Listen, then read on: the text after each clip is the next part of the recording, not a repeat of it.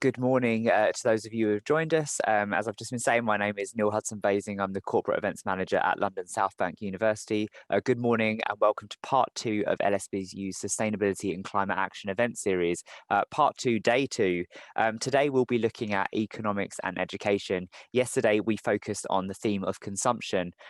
We talked about lots of different things, about how we actually need less, how about it's our responsibility as consumers to look at the impact that we have on the planet, but also it's also part of our role to kind of like try and pressure the government and put the onus on the government and brands to also be more sustainable in how they go about their daily their functions, their business strategies and stuff.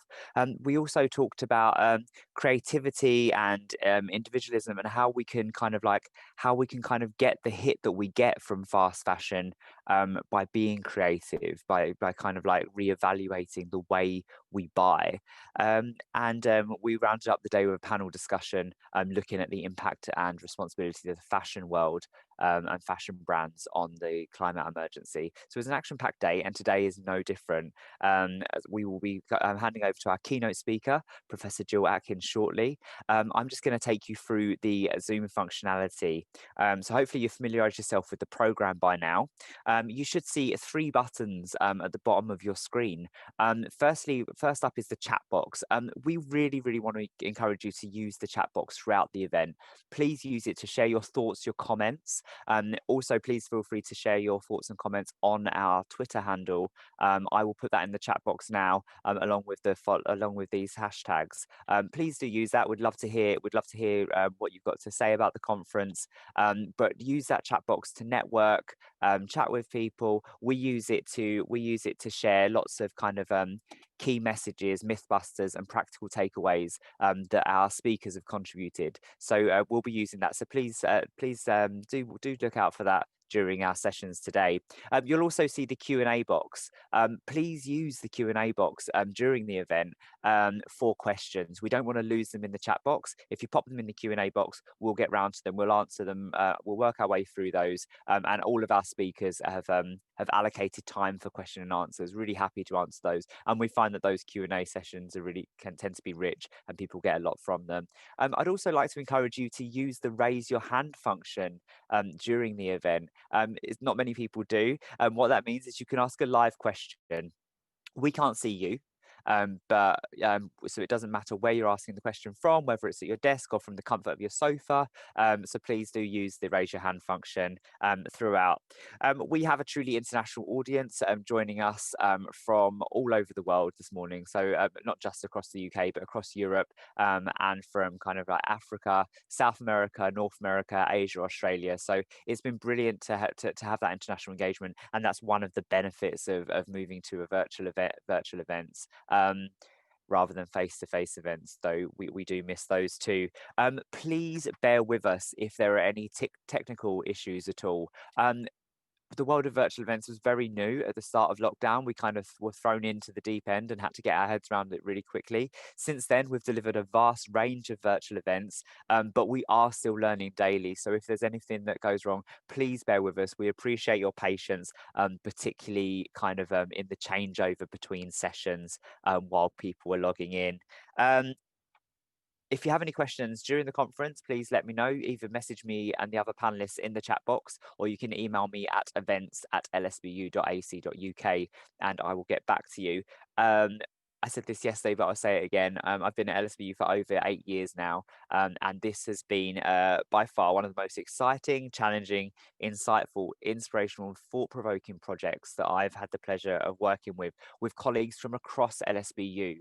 And one thing that I think that separates this from a lot of what other people do around sustainability is this is a truly collaborative piece. It involves all of our schools from across LSBU, as well as our professional service groups coming together to deliver these events. So it's been a real truly collaborative project, and we are so thrilled to be joined by so many fantastic guest speakers from with an academic background through to kind of like entertainment, out there kind of like doing practitioner roles, and everyone across the board has been brilliant. So we're really pleased to introduce some fantastic keynote speakers to you all today.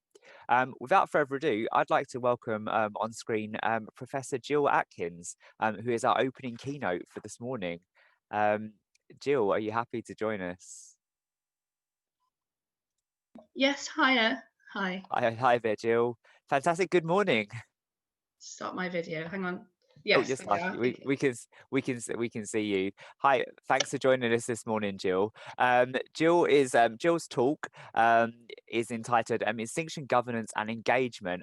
I met Jill back in November 2019, where Jill spoke at one of our other events around green accounting, a boldly titled event called "Accountants Will Save the Planet." Jill gave a fantastic talk then, and we also bonded over our love of animal print clothing. And I wore my shirt specifically with the theme of this talk in mind. So, Jill, I'd like to hand over to you, and I'll see you shortly for our question and answer session. Thank you very much, Neil, and lovely to meet you again. And thank you for inviting me. I hope you can hear me because I've had a little bit of a throat bug. So here I am anyway. Okay, so today I'm going to talk about extinction governance. I'm going to talk about a forthcoming book that I'm working on entitled Extinction Governance. This is a substantial project involving a large number of international academics as well as practitioners from investment institutions, ratings agencies and conservation NGOs, to name but a few. The book is essentially a finance text. Like all finance textbooks, it covers sources of finance such as bonds, equity and debt. Institutional investors and fund management, it covers investor engagement and dialogue, banking, stock market indexes, corporate ratings, financial analysis, corporate accounting and reporting, and corporate governance. However, unlike finance textbooks, this book is interdisciplinary. We weave our way through cutting-edge science on biodiversity, ecology, ecosystems, and species extinctions, bringing issues of species and biodiversity protection into the very heart of octane finance. The book is also an accounting and governance text. Like all accounting and governance books, the handbook provides an accounting and reporting framework, a framework for corporate governance best practice. However, unlike other accounting governance texts, this adopts an interdisciplinary and ecological approach. We integrate ecological issues, biodiversity and species protection into the heart of integrated reporting and governance frameworks. So today I'm going to focus on one chapter, which I've written, a framework for extinction governance, which I've co-authored with Professor Mervyn King, the corporate governance expert from South Africa, as well as judge and academic, and Professor Warren Maroon from Wits University in Johannesburg. So far, there has been no explicit consideration of biodiversity loss and species extinction within corporate governance frameworks. Planet Earth, as I'm sure you know, is currently experiencing a sixth period of mass extinctions. There is an unprecedented ecological crisis with around 1 million species across terrestrial, freshwater, and marine flora and fauna threatened with extinction. Valuations of ecosystem services range from $33 trillion annually to around $150 trillion a year. Such estimates make extinction and biodiversity loss critical issues for companies as business activities affect and affected by the deterioration in our ecosystems globally. Excuse me. I believe that given the biodiversity and extinction crisis we now face globally, we need to explore how biodiversity and the risk posed by a loss of species should be incorporated as part of an organization's broader approach to corporate governance and long-term sustainability. A holistic definition of corporate governance from Solomon's last edition states that corporate governance is the system of checks and balances, both internal and external to companies, which ensures that companies discharge their accountability to all their stakeholders and act in a socially responsible way in all areas of their business activity. Protecting biodiversity is an integral part of this stakeholder accountability paradigm. Organizations operate in a broader societal context and are legally separate from their financial capital providers. Their status as corporate citizens accords them the right to provide goods and services in exchange for fair compensation and corresponding obligations to avoid compromising the ability of future generations to meet their needs. This, as you know, is the basis of what we call sustainability. We've therefore developed an extinction governance framework which places biodiversity protection and ecological issues at the very centre of a stakeholder inclusive approach to how organisations are directed, managed and controlled. As you will all be aware, climate change has become an explicit element now in reporting and in governance frameworks and has attracted substantial attention now from financial markets and accounting bodies worldwide. Biodiversity and species loss, however, have been eclipsed by the growing dominance of climate change within environmental agendas. The current mass extinction crisis and its ramifications for business, ecosystem services, and the financial business risks associated with species loss and decline in biodiversity make at least an unequal focus on extinction prevention and species protection a matter of urgency. Given the above context, it will be difficult for an organisation's governing body to argue that the impact of biodiversity loss on their business model and long-term sustainability is immaterial. An organisation which does not incorporate species protection and extinction prevention into the heart of its strategy development, its risk management and control environment, is left vulnerable. The governing body will be failing to acknowledge potentially massive losses which can result if species go extinct.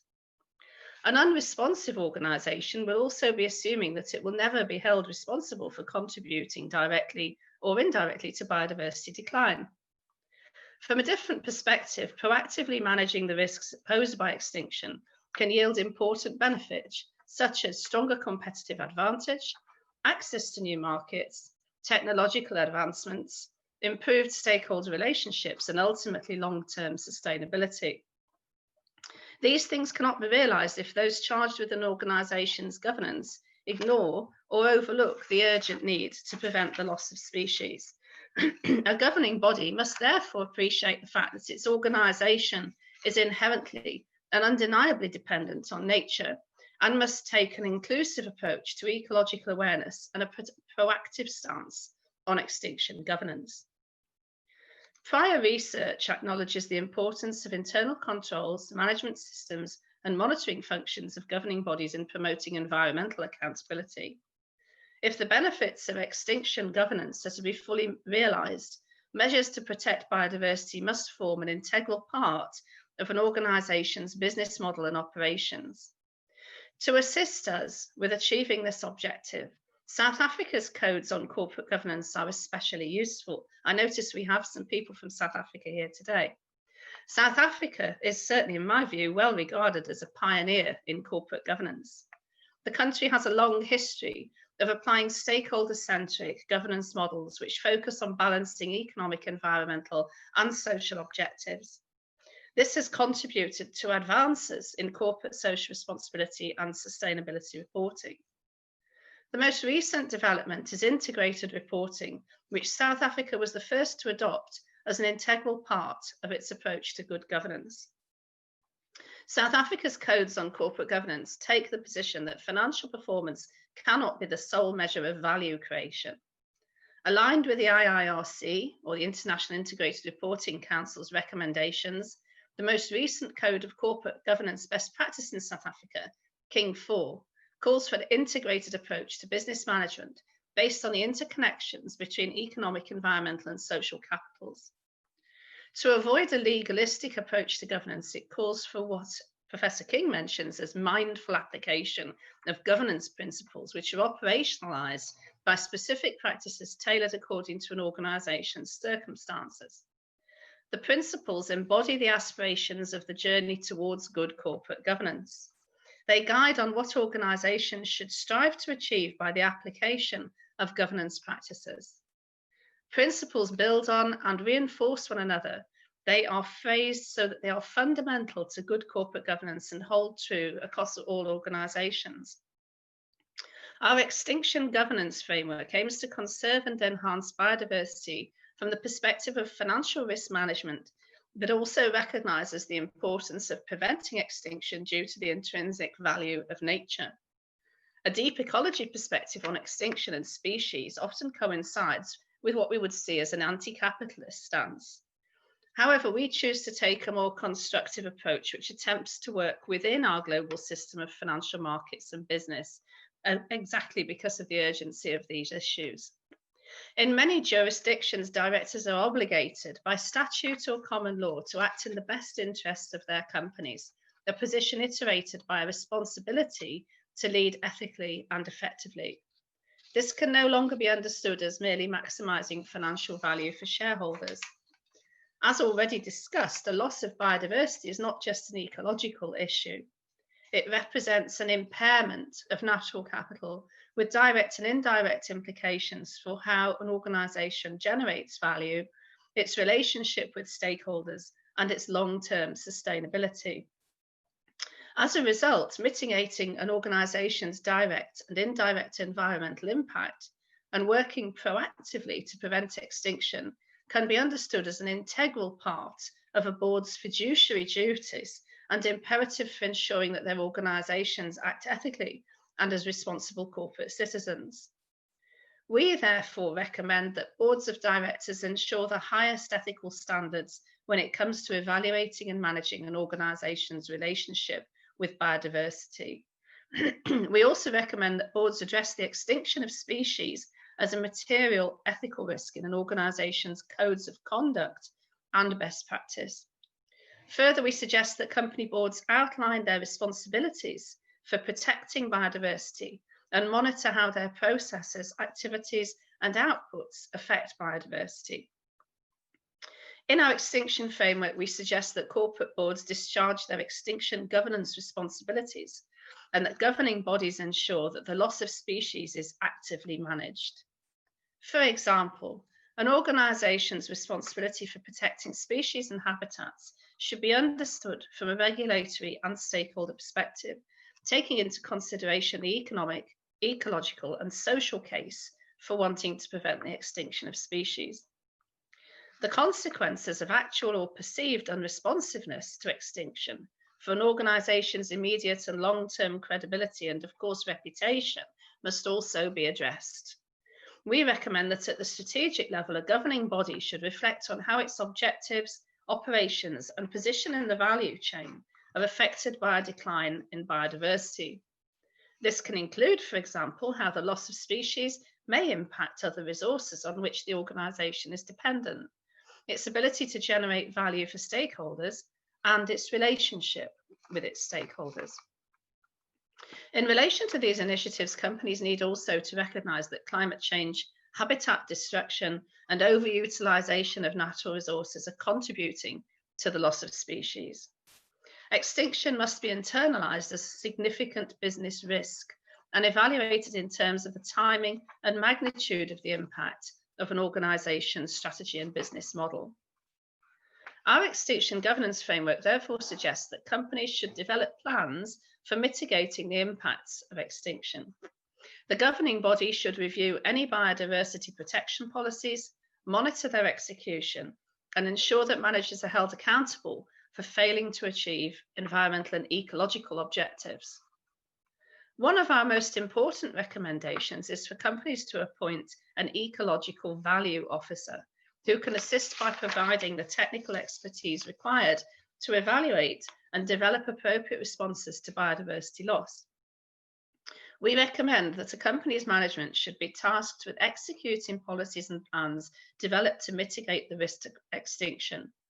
Performance should be reviewed over the short, medium, and long term, paying attention to the positive and negative outcomes of its extinction prevention measures. To assist with this process, suitable performance indicators should be developed and tracked. This means that key performance indicators, or KPIs, need to be developed for extinction governance to be effective. Some examples of ecologically oriented KPIs could include, for example, an annual percentage reduction in financial risks estimated to arise from species loss and climate change. Another KPI could be the estimated decrease in the cost of capital arising from reduced risks from climate change and species loss. We also suggest a KPI based on the annual percentage increase in endangered species populations in those habitats which are affected by the business's operations, as well as an annual percentage reduction in fines or legal liabilities arising from environmental damage, habitat loss, and endangered species loss due to the company's business activities. A further KPI could be year-on-year improvement in habitats and ecosystems affected by a business's operations, as well as evaluation of successful engagement with wildlife NGOs. Lastly, we suggest that companies measure their annual percentage increase in spending on conservation, species protection, and habitat preservation. Our extinction governance framework recognises that preventing extinction requires different resources. The capitals needed to implement biodiversity policies should be evaluated, including, for example, dedicated funding, which is financial capital, multidisciplinary teams to execute initiatives, which is human capital, and research to inform new plans for protecting biodiversity, which we would see as intellectual capital. Our extinction governance framework has also significant implications for accounting and reporting that link to an extinction accounting framework. For any of you, I think a couple of you are here from last year, this was the focus of my plenary at the conference at LSBU.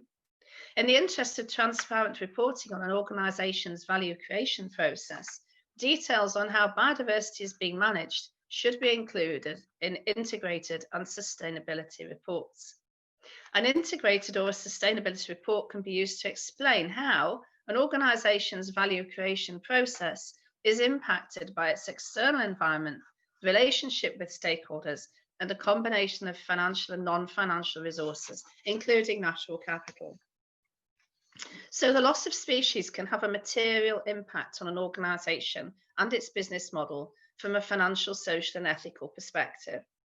The risks and strategic implications of a decline in biodiversity cannot be ignored.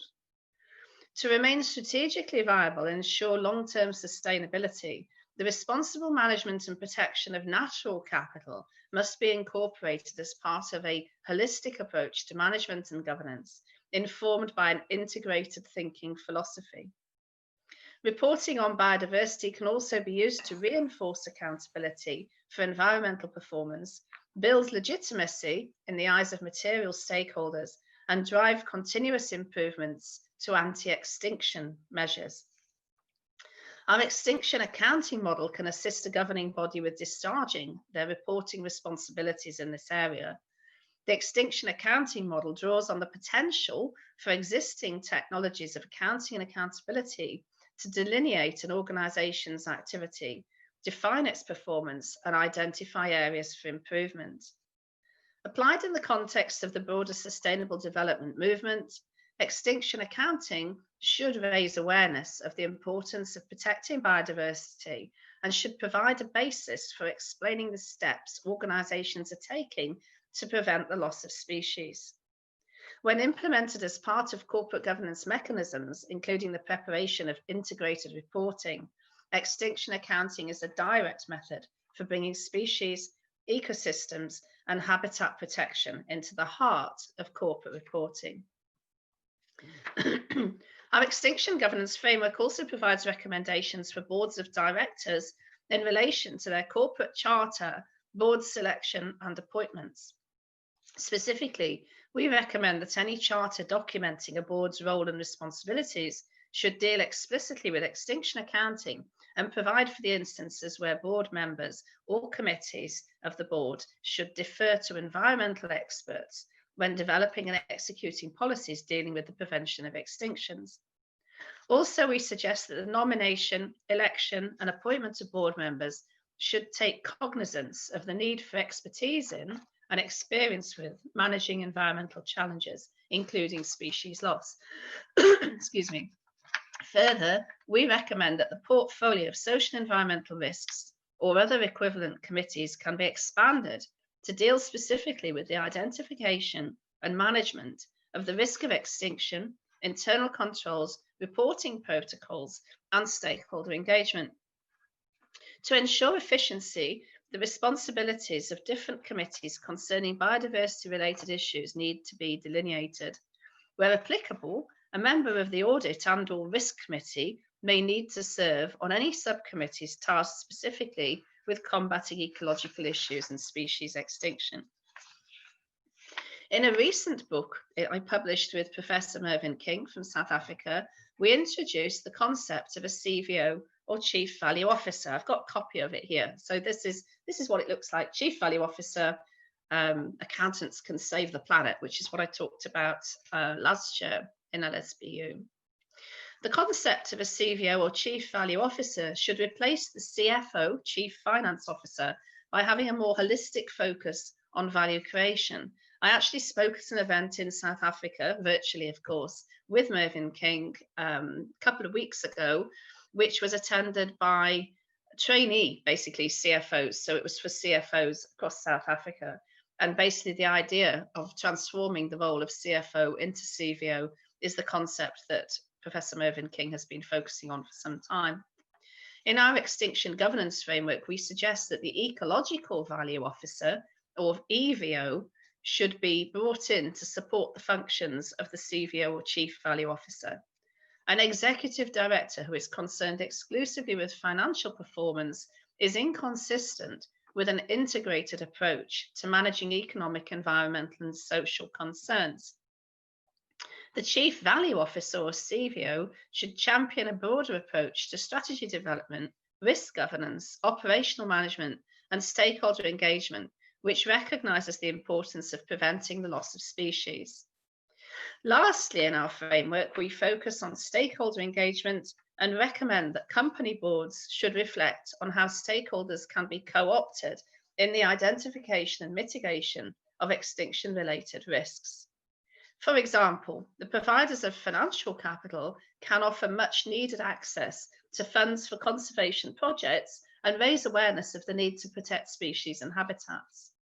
So to conclude, basically our framework for extinction governance provides a means of integrating biodiversity loss and species protection into corporate governance codes of practice, not just for South Africa, but for any country around the world, including the UK, of course. The framework can assist organisations the world over to address the current biodiversity and extinction crisis. COVID-19 has highlighted the connections between biodiversity loss and human health. There is an urgent need to protect the natural world, and an extinction governance framework is a critical part of any toolkit, as far as I can see, which is aimed at saving the planet. I'm going to finish there. I mean, basically, COVID has transformed our views, I think, of our relationship with the natural world. And although we've been working on this project for a long time now, I think it's really brought these issues into the foreground, because we know that basically COVID-19 started with contamination, or basically cross-contamination from animal species which are endangered to humans. And one of the main reasons for that is a lack of space and a reduction in habitat, and the increasing proximity of people to wildlife, to wild animals, which would have been separated before. So, you know, I think COVID has really highlighted the importance of providing greater respect for ecological issues and integrating them further into businesses. Okay, so I'll stop there, Neil, and thank you for listening. Thanks for getting up so early to listen to me. Thank you so much for joining us, and thank you to our audience firstly as well for your questions. We'll get round to those shortly. So Jill, I know when we spoke really early in lockdown that you kind of like, you know, you were cracking on with the book and you were adding extra chapters and kind of like you kind of trying to rein it in. Are you looking forward to it being finished, and when are you due to finish? Well, we're getting chapters in now. We've got probably about half of the chapters in, which I'm editing. So I'm actually writing this book, or editing this book, with Martina McPherson from Moody's. And it's been a really, really exciting project, because obviously being from an academic background, Martina's obviously a practitioner. We've been able to bring in lots of different groups of people. So we're hoping to have all of the chapters submitted by the end of November. I think we actually will manage it, because it seems to be gaining momentum, and I think I remember talking to you in the summer, and yes, it's quite true that from having to try to persuade people to write, we've actually had the nice problem of having to, close down the ability to have more contributions, because we've already got something like 30 chapters, which are partly from academics, but also partly from practitioners, well, very much from practitioners in the area. So I think what we're hoping to produce is a handbook which represents the cutting edge of the integration of ecological issues, and particularly species protection and biodiversity into the financial markets.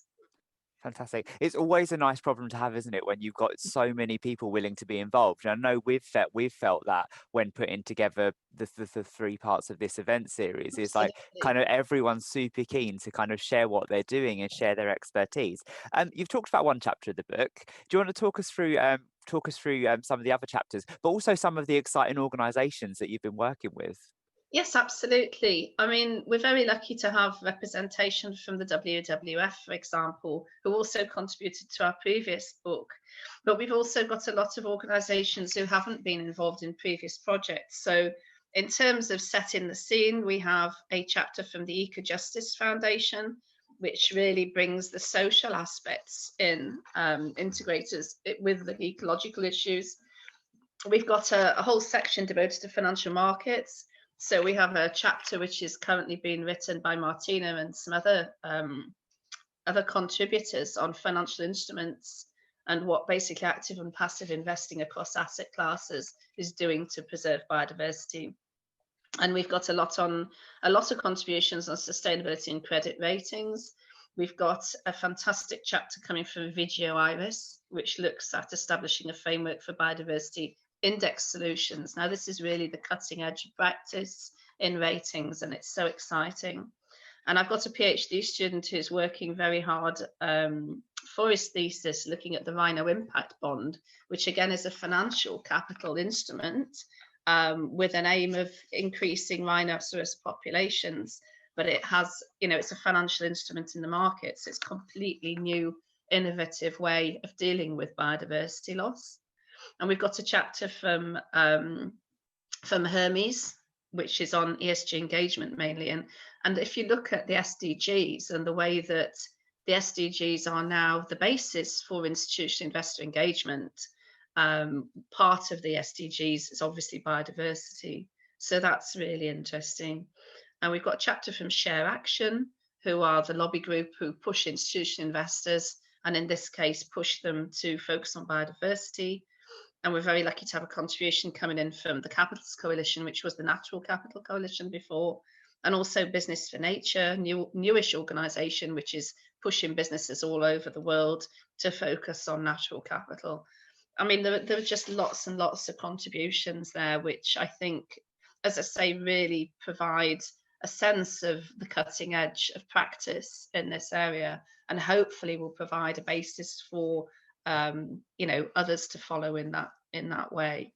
Which is incredibly it fills you with hope that so many people are kind of like taking such positive and innovative action as well, but also the collaborative nature of what you're doing.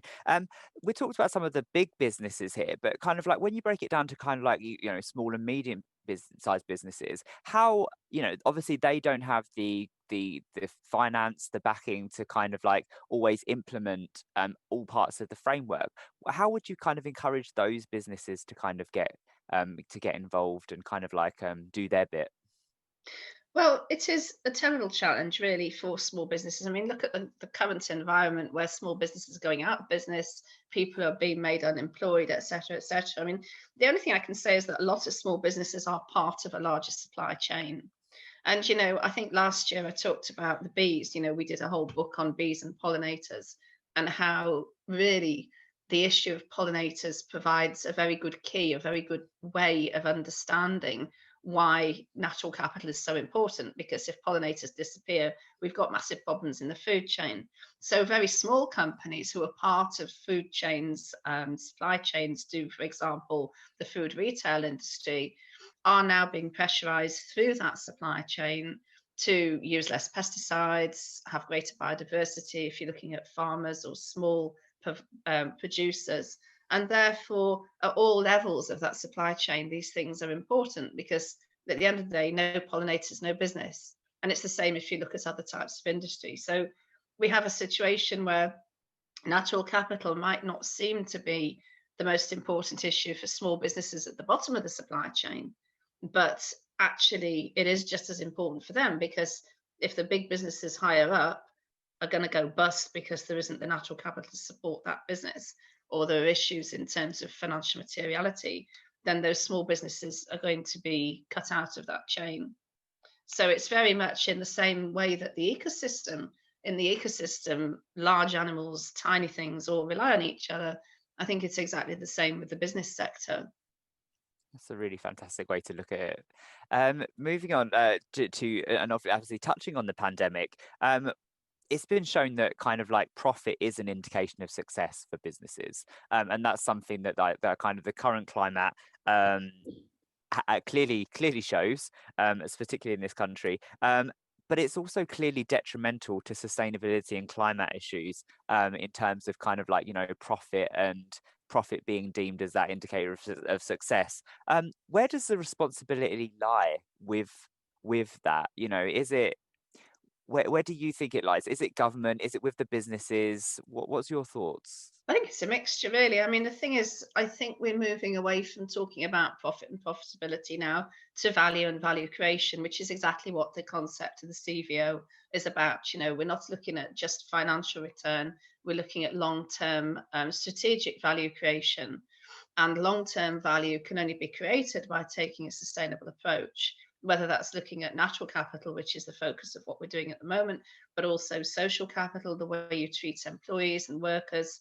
And we only have to look at the example of the textile industry in Leicester over the summer, the way that COVID has brought out the terrible treatment of undeclared workers and employees, and you know the way that they've been treated in terms of salary, but also working conditions.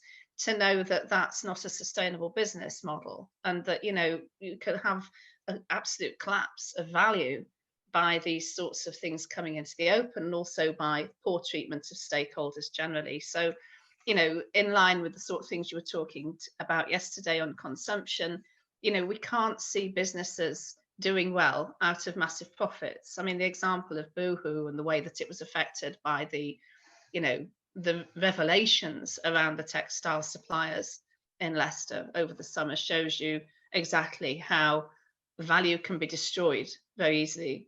And you know, protecting biodiversity is essential, because biodiversity loss and the whole extinction event which is happening is destructive to value. It destroys value. So it's not just about protecting value and increasing value, it's about also preventing the destruction of value, or the erosion of value, as Mervyn King would say. And of course, kind of like when you look at biodiversity protection and species, you're also looking at kind of like the area of kind of like climate justice as well. You know, when you look at kind of not just the species that are impacted, but the people that are impacted by those by those places being destroyed. Absolutely. And I think, you know, we're seeing mass migration of peoples, and it's very easy to just say, well, that's climate change, but it's actually biodiversity loss and ecosystem degradation are integrated with climate change, but they're also separate. And the biggest issue really is land loss and habitat. So one of the chapters in our book, which I'm very excited about, is going to be produced by HEAL.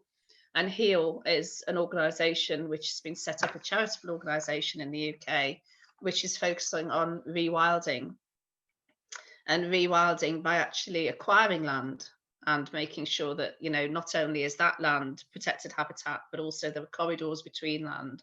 So rewilding projects all over the world are necessary to protect ecosystems, and also the underpinning of businesses and, you know, the financial system. It's fascinating. There's just so much to it, isn't there? And I Yeah. look forward to reading the many chapters in the book. And we'll go over to some audience questions. Carl says, he popped this in the chat box. Thanks, Jill, for taking on board South African research in your book. How can we make extinction of species at the forefront of human behaviour?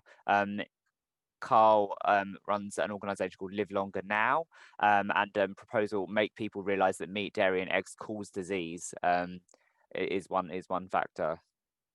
Well, there's a big initiative at the moment. I'm not answering it directly, which again is coming through in some of the chapters of the book on the impacts of mass agriculture, large scale agriculture, and particularly in the fast food sector, on biodiversity, but also on people and on health, human health as well. I suppose really my feeling is that in a lot of parts of the world, I think people separate themselves from nature. So I think there's a sort of feeling, different communities, particularly in cities, tend to think that they are separate from animal species. And of course, actually, we're just another species of animal, whether we like it or not.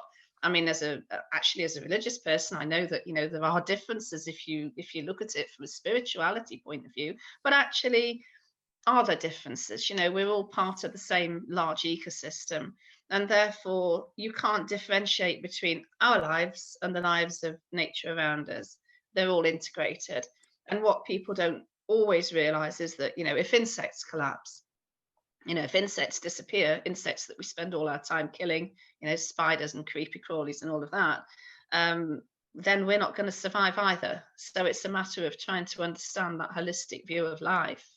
I mean, South Africa is a wonderful melting pot for looking at these things, because the richness of the biodiversity there and the threats to biodiversity of both climate change with, drier land and rainfall loss, as well as encroachment of habitats, it's very easy to see how that all affects human life as well, and the survival of humans. I don't know if that answers his question, but I think it shows the value that we should be placing on life, be it human or other species, as opposed to things and our own needs and wants, I guess. Yeah. Barbara asks, morning, Jill. You talked about the importance of commitment by boards of directors. Are there any organisations that you see as particularly leading the way with this type of approach as useful best practice examples?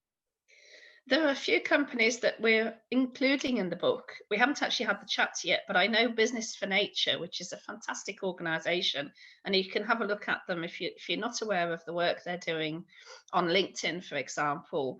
They're working with some, companies all over the world, but I know Danone, for example, in France is very much a leader in this area. And they're putting together some case studies for the book, which will be looking at the work they're doing with certain companies which are leaders in the biodiversity space. So I think we're just beginning to see this now, this ecological component of large companies, multinationals, becoming increasingly important. And part of the driver for that, of course, is the activities of the institutional investment community. It's always been my belief that responsible investment, and certainly ESG investment, is one of the main forces that we have for good in terms of pressurizing for natural capital protection. And the institutional investors are clearly seeing this as a really, really important area now for focus with companies, and particularly large companies. So there's a pressure on large companies such as food producers like Danone, for example, to really take ecological issues and ecological protection seriously. And that's coming from the investment organizations, the financial stakeholders, as well as from organisations like Business for Nature, the Capitalist Coalition, Share Action, lots of NGOs. So I think there's, you mentioned governments from all angles, companies are being pressurised. And also I think there's that self-reflection in businesses. Not all businesses are bad. Not all CEOs and directors are bad. They want to do the right thing, not just for their business, but also for the future of their families, the people they know, communities, and for society. I think it's very important to realise that the people who run businesses are people. Some of them are bad, but some of them are actually not bad. So, it's a combination of those things and of raising awareness, I think, more than anything. There does tend to be that kind of like overarching view of all big companies are bad, and actually a lot of them are doing good things. Thomas, which leads us on to the next question. How might this look for organisations that purchase palm oil, produce plastics that litters the sea, or a railway development that cuts down old woodlands? Yeah, well, I mean, we've got companies where you would say, well, from the work that we've done, they're elephants in the room, in the sense they've got an elephant in the room. They're companies whose whole process is around unsustainability. I mean, we can see with the oil and gas industry, there is a significant issue there, because, you know, they're stranded assets effectively. If they don't move out of fossil fuels, they're going to collapse in the next few years. So, you know, shifting to renewables and shifting the business model. With palm oil, we've actually got a chapter from one of my colleagues, Professor Gunnar Rimmel, focusing exactly on palm oil and the issue of the orangutan, of course. I don't know what the answer to this is, other than for people to not buy things with palm oil in. You know, and again, that comes very much into your discussions yesterday, when you realize that certain products are, you know, primarily palm oil. Even if it says it's sustainably produced palm oil, that only means, I think, that 75% or whatever of the palm oil within those products is actually sustainably produced. It doesn't mean it's 100%. I mean, there was a fascinating program on Autumn Watch the other day, a short program about a Scottish, a part of Scotland where they have been taking kelp. So all these lovely natural products that we buy from Body Shop and that sort of thing. You know, you go in and say, oh, this is a wonderful product for the skin or whatever, it's made out of kelp. Well, actually, it means that the ships are going and just ripping all the kelp up on the sides of the seaside, you know, going into the shallow waters, just ripping it out and destroying those ecological habitats. So, you know, a lot of the things that we see as being wonderful natural products actually mean the devastation of some particular species, and therefore the knock-on effects on that ecosystem. And I think that's a big problem. You know, things that are sold as being healthy and natural and all that are, but actually they're devastating on the environment. Look behind the marketing speak into what's really going on. Sheila asks, while a country's success is measured by GDP rather than sustainability and well-being, there is a lack of political pressure to make changes. And this is something we tapped into, kind of like, where did the onus sit and what is the most important thing to people? How can this be changed? This is very difficult, isn't it? I mean, I'm not a politician. I would hate to be a politician, particularly at the moment. I think, you know, I think it's all about awareness. I think that governance are changing. I mean, I know that I've been writing about this in the book, but I know, for example, the UK government has put an enormous amount of funding, as in billions, I think, into species protection and biodiversity. It's not something that is actually very well known. I found it in one little article, but, you know, there is a process going on there. And I think as governments realize that, you know, their countries can't survive with complete habitat loss and the devastation of the ecological background, as that awareness comes through, then more will be done. And, you know, it is a very, very difficult process. At the moment, there's still this perception of profit or sustainability. And actually, profit and value creation are completely entwined with sustainability. There isn't future profit, there isn't business without a focus on protecting what we have. Sustainability is all about leaving something that we have to future generations, and the way things have been going, there won't be anything for future generations. So yeah, it's absolutely critical.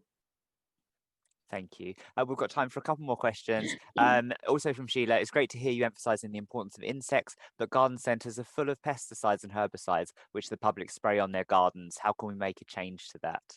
Well, there was an initiative to stop Roundup. And the reason, of course, that Roundup has become demonized is not because of the effect on insects and animals or whatever.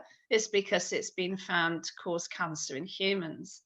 And this is an issue. Okay, so one of the things that I'm trying to write about at the moment is how we actually provide a human-related risk in relation to pesticides. And it's that connection between loss of insects and the survival of the human race, effectively. Bees and pollinators are a very good example. I've got a PhD student who's looking at hedgehogs, and she's written a huge chapter on the use of pesticides and the impact of pesticides on insects and therefore on hedgehogs. And because hedgehogs are like a canary in the coal mine, as far as she's concerned, she's explained, Mira Lieberman, that, you know, you can look at a hedgehog as a canary in the coal mine to see that the fact that hedgehogs are disappearing everywhere is a signal of all the things they eat disappearing and that whole ecosystem collapsing. So yes, absolutely, one of the most important things is we try to stop pesticides, parasiticides, fungicides, rodenticides, all of these asides being in common usage. And, you know, it's also a matter of rebranding the way we term things. So, you know, you see the mole catcher where I live, and the, you know, the vermin people.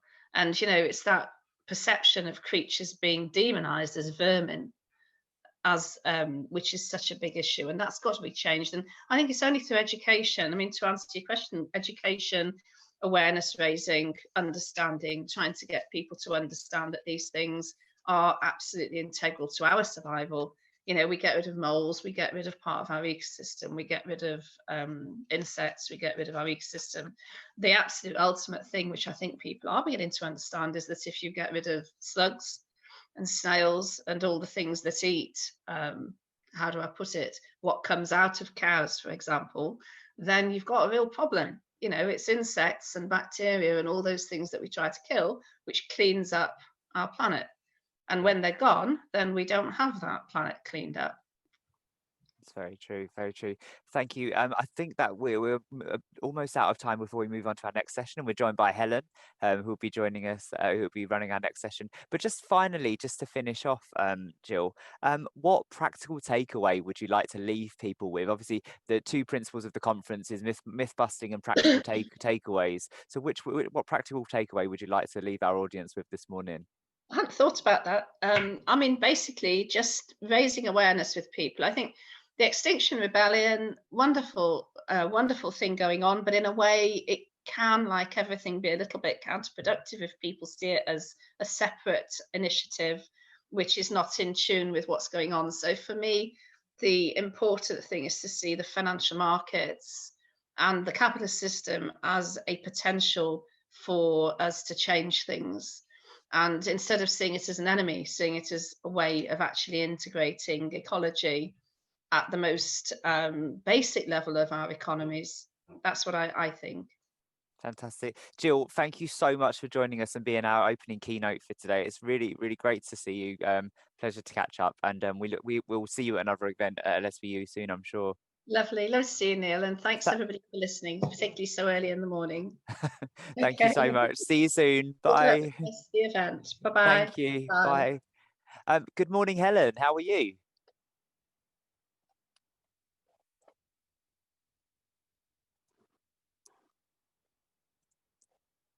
Hi, Helen. Can you hear me? Oh, you're on mute. Oh, you're on mute, Helen. There we go. How are you doing? How are you? Good, you? Excellent, thank you. Yes. Cool, yeah. And Jill's note finishing on there on kind of like, you know, capitalism and everything leads quite nicely onto your session. Helen is course director for creative advertising in our School of Arts and Creative Industries. Helen's session is entitled Spirals, Spikes and Spinning Wheels, Temporal Models Challenging the Sustainability Agenda. Really looking forward to hearing you from you, Helen, and I'll pass over to you now.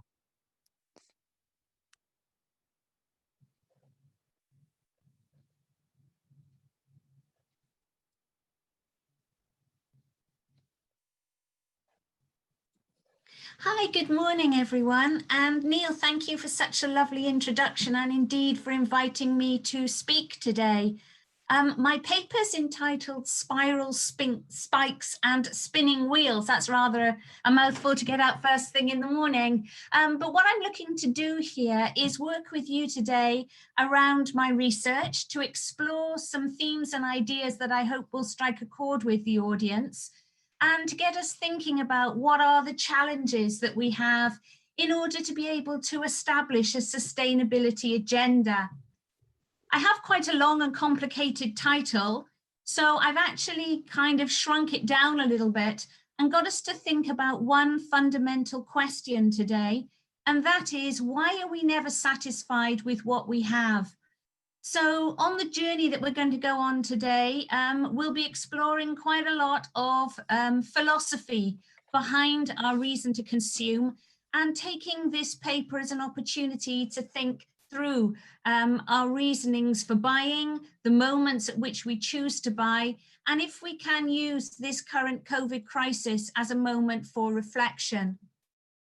So as a lecturer in creative advertising, for almost 20 years now, and I had a background in working in advertising agencies prior to that, I found myself in 2017 shifting my research somewhat, as I very much became aware of increased global attention towards climate change and the developing sustainability agenda.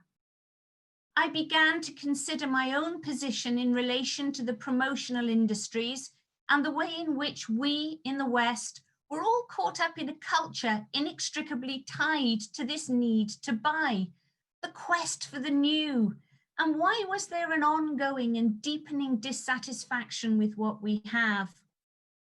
Surely brands and the advertising that supports their consumption need to wake up to these concerns. And my students too needed a more embedded approach towards sustainability in the curriculum that I was delivering. So what I'm going to present to you today is really a thought piece that arises out of a two-part study. The first part comes from a paper that I'm due to have published in the spring of 2021 in Fashion, Style and Popular Culture. And it's really interesting that I wrote this paper prior to COVID. And in this paper, I began to examine the very question of this constant quest for the new, the lack of satisfaction that we have, and where indeed that arises from. But then I want to take you in the second part of the paper to my current research and really how it begins to address the absolute and the unexpected, namely COVID-19. As a researcher, COVID and its corresponding behaviours and anxieties, the lockdown we are now facing from today once again, furlough schemes and overall global uncertainty, has generated for me a period of reflection and allowed me now to ask a second research question. How might this rupture in consumer behaviour allow us to reconsider what it means to consume, and how can we take action for the better? More specifically, I ask, how can governments, consumers and brands work together to shape an economy centred more specifically on needs that take into consideration their impact on the environment, and where GDP growth as the only marker of success is now made problematic? In addressing both sets of questions this morning, we will go on a journey that will touch on the history and philosophy of time, the rise and fall of the department store, and the consequential gamification of shopping practices, and the relationship between all three as we seek out answers and hopefully together build some new perspectives. So where shall I start this journey? Well, I think my starting point is to begin to seek to understand where this constant quest for the new, the shiny, the latest trend arises from. Now, this is such a broad subject that I am going to narrow this down today to look at one particular area of business. And I'm going to take as my case study with you this morning the example of fast fashion. So let's just remind ourselves, what is fast fashion? It describes an accelerated business model evolved since the 1980s. To keep costs down, production is heavily decentralized, making regulation difficult to implement. Increased competition impacts both the wages paid and the environmental consequences of using ever cheaper notions and fabrics. This is a world that is difficult to penetrate. And unfortunately, it took a horrific disaster back in 2013 for us to realize the consequences of the fast fashion world, as the Rana Plaza factory disaster in Bangladesh brought such issues to the world's attention. So now I'm going to get a little personal with you, and I want us to take a moment to think about what we actually have in our own wardrobes. So I'm going to ask you a very simple, straightforward question, and I'd like you to pop your answers in the chat. Neil, if you could have a look what people are saying here, that would be amazing. Thank you. So the question is quite simple. How many times on average is a garment worn that you own?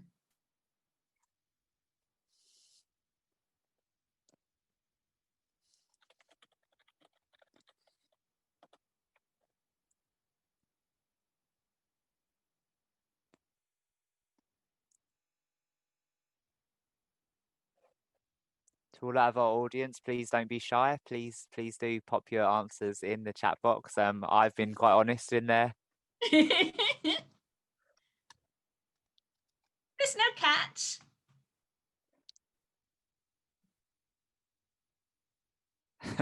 We have some great answers coming through, Helen. Fantastic. I quite openly put, a few times, and for me, depending on the item, if it's something I love, I'll wear it a lot. So Helen says till it wears out. Isabel, some a lot, others very rarely. Sarah Clark, about 50 to 100. Loz says not as much as it should be. Tim, until it is a rag. Alan, 2 times per week of trousers, 1 time a week for underpants. Too much detail. One times per 2 weeks for underpants. Hugh says too often. Carl, just checking definition of garment. Carolina, depends on the garment, but all my stuff gets a good wear, but occasion wear, rarely more than 2 to 3. I'd probably agree with you there, Carolina. Anastasia, a lot. Don't really have a big choice. Fantastic. Wow, what an amazing range of answers there. And this isn't my own question, actually. I'll be quite honest here. As a researcher, I have to reveal my sources. This was an extensive piece of research that was done by a body known as Fashion Revolution, who are trying to push forward a more sustainable agenda in relation to fast fashion. And what they are looking at really is this notion of when you buy something, on average, how many times do you wear it before you actually discard it, take it out of range, put it to one side, put it at the back of the wardrobe, hand it on to a charity shop, or actually take it to landfill. And they came up with the most shocking answer here. The answer that Fashion Revolution found from quite an extensive piece of research, both here and in the US, that a garment is worn just 4 times on average before we actually discard it. So I think what we're getting here is a scale and range. So on the chat, we have answers, I wear it till it wears out, which is amazing. But on the other hand, what we're starting to tap into here is some kind of scale of problem whereby people are buying and just not getting their use out of the item. So let's just take a little bit of time to, and I'm sorry if this is a little embarrassing, I'm going to go inside your wardrobes now and have a look what you've got there. And this comes from an organisation called WRAP London, Waste and Resources Action Programme, who feature across LSBU's Sustainability Conference. And they, like me too, have been digging around in your wardrobes. And what they do is bring to our attention the scale of that which is being discarded. So we've got 350,000 tonnes of used clothing going into landfill each year. And what we've got is 30% of clothing in wardrobes has not been worn for at least a year. And the cost of this unused clothing in the wardrobe is estimated to be around 30 billion. So obviously in the audience today, we have some very, very ethically minded people with us, which is amazing to see. But I think the scale of this problem that we have here in front of us, as evidenced by WRAP London, is that this is a phenomenal problem. And you can see now from this data why I became very interested in this problem. But you see, it isn't just me who is interested in this particular data. So what I want to do now is time travel back with you to the heady days of February 2019, when all we had to worry about in our lives was Brexit, Brexit, Brexit. And at this time, February 2019, a House of Commons Environmental Audit Committee report, which is there in front of you, reported back some findings under the heading, Fixing Fashion, Clothing, Consumption and Sustainability. And what this report did was highlighted the excessive waste arising out of a business model that is aimed at consumers who want to change their wardrobe on a regular trend-driven basis, which is offered at pocket money prices and made from single fiber materials that cannot be recycled. So the report was very damning and had a very strong conclusion. It stated, and I quote, "A new economic model for fashion is required, as the fashion industry has marked its own homework for too long." Strong words indeed. So what happened to that report? Well, it was really interesting that in the very, very first PMQ of the now Prime Minister Boris Johnson, in the Commons, he was forced to respond to Labour's Mary Creer on the issue of fast fashion. Specifically, the question asked how he would address the impact the reality TV show Love Island was having on the consumption of cheap beachwear readily available at £1. So you can imagine the incongruity of Boris's first moment in the House of Commons as PM and being asked to comment on £1 bikinis. When I look back at Hansard to see exactly what his response was, he said, "I will look into this and get back to you." This now infamous £1 bikini became an important signifier of the work of charities and lobbying bodies, all developing a consensus around the failings of the temporarily shortening linear model of clothing consumption, which is centered on this model of buy, own, discard. But in my research, I wanted to take an alternative perspective here.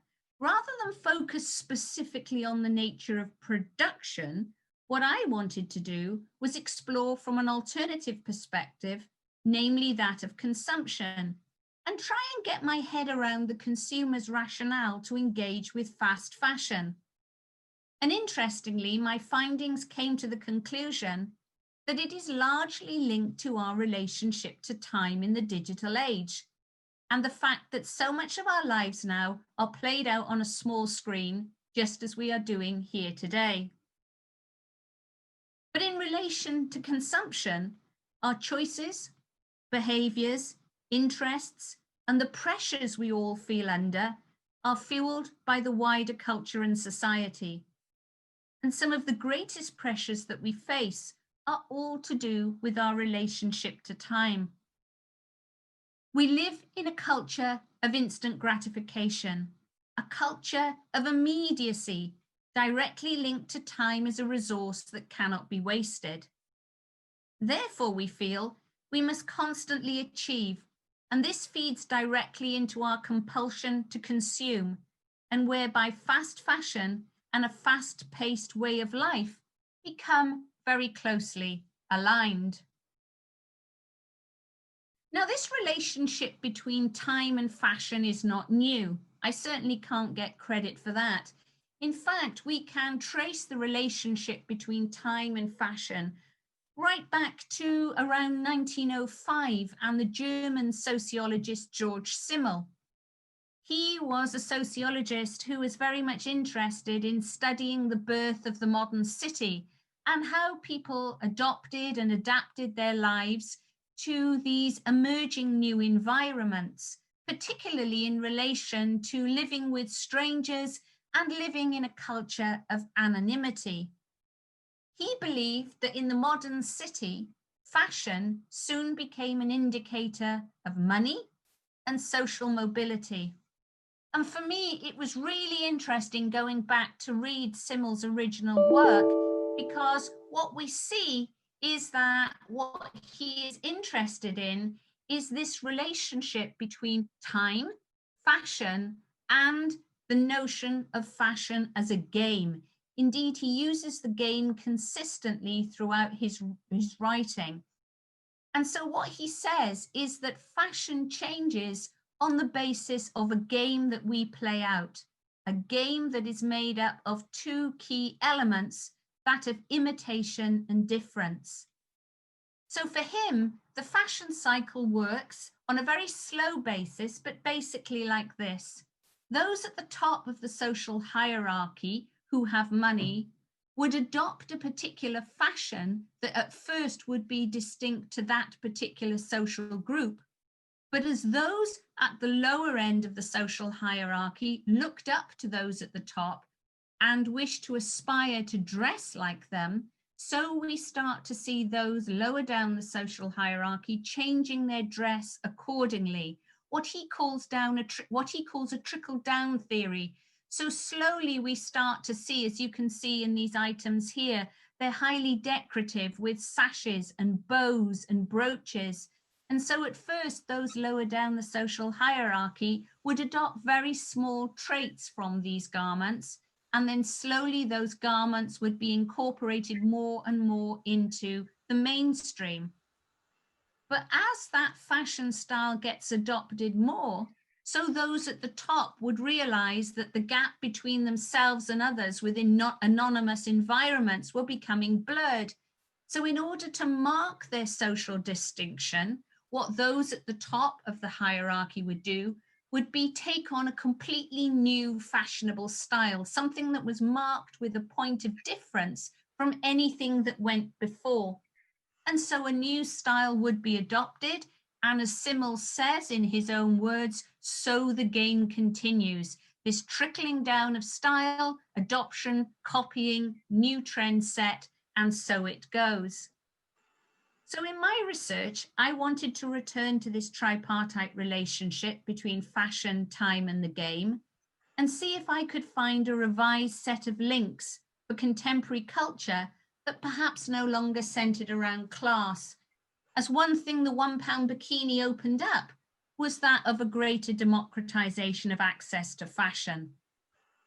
So you might be thinking, how does this all link to spirals, spikes, and spinning wheels? Well, as somebody who worked in the creative industries and continues to work in a creative discipline, I began to look around me to creatively build new models through which I could begin to develop my work. And I became fascinated by this particular book by Vara Maturam about time, a visual memoir around the clock, because I felt that there had to be other people around me who were also looking to visually communicate what temporality means to us. So this book then became a starting point for me to think about how I could bring together these three elements of fashion, time, and the game that would eventually link to my own models of the spiral, spike, and the spinning wheel. This book is fascinating because what this person does is document his travels around the world by actually illustrating how he experiences time in different time zones. And he looks at particular experiences we have of time and actually writes about them, not using language, but by labeling specific diagrams. So each experience of time that he produces allows for a unique drawing to enter the page. So my own models that I devised, my spiral, spike, and spinning wheel, were really founded on the basis of my PhD work and the book that came out of my PhD called Stop the Clocks. Now there I was specifically interested in how our understanding of time shifted with the introduction of different waves of production, and in particular from the cyclical models of an agricultural society to a more linear approach to time following industrialization. With the factory system came the introduction of clocks and watches, a more standardized approach to time that aligned factories, railways, and indeed a social sensibility that was characterized by the discourse of progress and conceptualized via the image of time's arrow, taking us forward into a science fiction future. So based on all this knowledge that I had from my PhD, I began to apply what I had learned around the notion of production and apply it to the notion of consumption, in particular to understand fast fashion and why consumers engage with it. Now, the first model I want to talk about is the temporal spiral. And just over a year ago, my dad passed away, and the principal legacy I have of his life, indeed of a life lived, is in a series of 8 large photograph albums that he and my mum maintained over the course of their time together. Even though the dates are not on all of the images, it is the clothing that often acts as an indicator of a decade, if not specifically a year. But if we fast forward to today, and much of our own personal timelines are now constituted and recorded online, but these photographs of today have within them a specific category worthy of attention for the debate on fast fashion, because I bring you, ladies and gentlemen, the culture of the selfie. So selfies are not about marking the extraordinary, but rather they are all about the now. We take, we share, and what we share leaves a trace. They speak to a culture of immediacy, and this sharing of the image across a network is integral to cultural and technological changes in self-representation. The selfie is all about pushing information about ourselves into public circulation. To be noticed brings with it the affordance of likes, but to sustain a public presence requires novelty, difference, and high degrees of performativity. But embedded within the selfie is an online tradition of comparison between a past self, a current self, and broader trends within the online community. In this context, I argue, fast fashion acts as props to mark this journey of transformation, as we use the last image as a reference point or a marker of how the next one must be differentiated. And so I'm starting to build a model of how I can represent fast fashion's relationship to the selfie. And to do this, I turned to a philosopher, A.N. Whitehead, who was a contemporary of Bergson. And what he did was produce a challenging approach to how we understand time. And it is his approach to time that allows me begin to draw the spiral. So drawing on the work of the 20th century philosopher Alfred North Whitehead, the spiral speaks to his critique of the distinct temporal categories of past, present, and future. Rather, he argues, we cannot actually speak of the now. Really, he says, the now is part of a looping spiral that looks back as it looks forward to the creation of a present moment. For him, time is all about process rather than progress. So rather than seeing time as something linear, he introduces a new looping model whereby the present moment looks back to the previous moment and uses the data from that moment to shape the present. So for him, the past is always co-present in the present. And for me, this is the same with selfie culture. The past is caught up in a process of change to something different on screen and online so that we can mark our process of transformation so that no two images ever similar. However, the negative impact of this process on the sustainability agenda is clearly evident. That as a self in time, we are only satisfied by how we present ourselves to the world in its immediacy. Fast fashion functions as an index of who we are in that moment, and as a consequence, almost immediately positions us as out of date.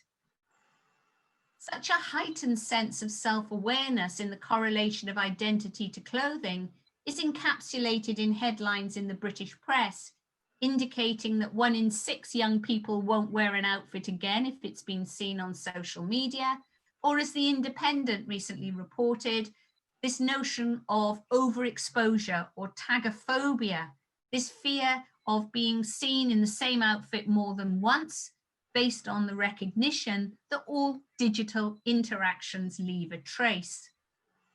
For to share is to be seen, and this constant visibility requires avoidance of the digital fashion faux pas, namely being seen in the same outfit twice. So I'll now move on to a second model, the temporal spike. And perhaps at first we can see some green shoots of a more sustainable awareness when we explore the online second-hand market. And again, I'm going to use as a case study here, eBay. Indeed, the CEO of eBay in 2016 redefined the company's identity as one whereby, and I quote, consumers are seeing the benefit of secondary markets as a driver of sustainability. Now, I must make it clear, it's not the model here that I am challenging. Indeed, there is every opportunity to have access to a world of brands in the secondary market that were financially unobtainable to us in the primary market. Rather, what I am more concerned about is how purchasing in this market has, via the auction model, been subject to gamification. And I return again to Simmel's relationship between fashion and the game. Being subject to gamification, and as a consequence, our emotions are channeled into the activity of winning the bid, rather than forming any long-standing relationship with what we are buying. So let me explain this to you in a little bit more detail, and in so doing, introduce my second model. On first investigation, eBay applies the principles of a more sustainable economic model, whereby what we no longer need is actually offered up to others via the auction system. However, I argue, due to the gamification model, our relationship to an object is serviced by the ticking down of the clock to the moment when the auction is over. Indeed, we are constantly reminded whether our bid is winning or whether we need to bid again. Such an activity generates a specific relationship to the time of the auction, I argue, rather than actually building a relationship with the object we are bidding on. And I think this is heightened in the context of eBay compared to traditional shopping environments, as we are all chasing this one item, what one economist has called the winner's curse, this idea that so immersed do we become in the auction itself that we can have the potential to bid more than what the object is actually worth simply to win. Because I think if we're thinking about time and our relationship to time, to lose the auction is more than just losing the object. What we are doing is losing all the time that we have invested in the bidding process. So what happens if you lose an eBay auction? Well, eBay immediately can tax us and offers us similar items to whet our appetites, based on the premise that surely if we've wasted all this time, then it's important we get back on the auction site and win something, get something out of time lost. But what happens if we win? Well, interestingly, the work of the sociologist Colin Campbell helped me explore this phenomena here. He talked of the way in which advertising sets us out on a quest for acquisition, that through advertising images, we conjure up in our heads pictures of how our life will change once a particular object enters into our world. I would argue that through the auction process, this notion of the quest is intensified by the curtailing of the auction period itself.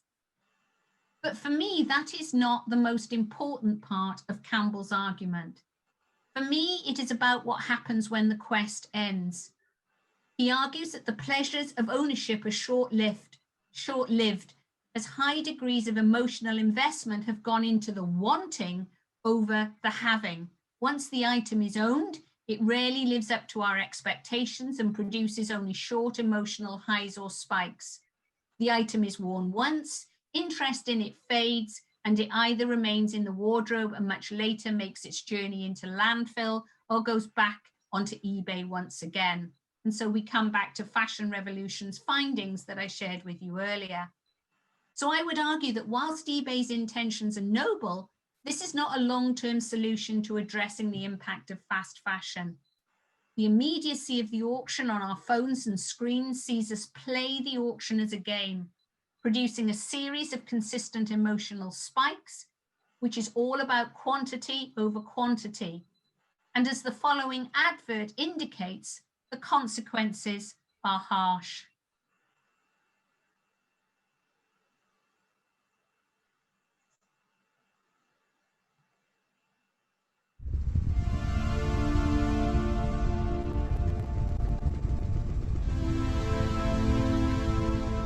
Every 30 seconds, almost 1,000 items of clothing are thrown away. Fight back with Ecova Bio Laundry Liquid. It helps wash new life into old clothes because they're best in use and out of landfill. So let's wash wisely, wear longer, and waste less. This is Laundry Against Landfill.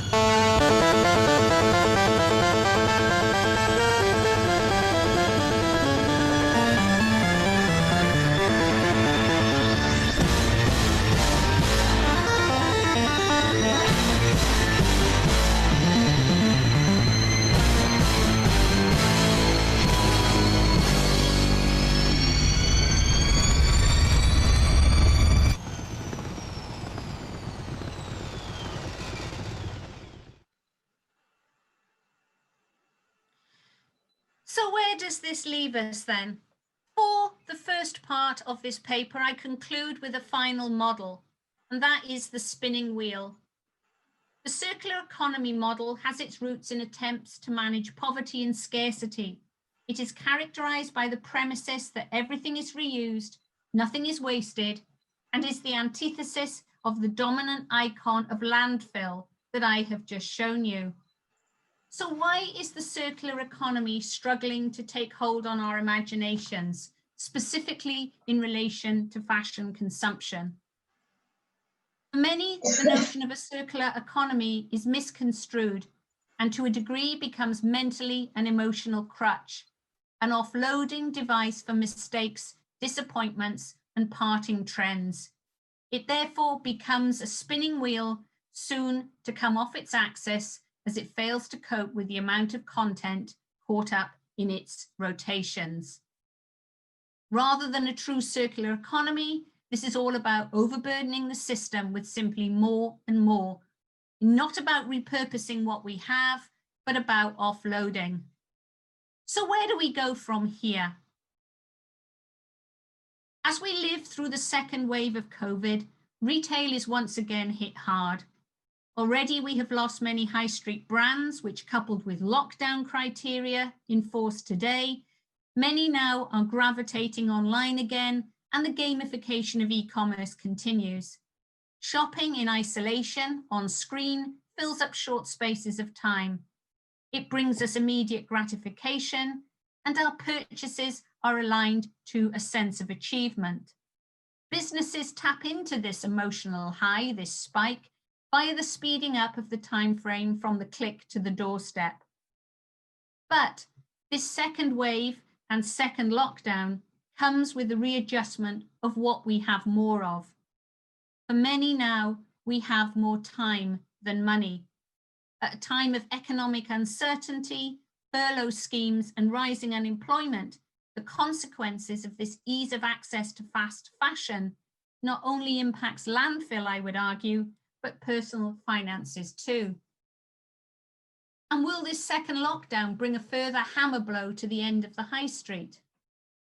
So let's time travel once more back to the birth of the department store, where perhaps we can see a glimmer of light from which we might learn lessons going forward.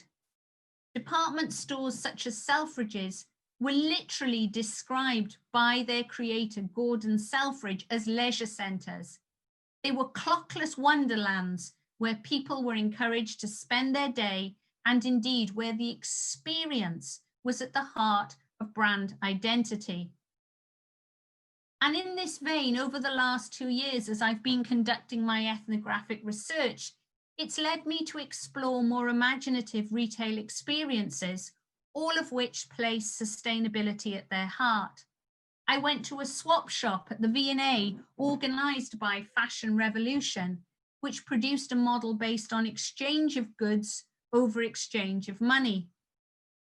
And then I went to a second-hand pop-up shop launched by Method, a plant-based cleaning products company that encouraged second-hand consumption, but which could be customised in store by fashion students who explored the notion of forming stronger attachments to what we have with our garments through personalisation. This notion of the appeal of the store experience might be at the heart of a high street brand offer moving forwards, and indeed incorporating a sustainable agenda in its trajectory. Interestingly, H&M are aligning such an experience to the repair and customization of clothing by offering up workstations in their stores that cannot be matched online. This could be extended in the future to include classes, I believe, teaching skills to prolong the life of the garments you love. Here, brand loyalty would come from holding on to what you have. For we must always come back to the recognition that resources are scarce. In our efforts to produce and consume, infinitely the damage is visible, and it has taken a teenage girl and a 94-year-old man to bring this into the public consciousness.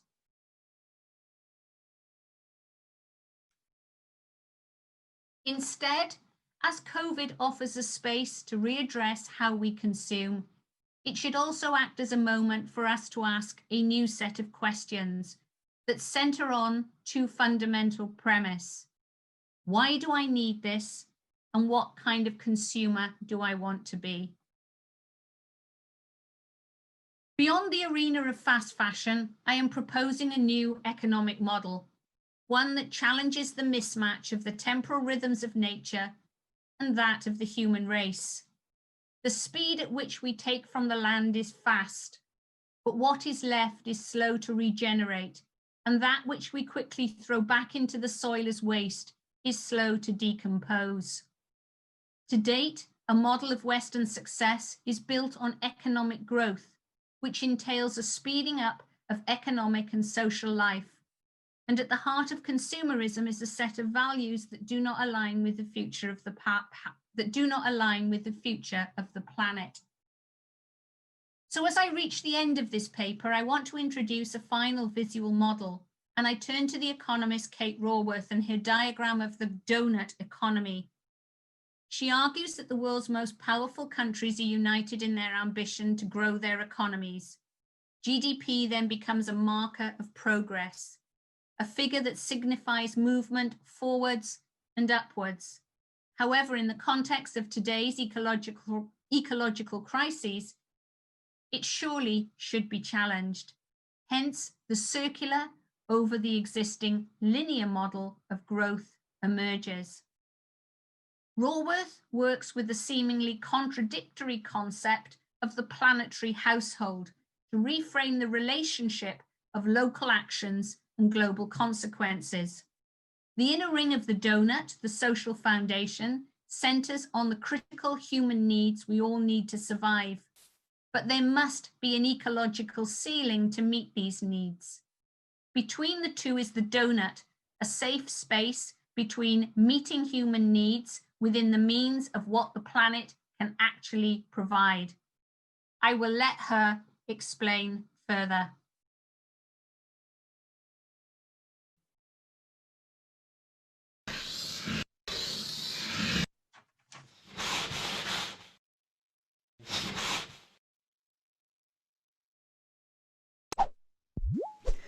In the 20th century, economics lost its purpose and started chasing the false goal of GDP growth. In recent decades, that has pushed many societies into deepening inequality, and it's pushing us all towards ecological collapse. This century calls for a new goal, meeting the needs of all within the means of the planet. In other words, it's time to get into the donut, the sweet spot for humanity. But that's no easy task. Today, billions of people still fall short of their daily needs, from food, housing and energy to healthcare and education. And yet collectively, we've already overshot our pressure on some of Earth's most critical life support systems, driving climate change and the breakdown of biodiversity. What we do to this Earth in the next 50 years will shape the next 10,000. So let's replace that last century goal of endless growth with the goal of thriving in balance. And if we're to have half a chance of getting there, what economic mindset would be fit for the task?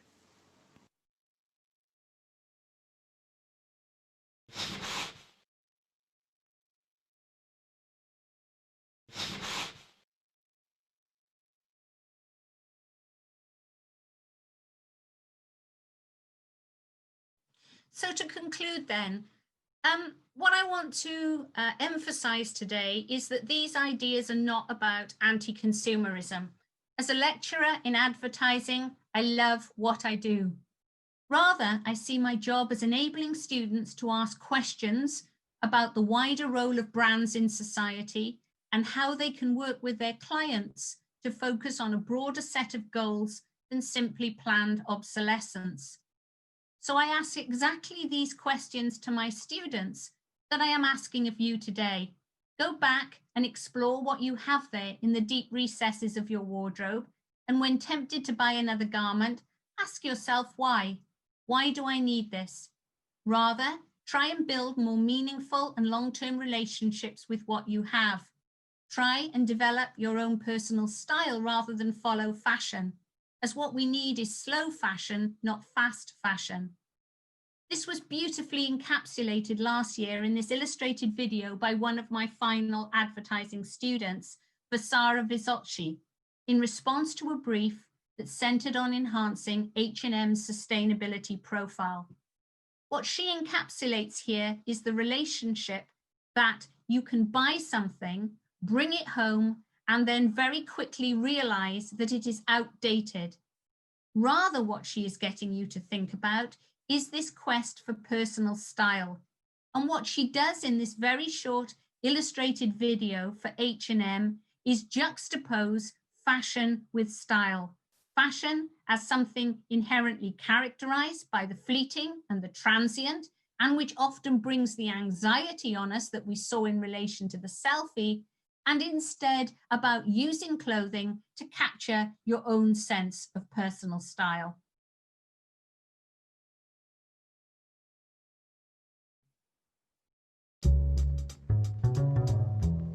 Imagine what would happen if superheroes spend their time worrying about the outfits.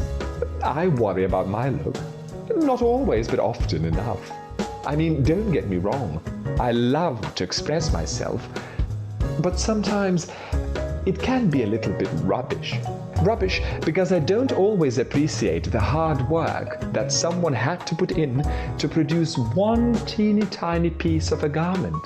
Also, it's rubbish because instead of having fun, sometimes I panic in front of my own closet, not knowing what to wear. My closet should never be the place to have a meltdown. Never. Spider-Man saves the world multiple times in his ridiculous-looking onesie, and nobody gives a damn. Be your own superhero. Shape who you are with H&M.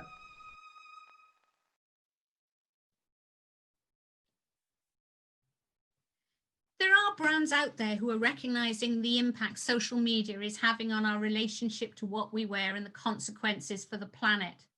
Rather than denying what is occurring, the Scandinavian brand Carlings are designing and selling digital fashion to counter the trend of buy, wear once for Instagram and then dispose. Using AR, you can see how this works. You are literally buying an image, and digital fashion is now coming to a phone near you.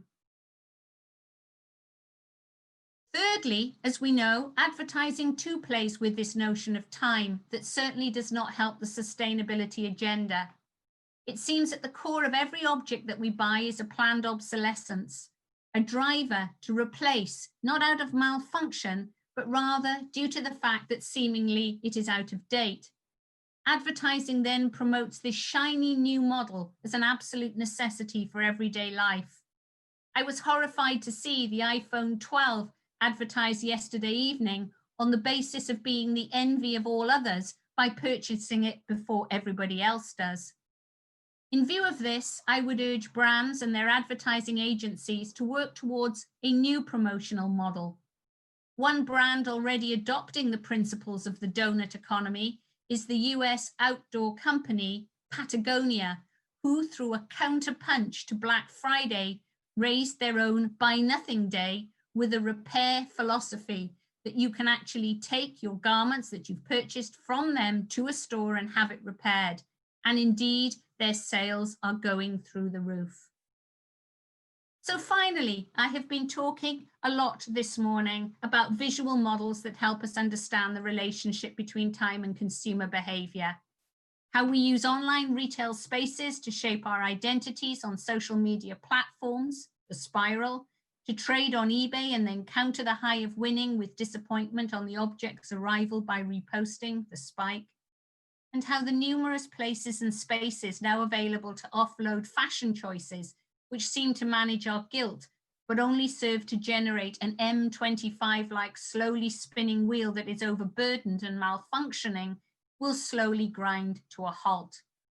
Rather, today, on the first day of second lockdown, we should use these colossal events that are taking place globally and realize that we are living through a time we will never get back.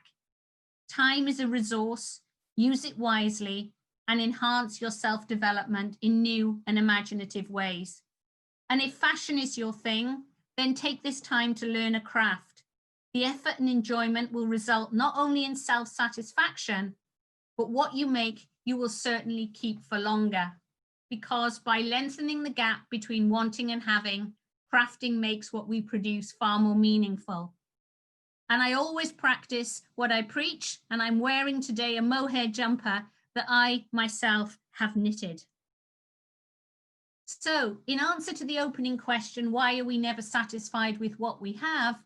Perhaps we should now rephrase and ask, what gives an object significance that we want to hold on to it and keep it? Think about this as you review what you have. What is most meaningful to you in terms of what you own and why? And then ask, how can this be applied more universally to what we consume in the future? Thank you, and let's have some questions. Thank you so much, Helen. I don't know about anyone else in the audience, but I needed to hear a lot of that as a consumer. So thank you. Thomas, you've got some questions, haven't you? Well, no, I was just going to jump on because firstly, thank you for an amazing presentation, Helen. Yakida. I was just saying to Neil, if you don't mind, I'd quite like to respond to this because my whole background's always been fashion. I studied at Central St Martin's, did a whole final collection made out of recycled denim.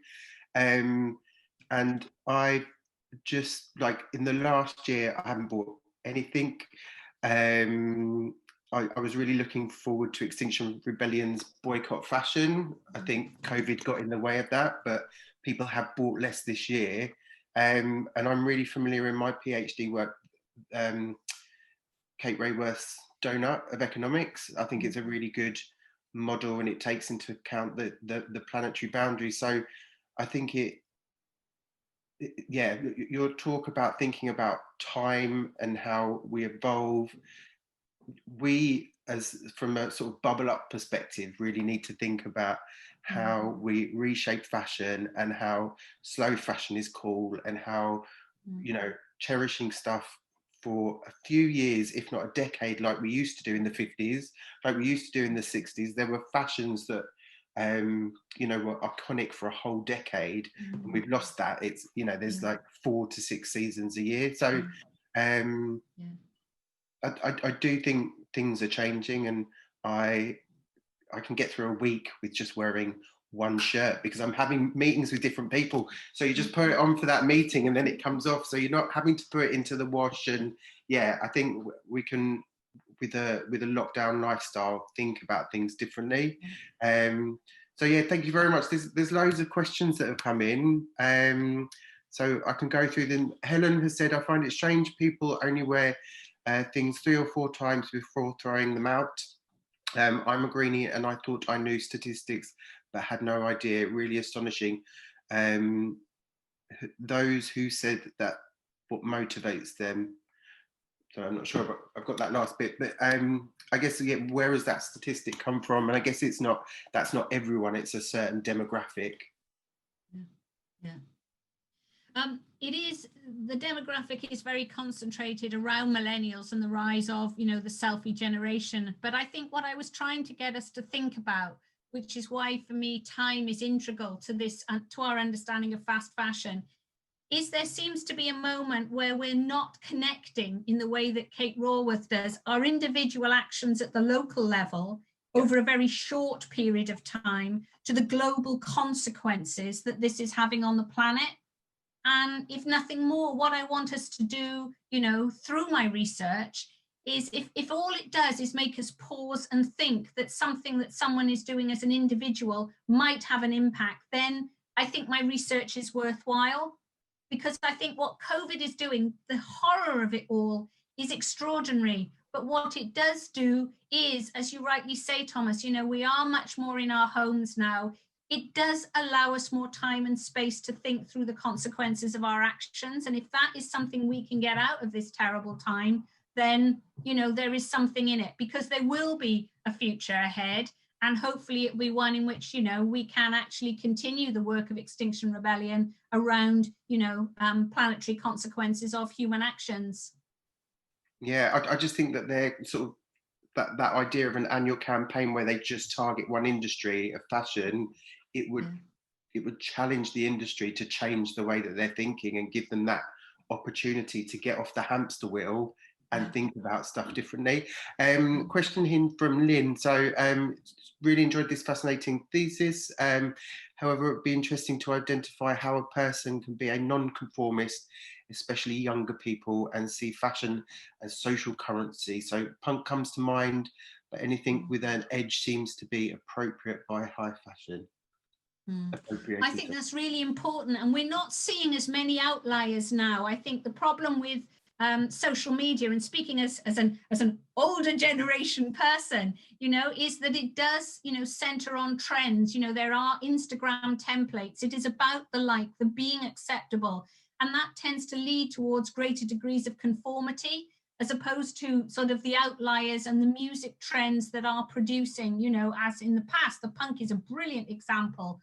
But I think you can also link that back then to the work that Simmel was doing. Simmel, you know, explored even as early as 1905 how hard it is to remain different, because brands pick on, you know, through cool hunters. You'll know this from your work, Thomas. You know, somebody who is different, the brands pick up on that, and then the next thing you know, that look becomes commodified and it gets watered down a little, and suddenly that then becomes a mass trend. And I think it all has to come back down to us as individuals. You know, I would argue, you know, on the principle of shopping local, you know, buy within your local area, support your local retailers, craft, she says in her mohair jumper, you know, start making things that are your own. And, you know, and that actually, and particularly for health and well-being, you know, I have found crafting something that really takes me outside of work, gets me thinking about a pattern and about creating something that's unique. So I would recommend to everybody, particularly in line to what we're going to be talking about tomorrow on the conference on well-being, you know, learning a craft is something that's amazingly rewarding, but also it allows us to produce something that is unique to you. And I think that, you know, yes, we've had punk and trends in the past, but let ourselves be our own trend and use it as a way to explore our personalities accordingly. Absolutely. My sewing machine's come back out in lockdown. I haven't sewn for about 12, 13 years, but brilliant. I've been mending everything that's got a hole in it. And yeah, no, brilliant.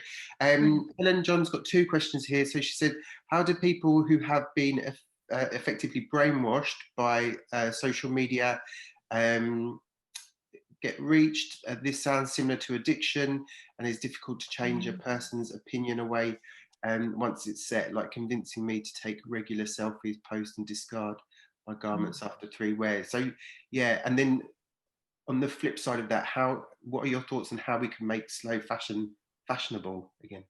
Well, I think this is those questions are amazing and spot on. And I think they are huge questions. And for me, I see my role as a lecturer in advertising is about producing the next generation of advertisers who are getting to think about these notions of slow fashion, and about working with brands to get people to appreciate that brand loyalty need not necessarily be about buying more and more and more of the brand, but about valuing what you have. And I think, you know, for me, you know, the iPhone model is the antithesis of what I look towards in a brand. This idea we're now up to 12 and next year 13 and next year 14. It's about the number rather than the object itself. And that's why I really like what brands like Carling and Patagonia are doing, which is still about making profit. This is not, anti-capitalism, but what it's about getting a new relationship between the brand and the consumer that builds greater degrees of loyalty, embeds the consumer to that particular brand personality and brand values. And at the heart of those brand values is a sustainable agenda. And I think if we can, build those layers of connectivity accordingly through the next generation of advertisers, we have a chance of slowing that economy down. Fantastic. Neil, I know we've got a break for 15 minutes, so are we all right to overrun for 5 minutes? Absolutely. I think brilliant coming in. And just, I don't know if you've seen it yet, Helen, and I don't like to announce the name of this company, but one of our most well-known online delivery services launched their advertising campaign right in the middle of Bake Off on Tuesday, and it made me cry. It pulls on every heartstring you could imagine about what lockdown has been, and it's just to push more online sales, which come with an extraordinary amount of packaging, clog up our transport infrastructure. But they've got the money and can make an advert that pulls on heartstrings. So I don't know if you've seen that. Yeah, I haven't, but certainly it's something I will check out, because I didn't talk about packaging today. I could have. There's so many areas I could have explored as case studies. But this notion, of not only just the package, not the carbon footprint, that's one element, but the packaging, the amount of layers and layers and layers of packaging that come with this very small item, almost a Russian doll concept. It's horrific. And again, that's one item. And I think this is what we need to be thinking about mentally, the amplification of the consequences of one item taken out on a global scale. And the profits that company will have this Christmas by capitalizing on this horrific situation is one we should all pause and think about. What I would say, and I know this is not a political platform, but I'm here and I will speak. I think, what we should think about this Christmas is, instead of giving Neil a pair of socks, I would like to say on his behalf, give a donation to shelter or to something that you feel passionate about. Because as I said in my last slide, most of us, and as Kate Rawworth says, we have enough in order, what we have within our wardrobes. So maybe this Christmas, it's about giving to those who don't, through the gifting of a charitable donation on someone else's behalf, rather than, allowing, Amazon, and I said it, to donate, more and more and more to their profits through just purchasing a gift for the sake of a gift. Yeah. And I know we're going to talk tomorrow about Christmas and gifting. So that's, these are some important themes that are connecting across the days here, which is wonderful. Absolutely. Thank you for that shameless plug about so 3:45 tomorrow, I'm hosting a panel about alternative Christmas, repackaging Christmas. I'll be there. Perfect, thank you. So to quick fire, Sheila said, thank you, Helen, for a fascinating talk, and including Kate Rawworth's donut. What you've described is the constant need for people to feel that they belong and feel good about themselves through their looks and clothes. How can the individuals become confident in themselves, whatever they wear? Do you have thoughts? Again, as I said, I think it's about repurposing advertising. I think it's about your peer groups. It's about reconnecting with friendship in something other than over social media.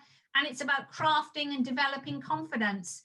And, once your self-confidence comes in terms of expressing who you are, it's a lot of work to do. I'm not saying that my work will fix that model, but I think, this is what I do as a lecturer in advertising, is get students to reconsider what is the function and purpose of advertising, and to think much more about the role of the consumer and their relationship to brands and how that can change to respond to exactly the questions that the last participant put forward.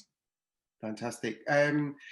Derry has put, I'm doing an honours on circular economy within the fashion industry. Is the donut economy an encapsulation of the circular economy or something different? For me, it sits alongside it. It's one particular version. So, for me, and definitely have a look at the Ellen MacArthur Foundation for their particular model of the circular economy. The circular economy is a bigger model, And Kate Raworth's work is much more specific because it's honing in relation to, gosh, I did a Donald Trumpism there, did you see? Kate Raworth's work is looking at one particular version of that. So she's taken the circular economy as a whole and channeling her thoughts around, well, what might a circular economy look like if we choose to reposition away from GDP and operate something that is more socially sustainable. Exactly. It's about not making profit at the cost of the planet or at the cost of people, isn't it? So managing to make money within that. Thank you, Helen. This is from Jenny. Okay, thank you. Thank you very, very much indeed. Yeah, there's two more. So thank you, Helen, for an excellent presentation that provokes us to think more. Do you believe there will be a long-lasting change after COVID, re fast fashion and consumerism, and not only the short term? Oh, that's a brilliant point. Because we could come back to my model of the spike then, couldn't we? Whereby that we take this period of reflection and, you know, we see a change in behaviors in the very, very short term, but then potentially long term, we will go back.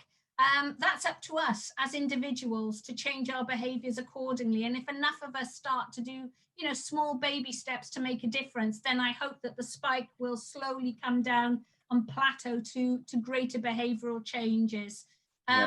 You know, climate change is not going away. And more of us need to wake up to that and realize, as I said right at the start of this presentation, that each of us could do one small thing, and that is, you know, is for the better in terms of, you know, the impact of consumer behavior on planetary disaster. Definitely. Helen John said something here, just don't get me started on plastic toys. Funnily enough, last year, I've got about an army of about 20 children that I have to buy Christmas presents for. And last year, they all got soil, seeds and compostable plant pots. And bless, quite a few of them opened that and then was like, and where's my present?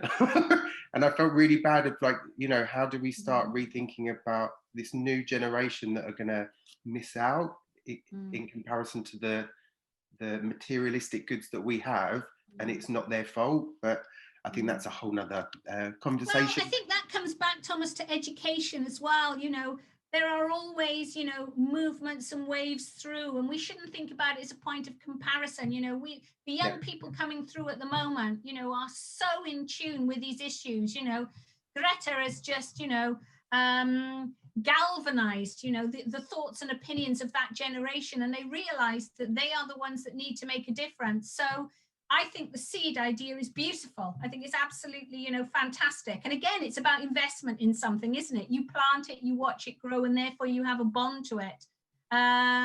So I think if we use education effectively in conferences such as this to think about the different ways in which we can tackle the problems, and I think this is what's amazing about the program that Neil's put together over the 3 days, there are lots of different routes into this problem that, you know, we can all identify with. So, you know, planting a seed, making your own items, crafting, all of those, you know, link back to consumption and economics, but forward to education and well-being as well. Fantastic. I'm going to do this very, very last. It's not necessarily a question. It's more of a shout out. And then I'm going to I know that we've got a break time, so everyone can go off and quickly make a coffee before they come back for the next session. But it's just from one of the attendees, Louise, has said there's a company called Good Gifts, and she bought 2 cleft palate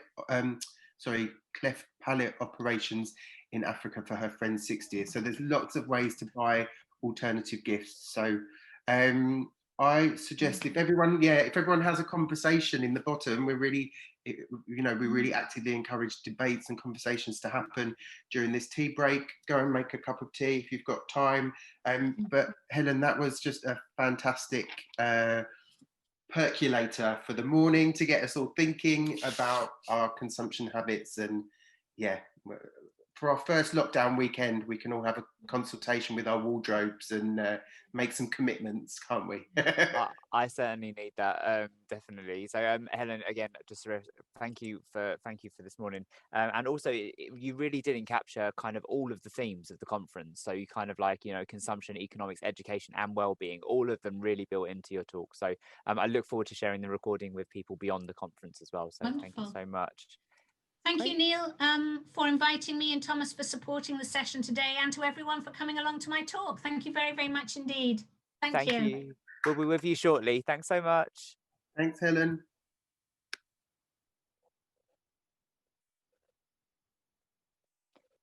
So do stay tuned, everyone. We will be back in about 5 minutes' time, where we will be joined by our colleague Usha Mistry, who will be looking at embedding sustainability into accounting education. So we'll be back with you in a short while. Thank you.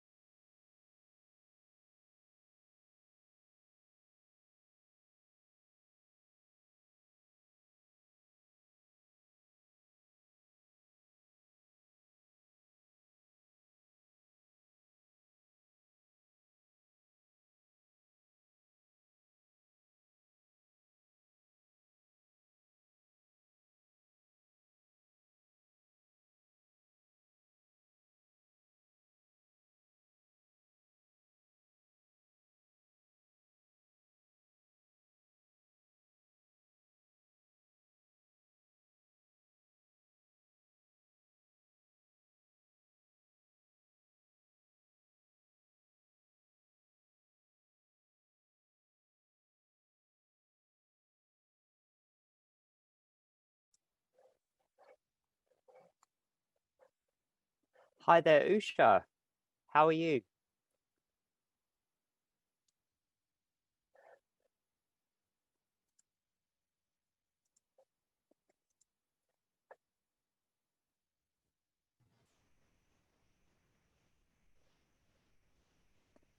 Hi, Neil. Hi, how are you, Usha? Hi, can you see me? I can't see you just yet. No, let's see. Okay, I've just requested to start. Oh, no, that doesn't seem to be working. Can you see me now? Can you No, hear me? I can hear you, I just can't see you. Oh gosh, I did say unmute.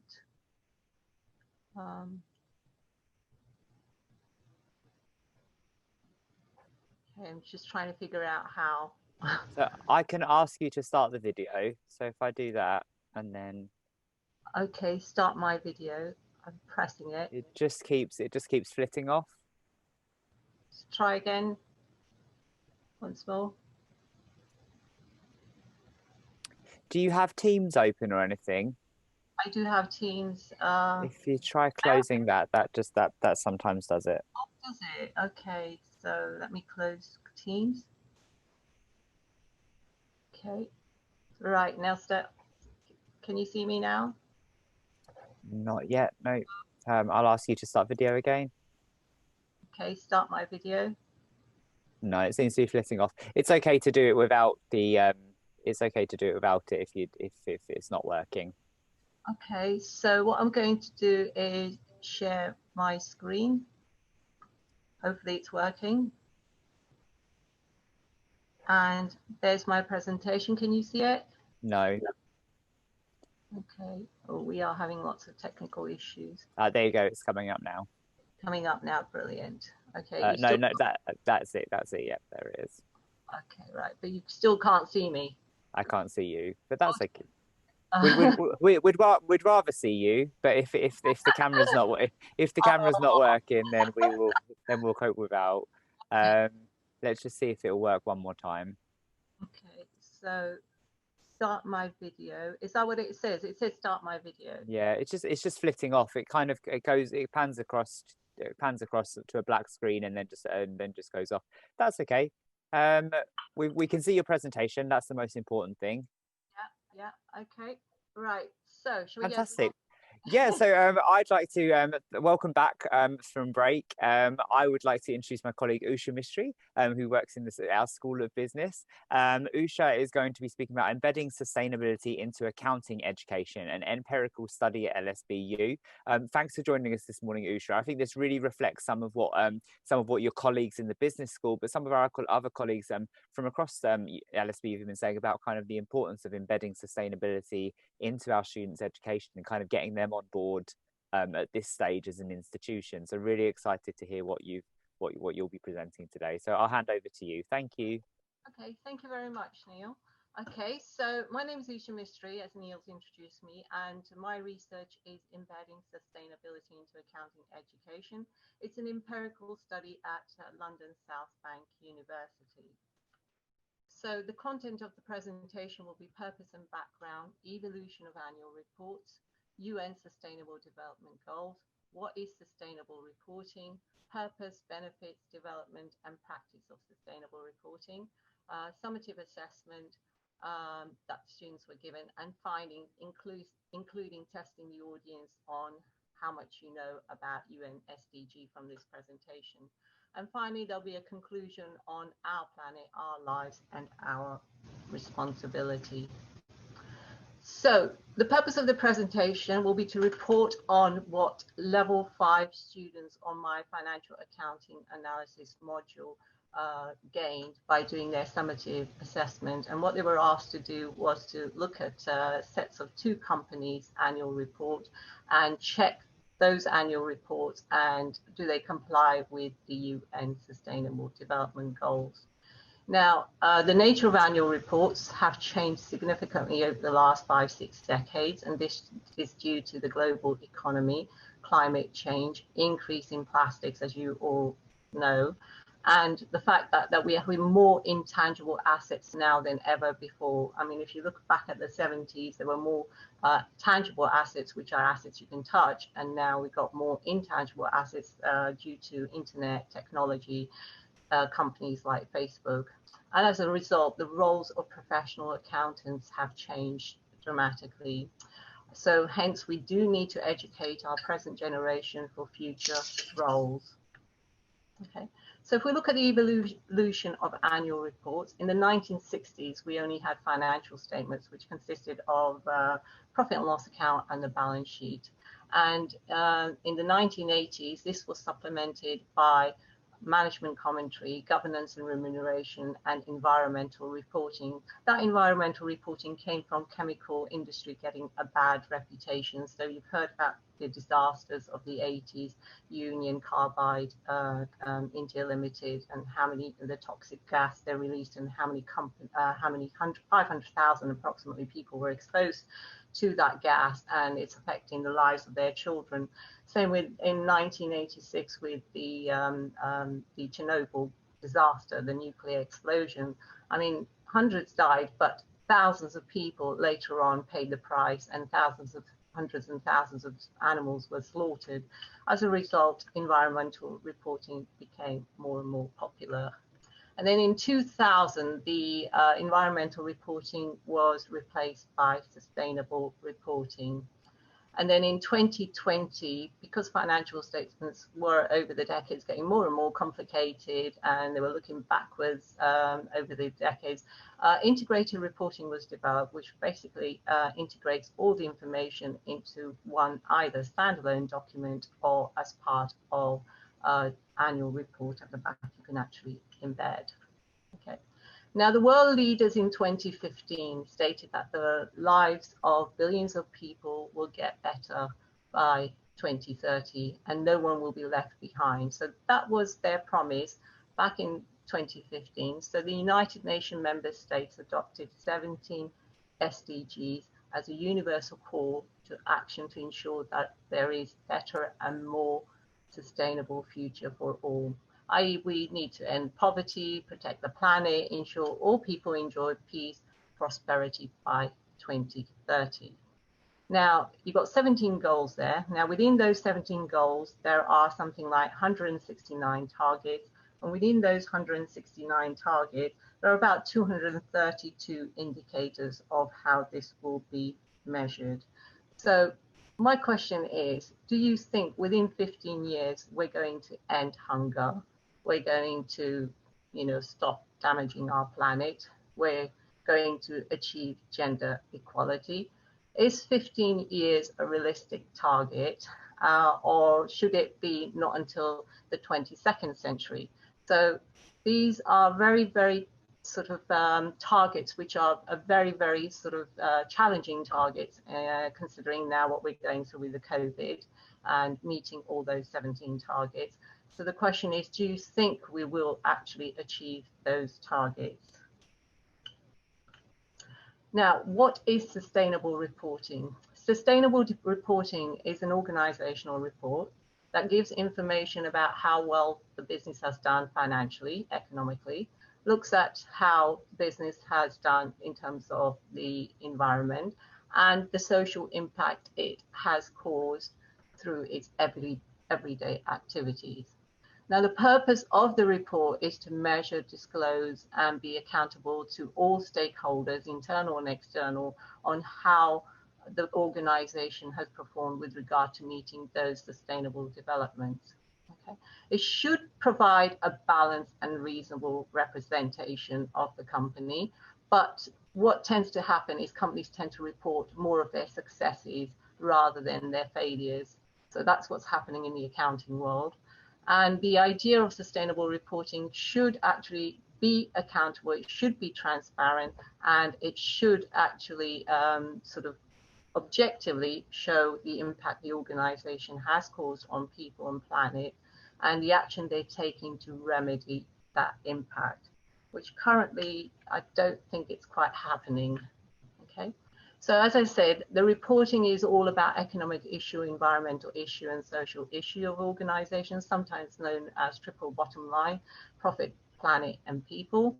So we're looking at financial statements in terms of economical. On the environmental, we're looking at minimizing use of toxic material, recyclable material, renewable resources, increasing the life of product, which currently with mobile phones is sort of, new versions come out every couple of years or even a year. And it's looking at social reporting in terms of human rights and donation to charities and satisfaction of employees and the community. So the purpose and benefits of having this report are tremendous. Okay, so it does identify strengths, weaknesses, and opportunity a business will face. It will link financial and non-financial performance of the organization. It's like a vision and strategy to improve where the organization is going to go, and it will improve management system to achieve those targets. And it will motivate staff because they want to work for an organization that is caring all around. And you can use that report to actually benchmark against the law, the norms, the codes, and the standards, as well as you can actually compare internally and between organization and sectors. The report is also a good kind of motivating target to mitigate and even reverse the negative environmental and social and governance impacts. And it can improve the reputation and brand loyalty of the company, because we're all in it together in this world. Okay, so in the late 1980s, we had something called environmental reporting. And the first environmental reporting, as I stated, were published in the 80s by companies in chemical industry, which had serious image problems. So as I mentioned, Chernobyl disaster in the late, in April 86, and then you had the Union Carbide, a ball gas release toxic, and that affected hundreds and thousands of people's lives. Then in 1997, the Global Reporting Initiative was formed by the United Nations, and this attempted to make the triple bottom line operational. Now, it proposed a methodology of sustainable reporting, which enables the actual organization to enhance corporate transparency worldwide and giving the companies a common language for disclosing non-financial information. The idea of the actual standard is also to ensure that these standards actually help contribute towards the United Nations Sustainable Development Goals. In the early 2013, the Integrated International Reporting Council developed their framework, and their framework required both financial and non-financial information to be disclosed. And it enables organizations to think holistically on business impacts and its capital. And the aim is to provide insight into resources and relationships affected by organization. Again, as stated earlier, it can be a standalone report or it can be an annual report. So it draws on various things together. And then lately, in September 2020, the International Financial Reporting Standard Foundation actually issued a consultation paper on sustainable reporting to determine whether there is a need for a global sustainable standard and what their role is. The deadline for that consultation is not until 31st December 2020. So if you want to get your say in it, you've got that opportunity. Now, in reality, sustainable reporting in practice does tend to be a scary thing for most companies, because you've got the developed countries and the underdeveloped countries.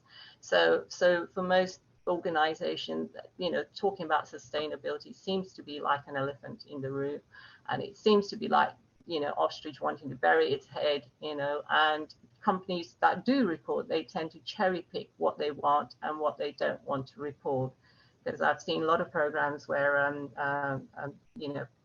industry companies actually say we're doing X, Y, and Z. So you might be recycling, shifting off all that recycling material to Turkey. And then I saw a documentary on it where they actually burn all those plastics rather than recycle them. So there are things that are happening that shouldn't be happening in reality. So that's a practice of sustainable reporting with companies. Now, the actual summative assessment the students were required to do was to examine sustainable reporting of 2 companies and how well those companies did with regards to meeting UN sustainable goals, okay, and how useful those reports were.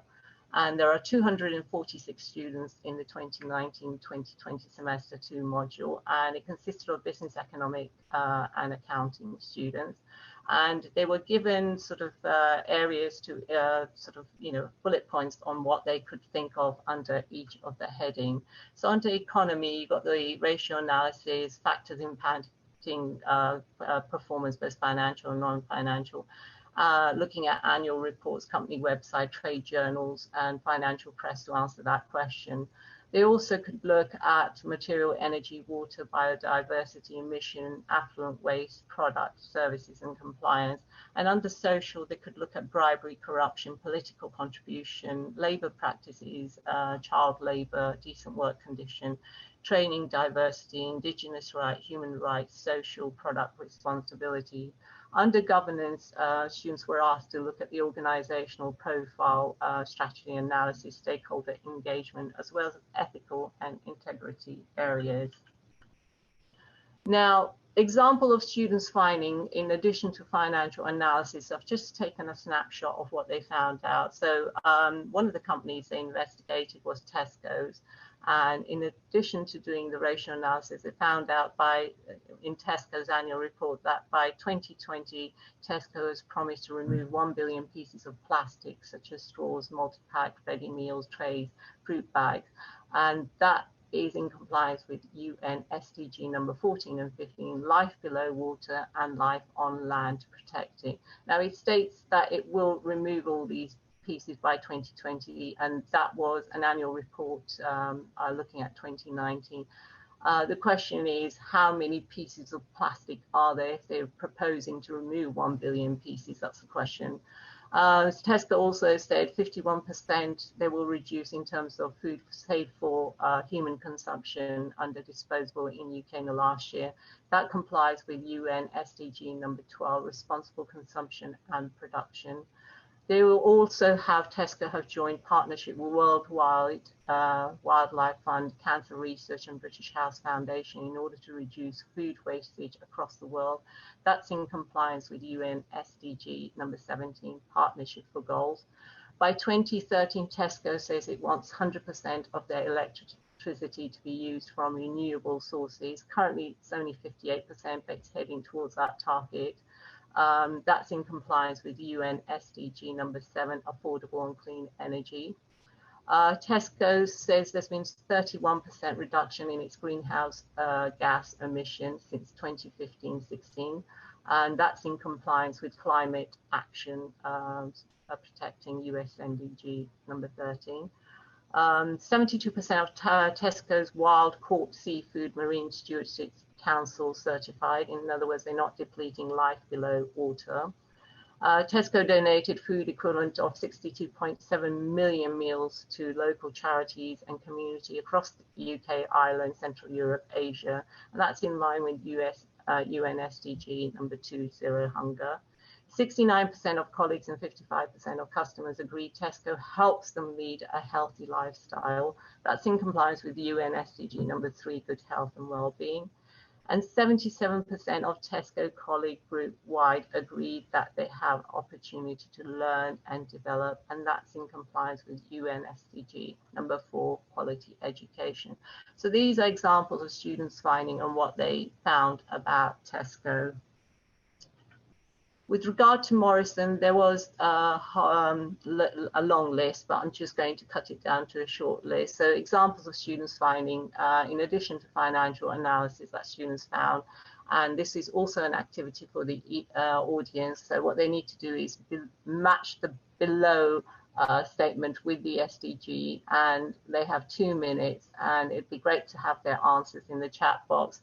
So the first one that Morrison achieved in 2019, they were voted the most environmentally responsible company in the UK for its work on plastic reduction, 174 million plastic product bags, have been removed. 9,000 tons of plastic has either been made recyclable or removed entirely. And it's the UK's first supermarket to introduce reusable grocery paper bags, loose fruits and veg section, and it's the first supermarket to scrap wasteful plastics such as cucumber wraps and black plastic. So the question is, which UN SDG does this #1 goal complies with? #2, by 2020, they are targeting to reduce reduction of 34% of their operational carbon emission. They're planning to do that. And #3, 27% of Morrison leadership are women. So which UN SDG does that comply with? #4, by 2030 to reduce food wastage by 50%. Which UN SDG does that comply with? And finally, Morrison donated 2.5 million worth of meals to charities feeding elderly, disabled and schools in need. Which UN SDG does that meet with?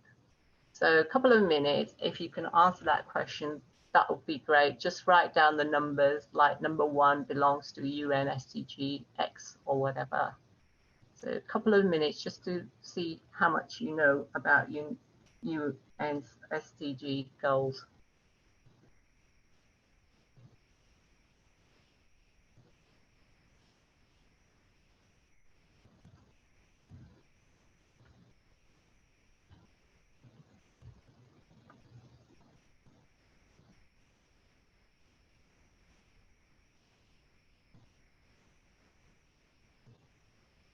So Neil, how are we doing? We haven't received any yet, so I just encourage our audience to kind of like pop your thoughts in there. Yeah, it'd be great if you could pop your answers in the chat box. Okay, so #1, reduction in plastic. #2, reduction in carbon emission. #3, leadership 27% are women. #4, reduce food wastage by 50%.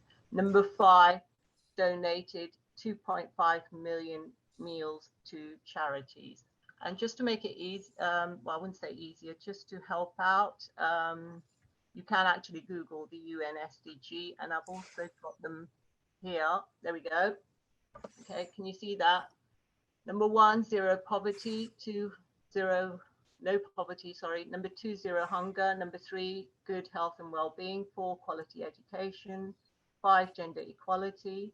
6, clean water and sanitization. 7, affordable clean energy.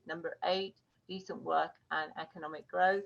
#9, industry innovation and infrastructure. #10, reduce inequality. 11, sustainable cities and communities. 12, responsible consumption and production. 13, climate action. 14, life below water. 15, life on land. 16, peace, justice and strong institution. And 17, partnership for the goal. Can you take a screenshot of that? Is that okay? Anyone? Got a few answers in there, Usha. Got a few answers? Yeah. Okay, so let's see how we did. So for #1, we've got SDG 12. Okay, that's climate change. Yeah, carry on. Cool. For #2, we've got SDG 7 and 13. Okay, brilliant. Next one. For #3, we've got SDG 5. Okay, couple of people have popped that in there. Brilliant. For #4, we've got SDG 12. To see if there's any more. Yep, we've got SDG 12 for #4 for a couple of people. Yeah. And SDG 5, we have for question #5. Sorry, getting confused with my numbers. Question #5, we've got SDG 2. Okay, well done. Not bad. Okay, brilliant. Thank you for engaging in that. It's quite a lot to remember, isn't it? Even though they are only 17. Okay, so how did you perform? So plastic reduction, it is also, in addition to climate change, it's also affecting life on water and life on land. So I'm going to add your number 12 to that. Okay, it's all carbon emission is climate action number 13. Okay, women in leadership, I think everyone got that right, gender equality.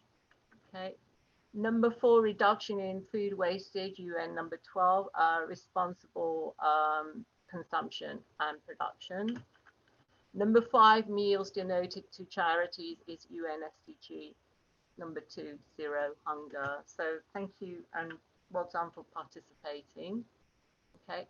Now, examples of other companies that the students actually investigated included Marks and Spencer's. They also had a look at Vodafone. They also had a look at British Telecom in comparison to Vodafone. And for our formative assessment, we also looked at Sainsbury's and how that they did in terms of meeting the UN SDGs. So the idea of the assignment is to actually go and get students to have a look at how accounting annual reports comply with UN SDGs. Okay. So conclusion, it's our planet, it's our lives, and it's our responsibility. And embedding sustainability into accounting education is important for future operation in terms of awareness, in terms of educating, changing role of finance professionals, and in terms of motivating the next generation to enjoy a sustainable life. The takeaways from me is that we do need to educate the present generation for future roles. We do need companies to actually report both positive successes and negative failures and not cherry pick what they want. And we do need an international financial reporting standard on sustainable reporting if we think about it. And there are pictures there. So you've got the Mother Earth, planet Earth in the middle, and on the left-hand side you've got the creatures that were extinct by mankind or by our ancestors. You've got the dodo, you've got the woolly mammoth, and then on the right-hand side you've got the disasters that were created due to Chernobyl, as well as the one by Union Carbide in Bhopal, India. Okay, so there's further reading. You can go to Global Reporting Initiative, which is available on the website, as well as integrated reporting as to how organizations should report. You've got the International Financial Reporting Standard, which are actually consulting people whether they need a standard for sustainability or not. And you've got the United Nations website available at that link. Okay, thank you. Any questions? Thank you so much, Usha, for that. It really tapped into. There's lots of common themes kind of throughout a number of our sessions that have taken place over the last 2 days. So you've touched on extinction there. We had Jill Atkins, who you might have met at the last Green Accounting event back in November, who were talking about species protection and biodiversity prevention as well, protection. I'm just going to stop sharing your thing there. Yeah. There you go. No worries. And also talking about kind of embedding sustainability. So I'm just going to tap into. There's a couple of questions come through, but I'm just going to go back to some of your points raised. You said about you talked about 15 years, and is that achievable for the goals? What's your thoughts on that? Do you think that 15 years is achievable for those things? 15 years, I mean, it's good to have a goal, because a goal, if we have one, we strive for it rather than not have a goal.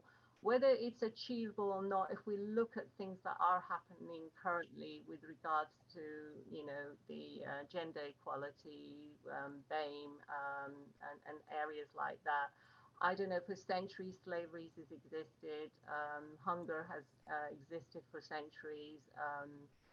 It's kind of depressing even talking about it. Even poverty, people living barely on any wage as such, and they're actually scavenging for food or begging and so on, whatever they can get. So, I mean, the targets are there. 15 years now with COVID and people losing their jobs, etc. It will be very difficult, and I don't mean to be pessimistic, but it's good to have those goals, and hopefully, fingers crossed, people carry on actually aiming for those goals and achieving them. But there are quite a lot of things that are thrown at us, whether it's man-made or whether it's just natural disasters. So it's 15 years. It's a very short target, I think, to achieve so many goals. And within those goals, there are so many sort of indicators and targets to aim for. So I hope I'm wrong, and I hope we do achieve it within 15 years. And I guess part of achieving it in those 15 years actually is educating our students today, which is something that you're kind of doing, you know, certainly within the business school. And your colleagues Grace and Barbara spoke yesterday about kind of embedding it into kind of like business school curricula. So that's something that we're at LSBU we're doing right now. Yeah, we're definitely doing it, and surprisingly, accounting is not just about numbers, and that was the purpose of this actual assessment. It was to say, well, an organization with its wonderful, economic brilliant performance is one thing, but how is it sustaining in terms of its environment and with its people, in terms of achieving a bigger and better goal? There is wealth, but what we need to do is change that wealth into well-being for future of all, humanity as such, as well as the creatures that exist on our planet. Absolutely. And why do you think that people stick their heads in the sand? That was something you said earlier. Well, why is it capitalism? Is it consumption? What are your thoughts on why people are so hesitant to take on board some of what we need to do in order to protect the planet? Well, there is capitalism in all organizations thrive to put profit first. If you, the developed countries obviously say, listen, reduce your emission to countries that are developing, China, India, but they're saying, well, you've had your time, it's now our time, so we want to grow. So there is, it does take effort to a certain extent to actually achieve a balance of all those 17 goals. You could have lots of money and then have a bad diet, and then there goes your health. One of the goals is affected, you see. So achieving that balance is difficult, and people do bury their head in the sand until they feel they are ready to actually then have enough money, or whatever their reason is, to say, well, now I can be sustainable. So it's that, and the companies, there's a lot of competition. So companies competing with each other, trying to achieve as much profit as possible. So economically, that's what's driving organization. That's what's driving the world money more than the other factors at the moment. So that's why they want to bury it until that such time they are able to kind of look around them. With that's another theme that's kind of come up over the last 2 days, is kind of the priority being the economy rather than our health, particularly in light of the pandemic. Is there an element of people feeling overwhelmed? Gosh, it's a very difficult time at the moment, and yes, the preachers will preach. You've got the climate action people preaching. You've got David Attenborough showing how much deforestation has occurred over his lifetime time since he's been on BBC, which is 60-70 odd years, so yes, I think there's a lot we can do, and I think we can be very sort of conscious of our environment. I think in the long run, companies are more likely to be profitable if they do take into account green issues. Plastic bags, why can't we just take a cloth bag or a paper bag rather than have so much plastic? Polluting the sea, it's polluting the land, it takes thousands of years to actually decompose that plastic. And even our recycling, there's no kind of like solid sort of evidence that it is being recyclable, because the documentary I saw, it was being burnt in Turkey. So that's quite devastating, to hear that, all the boxes that we have, putting things in the right box, the glass, the plastics and the paper, it's just not being done the way we think it is being done. So even if individual people play their part, organization then try and dispose of it in the most cheapest economic way, which is sad. So there's a lot of myth busting that needs to take place, which actually we're addressing this week, and will be in a takeaway document for our attendees. We're going to go for some questions from our audience. Hugh asks, how can we be sure that on the ground company sustainability policies are being carried out? For example, IKEA, who claim all their furniture is made from sustainable forests, but research by the media showed that some IKEA furniture came from unsustainable sources. Well, at the moment, the annual reports, as far as the environmental aspects is concerned, it's all voluntary at the moment. I think we do need to make it compulsory. We do need it audited by auditors to say it is what IKEA says, because that will then bring about some sort of trust in the annual report. So international financial reporting standards have issued will be issuing a standard depending upon the consultation. And I think, fingers crossed, I'm hoping people will say we do need a standard, one global standard where it is mandatory to actually comply by, especially with large companies, global companies, and which should be actually audited to make sure that there is trust in those reports, what they claim. So IKEA claiming what it claims and media finding out alternative, those practices wouldn't be then happening as such, Neil. So I think we should do that.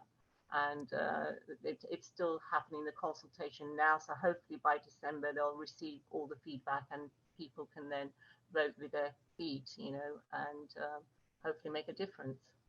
Thank you.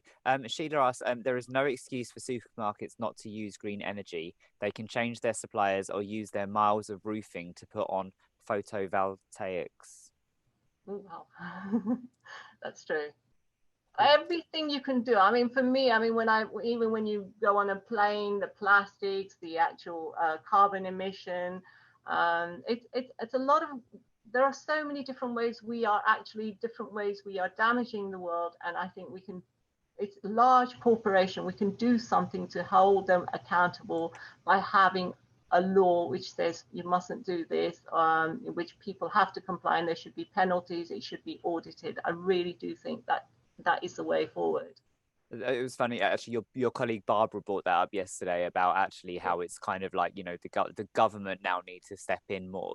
There's only so much as consumers and the general public that we can do. It actually is going to take, and other governments manage it across the world. Oh, that's a big one, isn't it? They can't even manage their country and COVID at the moment. They're doing their best. I think if they got together and came up with the goals, then they can get together and come up with goals on how to actually stop multinational companies actually producing all this plastic, emitting all these sort of gases and things. I think they can get together and make a difference and have some sort of quota where people stick by it rather than point fingers. I think we can do it if we unite. There's more that can be done. We just need to be willing to do it and make it happen. Carl asks, and this is hi Usha, not wanting to put you on the spot, but what UK food retailer rank highest on sustainable reporting and adhering to the UN SDG goals? A good question, Carl. I haven't actually examined hundreds and hundreds of retail companies to actually come up with the answer, but Morrison did win the award for being most sustainable. They removed the plastics as much as they possibly can, from cucumbers. I always find them fiddly just to remove them, those wraps and things, So the answer to that, there are loads of retail companies, so I wouldn't want to pick. I haven't examined all of them to even select one, but one of them was awarded. Morrison was awarded an award for being the first retail company to try and rid and introduce paper bags and have more loose fruit. Fantastic. And I know a lot of supermarkets are following suit, and people, it will just get better and better, but it just needs to be faster. Well, yeah, definitely. It's been plastic just came in so quickly. It's just not going out that quickly, if you see what I mean. And that's a biggest threat as well as the environment and what we do. I know. especially Pat, you know, we touched on it on the session before yours, but packaging, and particularly coming up to Christmas. We'll have a couple more questions. I'd like to know, how do you get your students engaged in the topic? And again, it's a topic that came up yesterday. Students are obviously here to learn about one thing, and then you're kind of like bringing sustainability. How do you get them engaged and keep them engaged and really kind of like get the importance of this through to them? Okay, in terms of UN SDG, I think that affects all of us, and that interest should come out naturally because it's our lives, our children's lives, and the way we actually get engaged students, the word assessment, assessed, with the weighting towards the final credit mark, that actually gets them engaged. I think having quizzes gets them engaged. So competitions, quizzes, and the impact certain things would have on certain sort of, you know, the plastics, the emission, just to even show a short clips of videos of the impact they are having. I mean, David Attenborough did a wonderful about deforestation over his lifetime, how much has been deforested, and you know, how little space there is for other sort of, you know, animals and creatures to survive, what we're doing to the corals, things like that. I think, you know, visual effects works, competition works, assessing works. So variety of forms of actual stimulation works with regards to education, not just one single form. And trying to connect with them, I think, on these issues also works. A bit of creativity, and I know that one of our colleagues, Deborah Andrews, in the School of Engineering, has an activity that she does with young students around unsustainability, and she kind of uses a little bit of reverse psychology for them. So it sounds like that creative approach kind of works for the business school as well. Yeah, a variety of way of educating, so not just using one mode. Yeah. That's it. And balancing their kind of ideas, obviously kind of like, you know, sustainability doesn't always kind of like match up with what's deemed the indicator of success, which is profit and kind of like, you know, reputation. How do you help to balance that up in their minds?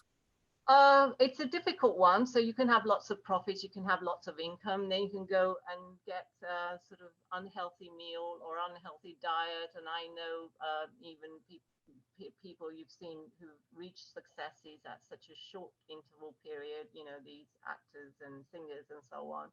What do they do with their wealth? Some of them go into drugs and so on. It's keeping that wealth and that health. Wealth into well-being is a very, very difficult one, and it's within individuals to actually achieve that. So too much money can actually, you know, sort of have negative effect on people. So it's wealth into well-being and educating people generally in that area. So the balancing act is a tough one, you know. I mean, we have a tough one now being locked down, you know. How do you sustain your well-being isolated from your colleagues and so on? So it's a balancing act. And I think having these events, conferences does help you connecting with people, aren't you? So yeah. Technology has helped, yeah. Yeah, technology has helped, and actually we're kind of like, I feel that we've broken down a lot of virtual walls with the events we've done, and we've kind of brought people together, and that's been fantastic. Usha, we've got time for one more question before we break for lunch. What you do kind of at LSBU aside, what are your practical tips to encourage our audience to be more sustainable in their day-to-day lives, either in their work or just personally? Well, I mean, anything you do, think the impact it has on the actual environment. Think about the impact it has on what you say, what you do. So, you know, we talk about, you know, gender equality. If you look at the top positions, is there equality? You know, when I look at the reports where there's 27% of our management staff is women, well, what happened to the remaining? So I think looking at statistics helps. Looking at, you know, things around you, being more kind of aware. Are we meeting those 17 goals? How do we get the balancing act right? Education, you know, equality in that sense. You know, now we do have Equality Act 2010, which we didn't have ages ago, and we're more aware of ADHD, we're more aware of various disability to make students more inclusive and give them level playing field in terms of education, which wasn't there when I was growing up. I mean, nobody heard of ADHD, nobody heard of dyslexia, where they were all put on the thick table, which was kind of mean, you know. And then it's not until you realize that they do have potential, but they need sort of adjustment to make that happen. So I think being aware of your action and impact it has around you is the biggest influence on, you know, how we can lead a better life. And it really is it's a holistic approach as well, isn't it? It's taking into account kind of like people. It's taking into account equality. It's taking into account the climate. It's not clear cut. It's not. It's a holistic approach. It's getting the balance right. Yeah, and the balance it's difficult. You know, well-being, wealth, and all that. It sounds like something that you are bringing into our students' mind, and it's brilliant. Thank you so much for joining us today, Usha. It's been fantastic presentation, and always a pleasure to speak to you. Thank you very much, Neil, for making it possible and for inviting me. Thank you so much. A shame we didn't get to see you, but hopefully we'll see you. I don't know. I clicked all the buttons. It's the wonders of technology. It doesn't always work, and our audience are very patient with that and understanding. I'm so sorry I didn't get to see you guys either. No worries, no worries. Well, thanks, Usha. We'll speak soon. Take care. Okay, take care. All right, bye, Neil. Thank you. Everyone. Bye, everyone. Thank you so much to Usha. Thanks, audience, for tuning in this morning. We are going to break for lunch now. I am just going to bring up what you can expect after our lunch break. Bear with me.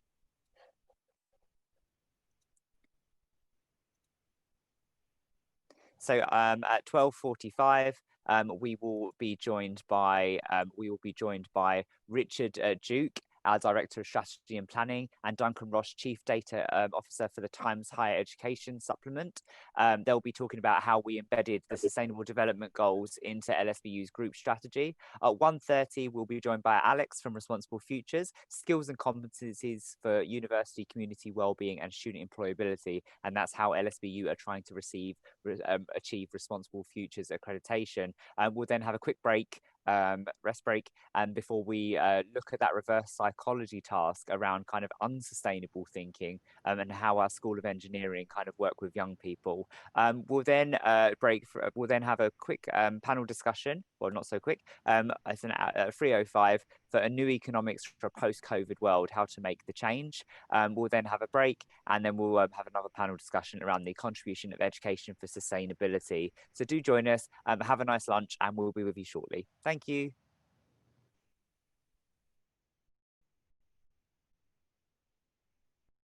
An hour, no, 45 minutes. Really keen to hear what LSBU's next 5-year strategy looks like. And obviously the conversation that you're going to have with Duncan from the Times Higher Education. And I'm sure, Duncan, you're going to be talking about the impact ranking that you've started doing in 2019 and how you're measuring the research of universities and the organisations themselves against those 17 Sustainable Development Goals. So I'll say no more and I'll just hand over to you both because you're the experts. But yeah, thank you very much. Welcome. Firstly, starting with Richard Duke. Over to you. Thank you very much, Thomas. As you've just indicated, so this is a shared presentation between myself and Duncan. I'm Director of Strategy and Planning at the LSBU and across the group. And I'll just let Duncan briefly introduce himself before I start taking us through some slides.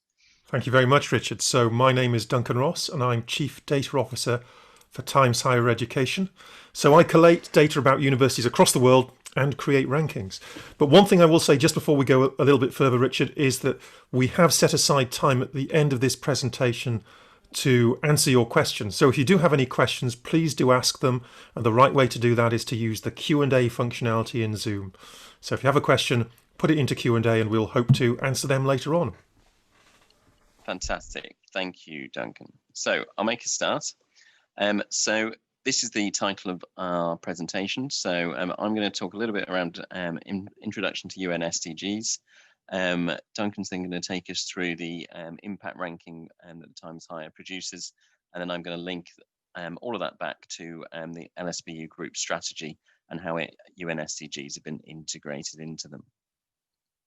So I'm sure through the conference so far the SDGs have been regularly referenced, but I thought I would just go through in terms of, I'm just going to read through this statement. I don't normally read from PowerPoint slides, but just read the statement in terms of what they are, in terms of 17 goals to transform our world. The SDGs are a call to action by all countries, poor, rich and middle income, to promote prosperity while protecting the planet. They recognise that ending poverty must go hand in hand with strategies that build economic growth, address a range of social needs, including education, health, social protection, and job opportunities, whilst tackling climate change, environmental protection. More importantly ever, the goals provide a critical framework for COVID-19 recovery.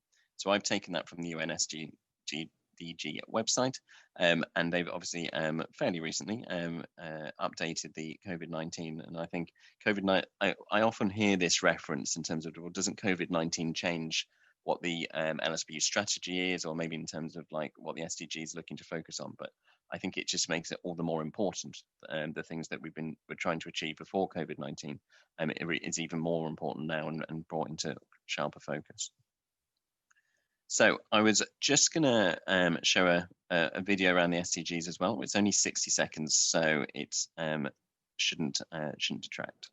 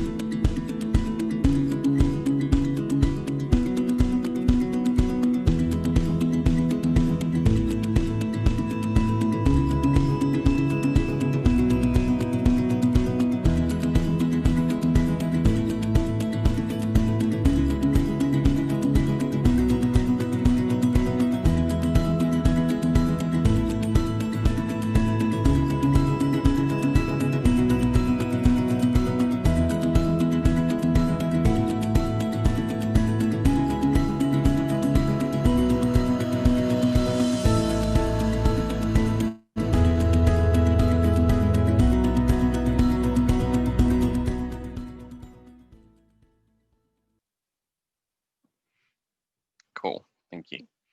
And just using the SDG logos again, so here's a summary of the 17 SDGs, and Duncan will tell you a little bit more in terms of what's within some of these. But as you can see, they're wide ranging across all sorts of things, in terms of that we often tend to think of things through consumption, production and climate change when we hear the word sustainability.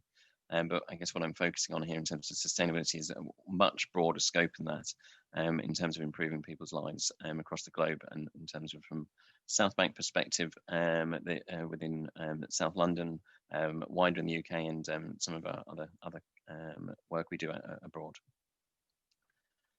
I just wanted to very briefly talk about, I could claim I picked this out at random, but it was deliberate to talk about SDG 4, quality education, which on one hand you would think would really work hand in hand in terms of what a university is trying to achieve in terms of quality education.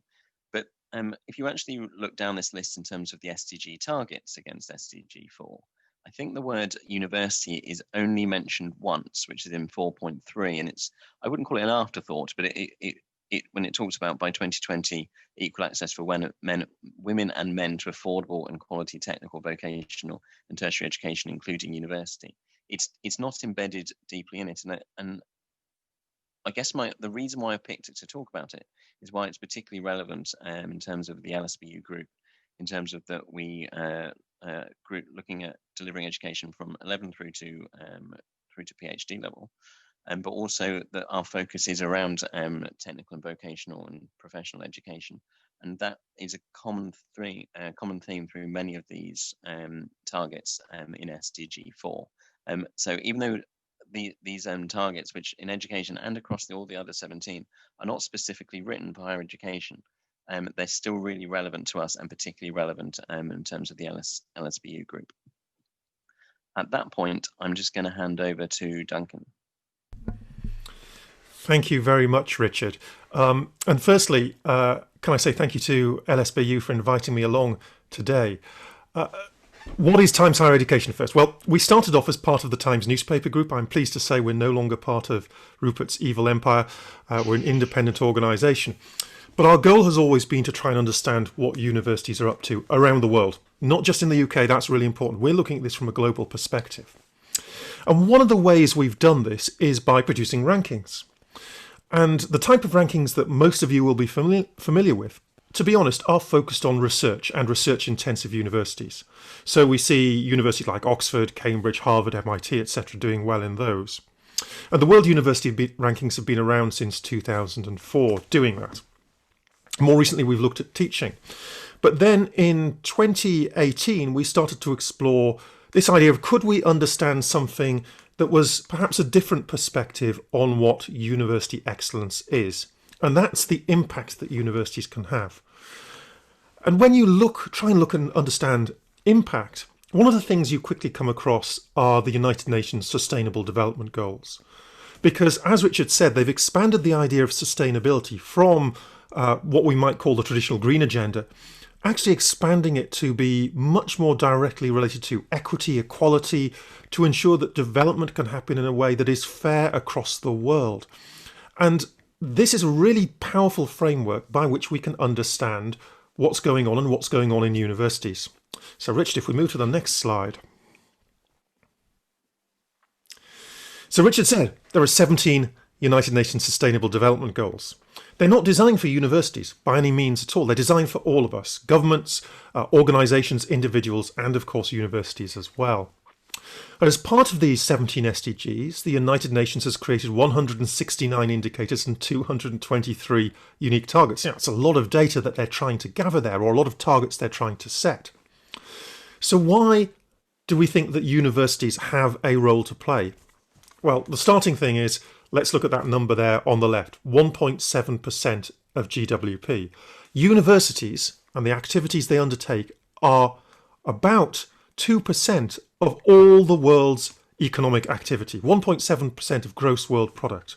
That's a big chunk of activity that could be associated or could be used to drive forward sustainability.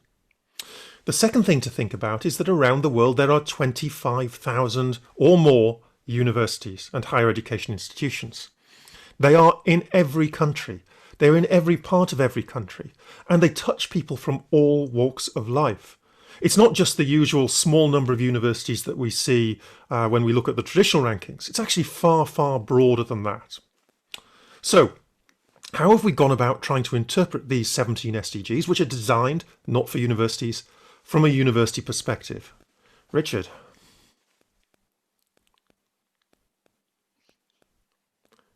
The slide should be excellent. Good. So we've done what you often do when you're trying to understand this link between inputs and outcomes. This is a kind of terminology you often see used by charities. They have inputs, things that they bring in, they create outputs, and then eventually they hope that they change the world, they generate outcomes. And so what we've done here is we've tried to interpret the SDGs in terms of 4 different aspects that we think universities could play a role in. The first of them obviously is research. Your university does excellent research. If you do research into, for example, social exclusion, that's really important in understanding how you can drive towards SDG 10, SDG 5, and so on. So research is the first part.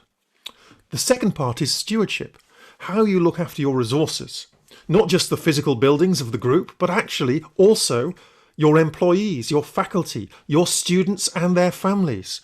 That stewardship is a crucial role for universities. The third aspect is outreach, the work that your university does in the community, how you work directly with the people who live in and around your university, yes, but also much more broadly throughout the UK and, of course, internationally. And then finally, the final aspect, teaching. Not just are you producing students and alumni with great skills that are needed to drive the SDGs, but also is LSBU also giving that sense of sustainability that all your alumni can take forward into whatever career path, whatever life path they take onwards. So for each SDG, we've tried to build this out. And if we look at SDG 2, for example, which is zero hunger, for research, we measure the research work that you do around SDG 2. In terms of stewardship, And Richard, yes, excellent. So this is the challenge of doing remote presentations. I'm relying on Richard to guess when I want him to press the button. So for stewardship, we actually look at the issue of student hunger. Now, if you'd asked me 3 months ago, is student hunger an issue in the UK? I'd have said, well, possibly, but I don't see it as a major issue. Marcus Rashford has really opened our eyes to the potential impact of hunger in students, both at schools but also at universities. So student hunger and how your university deals with it is the second way we look at SDG 2 from the university perspective. In terms of outreach, we ask about work your university is doing in the community to address issues of hunger. And then finally, in teaching, and this probably doesn't apply to London South Bank quite as much, we look at the proportion of graduates in agriculture with sustainability built into the curriculum. So we try to do this for every single SDG. Richard. We've also, though, taken a very different route to understanding. For most rankings, they ask about the number of students or the grades that people need to get into a university. Here, we're also asking universities to provide evidence of the work they are doing. Actual documentary evidence. What did you do? Here's a great example that LSBU used in the rankings last year. We asked about the university's policy on pay scale equity. Are you paying women the same amount as men? One of the pieces of evidence they provided was the gender pay gap report, demonstrating how they were measuring and hopefully addressing any issues they found around a gender pay gap. So this idea that evidence is important is a huge departure and really crucial. Not only does it mean that we have faith that the university is actually doing the work, it also means that this evidence is public and people can actually start picking up on this and learning from each other. Universities can actively learn from their best practices, and that, I think, is a really important aspect of the Sustainable Development Goals. So moving on, how could we do this in a fair way? It's not easy. We've got to take account not just universities in the UK. I always say this when I'm on international calls. I am a 6'6" high white British guy. I bring my privilege into this conversation. And so I need to be very aware of that. And so we've taken steps to try and make this open to as many universities as possible. Last year, 860 universities from across the world submitted data. And they can choose which SDGs they think are important to them. Why should the issues that are most important to London South Bank University be the same ones that are important to Louisiana State University in the United States, or the ones that are important to La Trobe University in Australia? We would expect them to differ. And of course, we thought carefully about the metrics, sometimes pushing them more to be around equity and need than strictly equality of university on a like-for-like basis. So why should universities choose to participate? Richard, excellent. Well, here are a few quotes from universities around the world. This is from Santa Ono, who's the president of University of British Columbia in Canada. Long quote, I'm not going to read all of it. The important thing here is that universities can use this as a way of showcasing and inspiring actions that have positive impacts. And crucially, highlight the needs for universities to work together for the betterment of society. Not just the usual suspects, not just Oxford and Cambridge and Durham and Bristol, all universities, because all universities can demonstrate excellence in these areas. If we move on, we can see what the University of Auckland, so this is Dawn Freshwater, the Vice-Chancellor of the University of Auckland. The Sustainable Development Goals support collaboration between academics and within the international community and university networks. This idea that this is a shared crisis that we're heading towards, and only shared actions are going to help us move out of it. And then, final quote I'll bring in from the University of Sydney, Professor Duncan Everson, great named guy, saying, why is this important to him? Well, it is a framework by which you can hold yourself accountable. And also, crucially for them, they saw this as something that students, staff, alumni all value.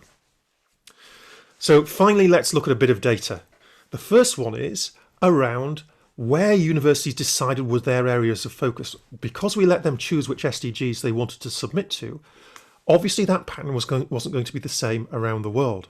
The two most popular SDGs were SDG 4, quality education, that Richard's already mentioned. Again, that is worth saying, the focus for the United Nations on education isn't on universities, it's on early years and lifelong learning.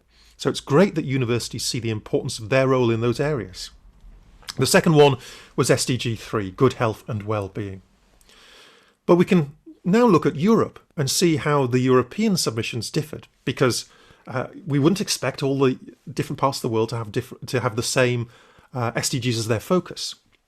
In Europe, the most popular SDGs were SDG 8, decent work and economic growth, and SDG 16, peace, justice and strong institutions. And I know I'm not really allowed to talk about Brexit, but that's the definition of the European Union. Jobs, peace and justice. So which SDGs did London South Bank University choose to submit to? Well, here we go. SDG 1, which is no poverty. SDGs 3 and 4, the most popular in the world, good health and well-being and quality education. SDG 5, gender equality. Then we have SDG 7, which is clean and affordable energy. SDG 8, decent work and economic growth. SDG 10, which is reduced inequalities, and SDG 16, peace, justice and strong institutions. So how did London South Bank University perform? Well, of the 9 SDGs that they chose to participate in, they were above the median value for each and every one of those, which is a fantastic achievement. Overall, they were in the range of 101 to 200 in the world. And that is brilliant, but it gets better than that. If we look at some of these SDGs in more detail, then we'll see how strongly London South Bank University has been able to perform.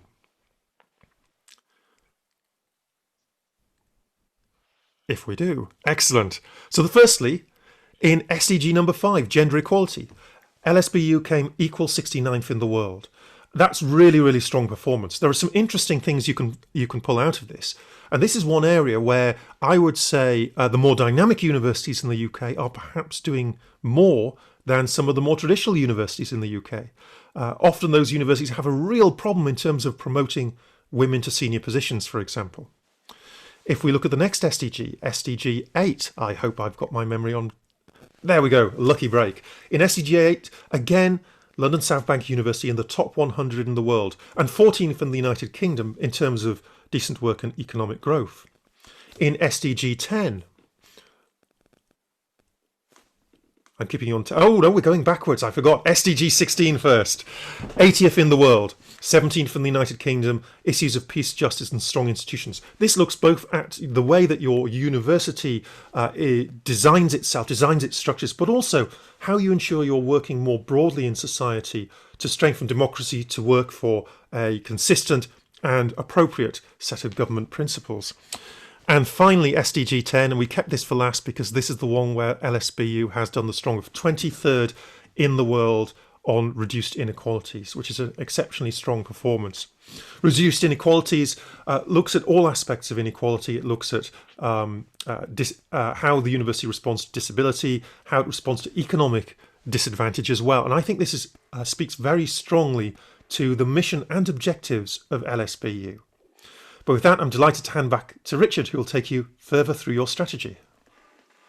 Thank you ever so much, Duncan. And I think I managed to more or less keep up with the assistant role there, but so apologies for a few delays. So bringing this back to the LSBU group, and I think one thing I really wanted to stress here is that the LSBU group goes far beyond higher education in terms of the integration of Lambeth College and the Multi-Academy Trust, which has two high schools as part of it. And what's a really important thing that draws that all together is looking in terms of what we're doing in terms of career pathways and looking to develop a portfolio of courses that links to careers that at all levels of education can be studied. So regardless of whether you're studying your GCSEs, BTECs or other qualifications at Lambeth College, or doing a graduate certificate, diploma or first degree, postgraduate qualification, etc. It all links through to a career, stressing against our strong mission and focus in terms of looking at professional and technical education. So this is what I refer to as our group strategy architecture. So there's lots of detail underneath this, which I'm not going to go into, but we have our 4 pillars of access to opportunity, student success, real world impact, and fit for the future. With fit for the future broken down further under technology and estates, people, culture and inclusion, resources, market and shape. And you'll see here references to goals, and these are high level, largely focusing on the sustainability of the organization itself, but also the social good that we deliver. So I'm going to talk in subsequent slides a little bit more detail in terms of some of those goals. But you can also see we've mapped 9 of the UN SDGs against those strategic pillars, which it's a challenge to break it down and not include all 17, but I thought it was important that we'd have a focus. And these are the areas that we think we can deliver the most impact in terms of what our mission and focus as an institution is. And as Duncan said, every university is different, and what you choose to focus on is what is authentic to your institution and where you think you can have the greatest impact in terms of what you're trying to achieve.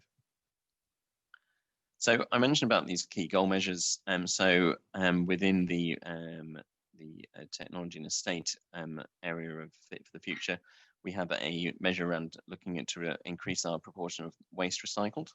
Duncan also talked about the gender pay gap. So that's legislated in the UK that we have to report upon that, which currently LSBU, the university itself, actually stands at a 5.2% gap. And you can type that into a government website, and you can look up any company or of reasonable size or educational institution or public sector organization, and it will tell you what the gender pay gap is. And if you like data like me, and if you have 5 minutes spare, that can be illuminating in terms of what you find in there and some interesting results. We've gone further than gender pay gap. We also have integrated into our kind of commitment going forward as having looking at the pay gap in terms of ethnicity. Which we're working through like the calculations, but we know it to be higher than our gender pay gap, and we're really committed to bringing that down to as close to zero as we can over the course of our strategy. We also have a measure around economic impacts, and that obviously fits within our real world impact pillar.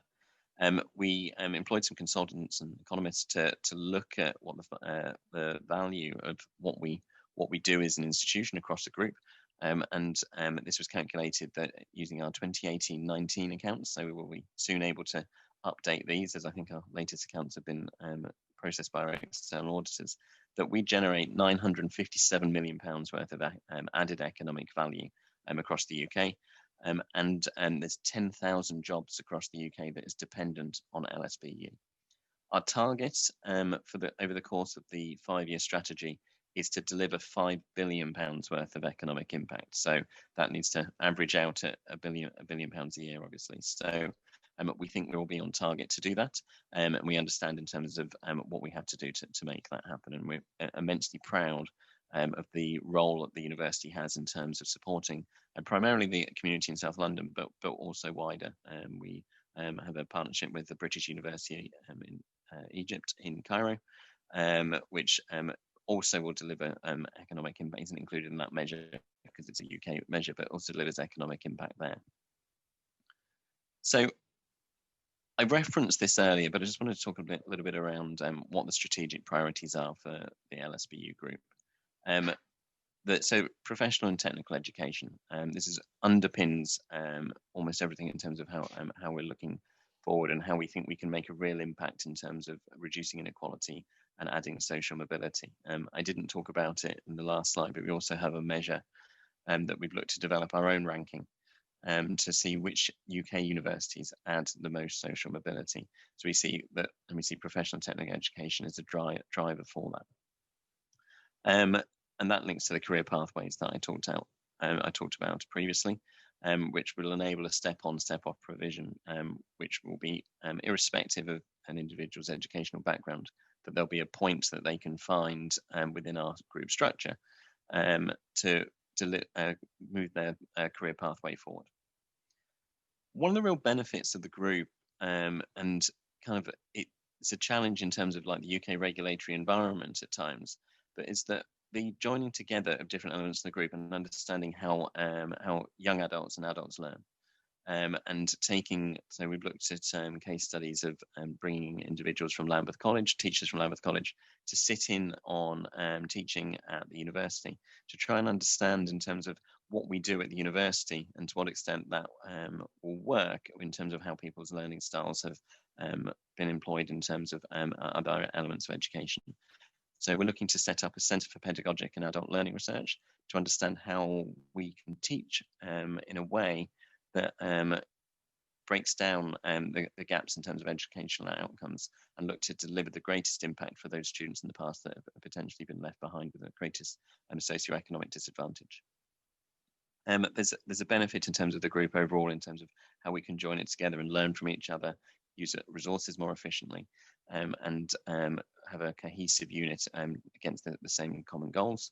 And I also, as I've demonstrated, the UN SDGs, and I think it was referenced in the University of Sydney quote, it's a really nice framework to make decisions in terms of whether we make as a framework, or whether we're doing the right things in the right way.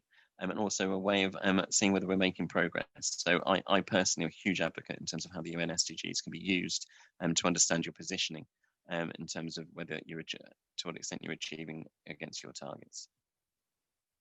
So this is my final slide, and I just wanted to talk a little bit around how we use the United Nations SDGs in our strategy development process.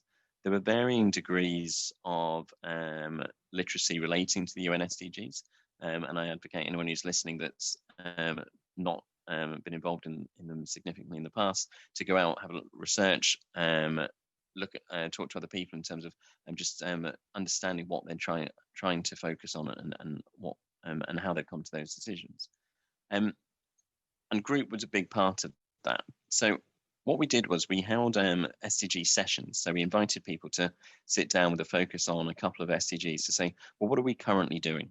And produce a report in terms of all the great stuff that is happening across the LSBU group against the SDGs. And there's a task there of making sure that we fully understand what SDGs are trying to measure and how we fit into that. And as you've seen, we've aligned our strategy architecture to the priority UN SDGs. And as a result of that, we're going to be able to provide that focus and in terms of our planning processes, make sure that we're prioritizing the right things.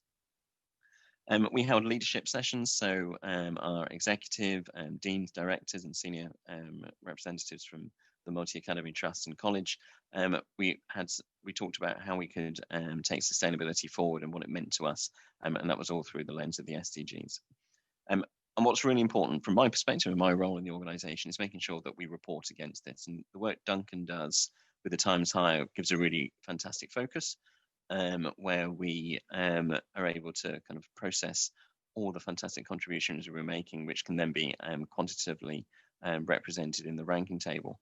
Where I really want to get to is annual report in terms of what we've done against SDGs and linking that to our other KPIs. We're not quite there yet, but that's kind of where I want the institution to get to make sure that we report on this and something we can publish and be proud of.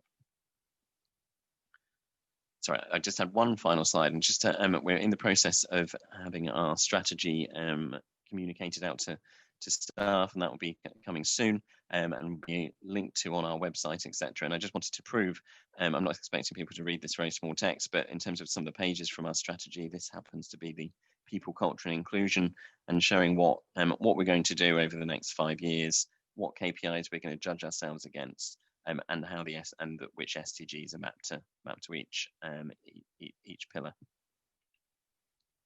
So at this point, I'm going to stop sharing the screen and invite questions. So I'm going to field the question. I'm going to take on the questions and field them to you both. Just before I did, I just wanted to say, firstly, thank you, Duncan, for just breaking down the language and making that really simplifying what it is that you guys are doing there in terms of measuring the Times Higher Education Impact Rankings. It was really easy to follow. SDGs have been mentioned 100 times at this conference so far, and they are new to some people still. So I think, yeah, it was just really well explained. As a member of staff, I sit there and I see those statistics and I feel really proud to work for an organisation that scores so highly on some of those impact rankings. It's really encouraging. And I guess the conferences like this allow an opportunity to look behind those statistics and that data to meet the people that are making us reach those numbers. So, you know, from hearing from Chris Barnes talking about energy reduction over the last 5 years at our June event, and just colleagues across the 3 events that we're going to be having. And again, on a personal level, but as an employee, it's so exciting to have a new strategy that integrates the SDGs so much, because it gives us a landscape where we can develop ideas that are supporting a much larger global vision. So again, Richard, thank you to you and your team for developing this strategy and taking into account the SDGs. I know we've had a lot of conversations around them, and you've been kind enough to invite me along to do some of the training that you mentioned with staff and whatnot. So that being said, we've had a few questions that have come in. First one from Roz is, this all sounds very encouraging, but what have been the main challenges from an organisational perspective? And obviously anyone else that's got any questions, please do put them in the Q&A box or the chat box. I'm just reflecting on the question. I'm gonna not directly answer the question to start with, but I promise I will come back to the question. Where we haven't had a challenge is against the idea that this is a good thing. There's been a universal acceptance that the SDGs are a fantastic framework and something that we should think about and work through in terms of what we're trying to achieve.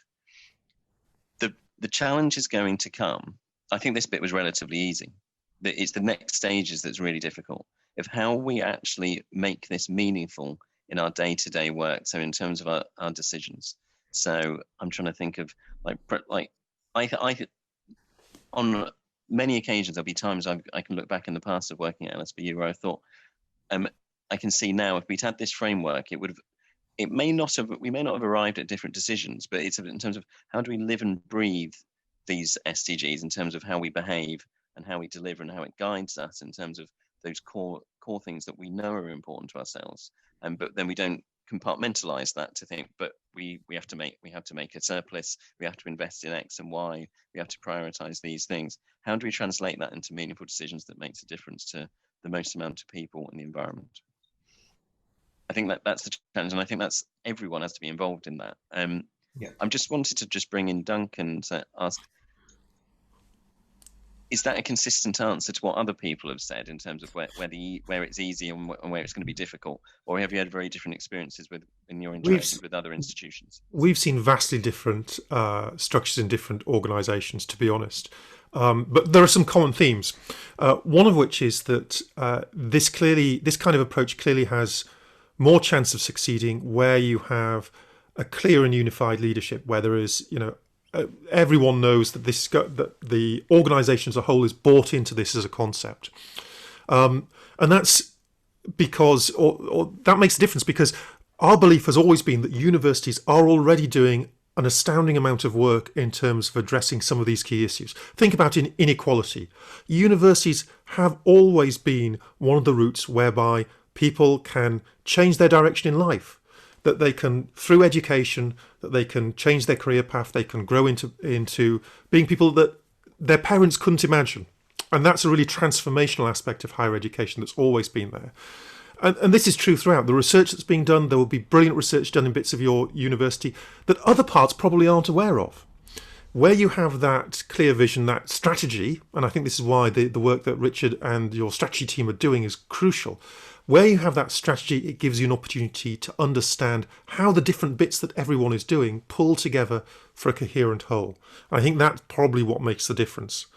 But there are some great universities out there like LSBU, but also Arizona State University. Look at what they're doing and what their Michael Crow, their president, is doing. You look at what universities in Japan are doing. There are brilliant examples where you can have a structure. It helps hugely. Yeah, fantastic. Sorry.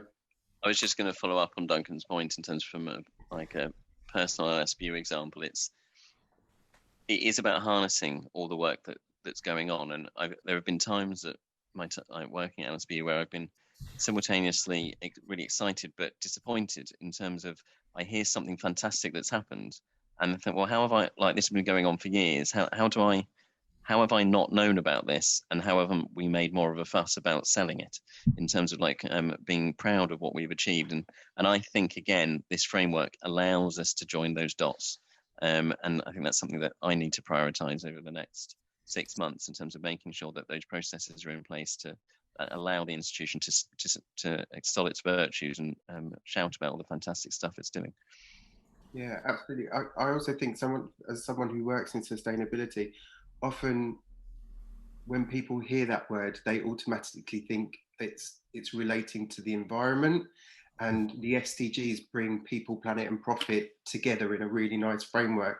So, you know, LSBU excels in terms of our social goals. The ones where we was ranking really highly is about mobilizing our students to, you know, to have social mobility. And I think that's not always understood by people when they first hear that word sustainability. So I think that, yeah, there's lots that I'll be doing around our communications of this as well over the coming year. The next question from Rach Mule is, what advice could you give to other universities in incorporating the SDGs into their strategies? So I guess that's both for Duncan and Richard, whoever wants to go first. I'll give that to Richard first. He's the one who's building up the strategy document. I think the advice I would give is that there's not a single approach. You need to harness the excitement of your staff across the piece, but you also need to engage in your leadership to believe in it. And I don't think it's something that should be top-down driven, but it's something that needs to be sponsored by the leadership and to be shown as important and lived and breathed. So it's all very well having it written down in a document, but the staff need to have faith and trust that leadership will follow it through in terms of when making decisions. We've made a very public statement in terms of our endorsement of this approach by putting it in a strategy document that will be in the public eye, which is a fantastic, like, that's not the only way of doing it, and many institutions go down different routes.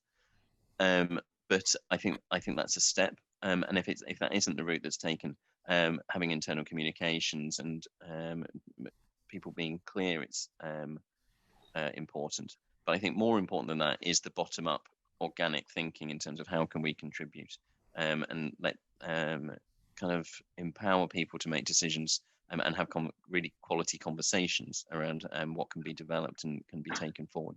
Because a lot of the things around sustainability objectives don't necessarily need to cost a lot of money to do, or any money. Sometimes it can be just doing things differently.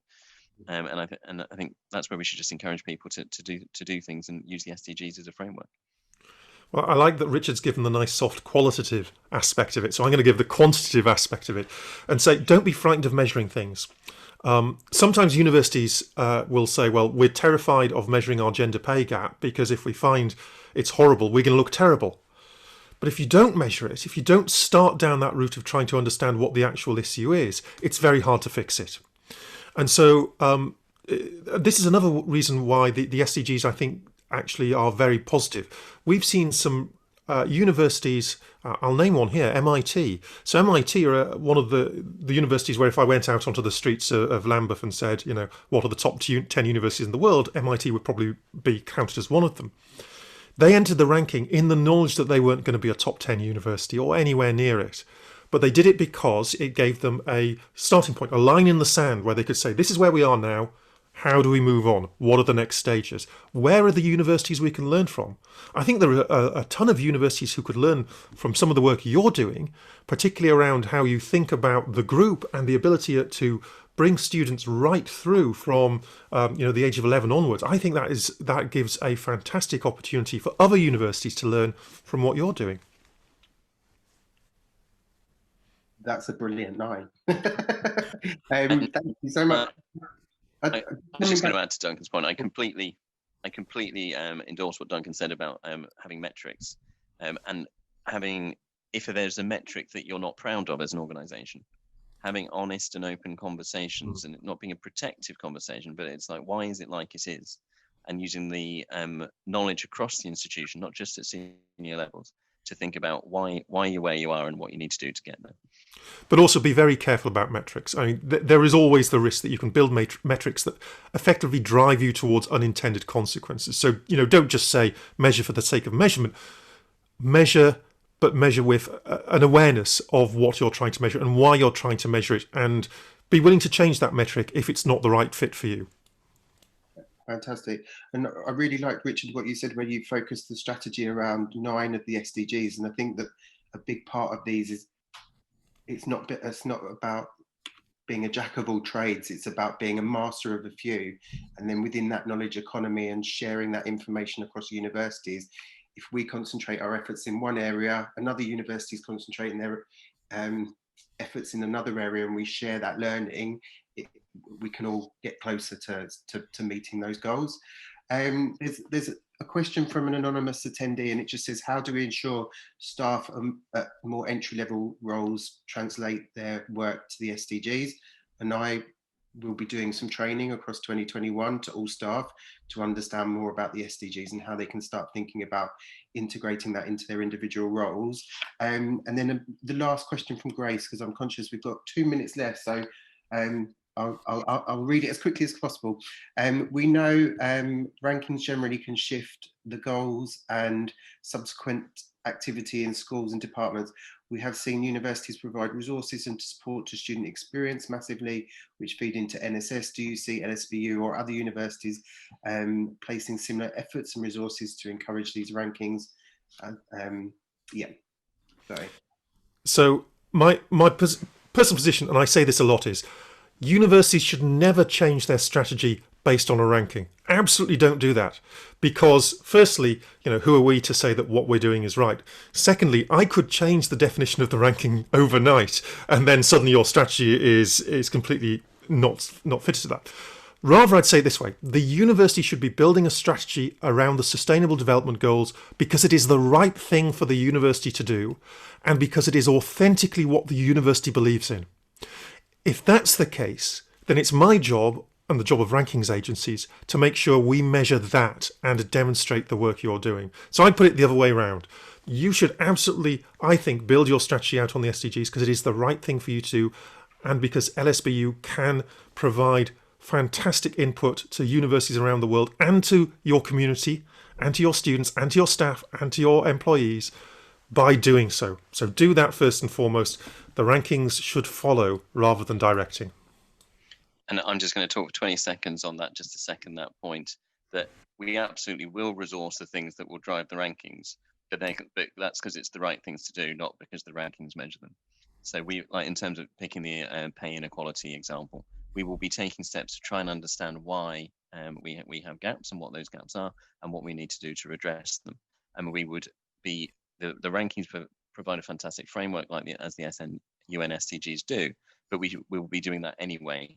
And it will be great when we shoot up the position in the rankings to reflect that performance. And the very, very last thing I'll say, because I know we're really short on time, Thomas, was around the question in terms of how entry-level staff can support. And I think it's through, I encourage an organic approach. Don't wait for permission. If there's something you're passionate about, talk to your line manager, work it through.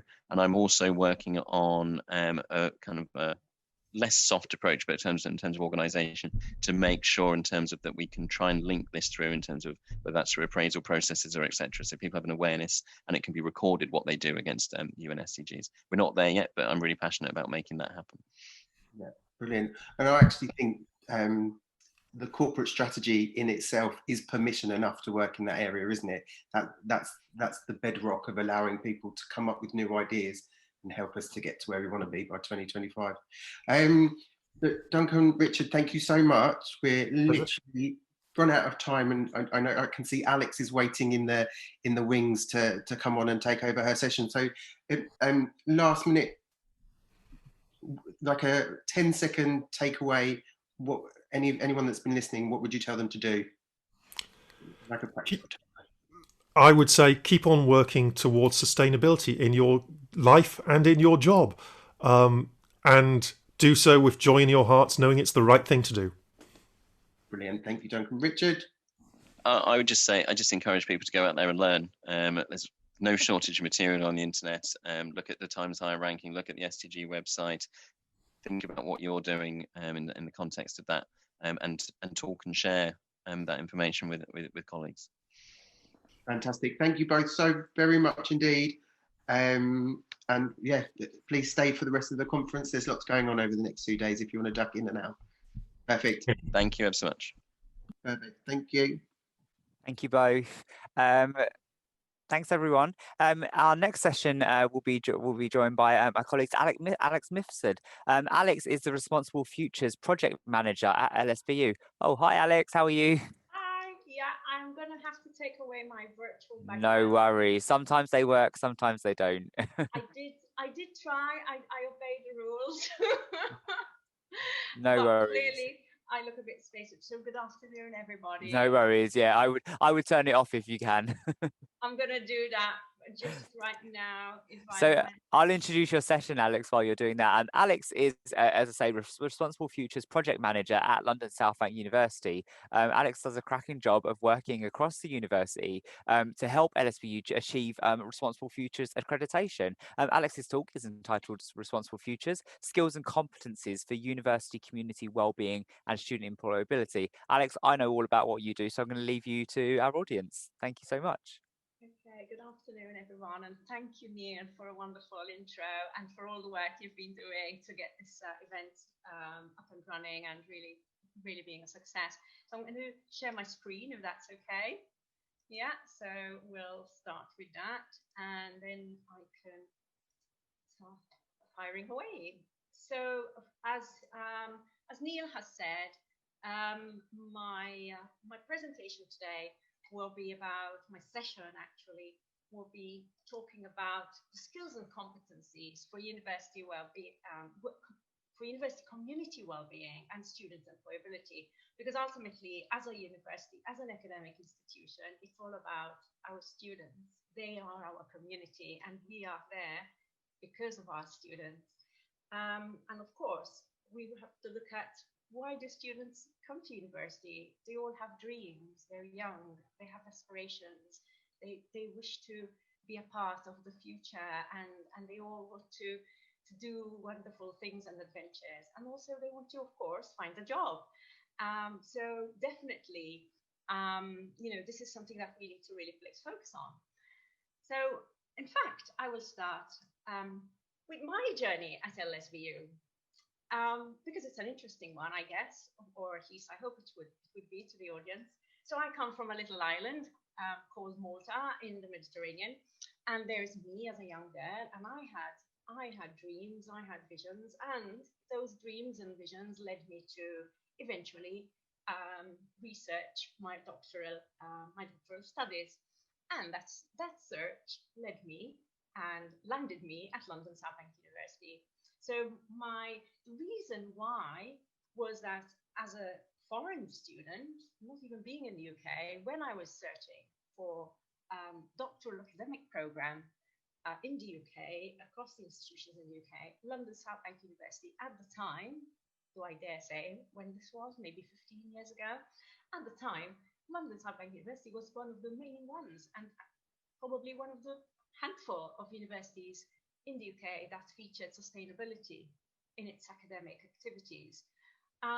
So why am I saying this? The reason is that it's quite clear that London South Bank always had sustainability quite embedded, and already there was a good platform for it to sort of bear fruit. And this obviously is primarily, in my case anyway, my route into London South Bank University was through the Education for Sustainability team at LSBU, and I know that there's a session later on this afternoon by the wonderful team there, my colleagues, that eventually led me, you can see me there, obviously, receiving my doctoral award at London South Bank University. So of course, I'm a student, I'm a past student of the university, and it helped me shape my dreams, and it made me who I am today with the values. It helped me to strengthen some of the values I had.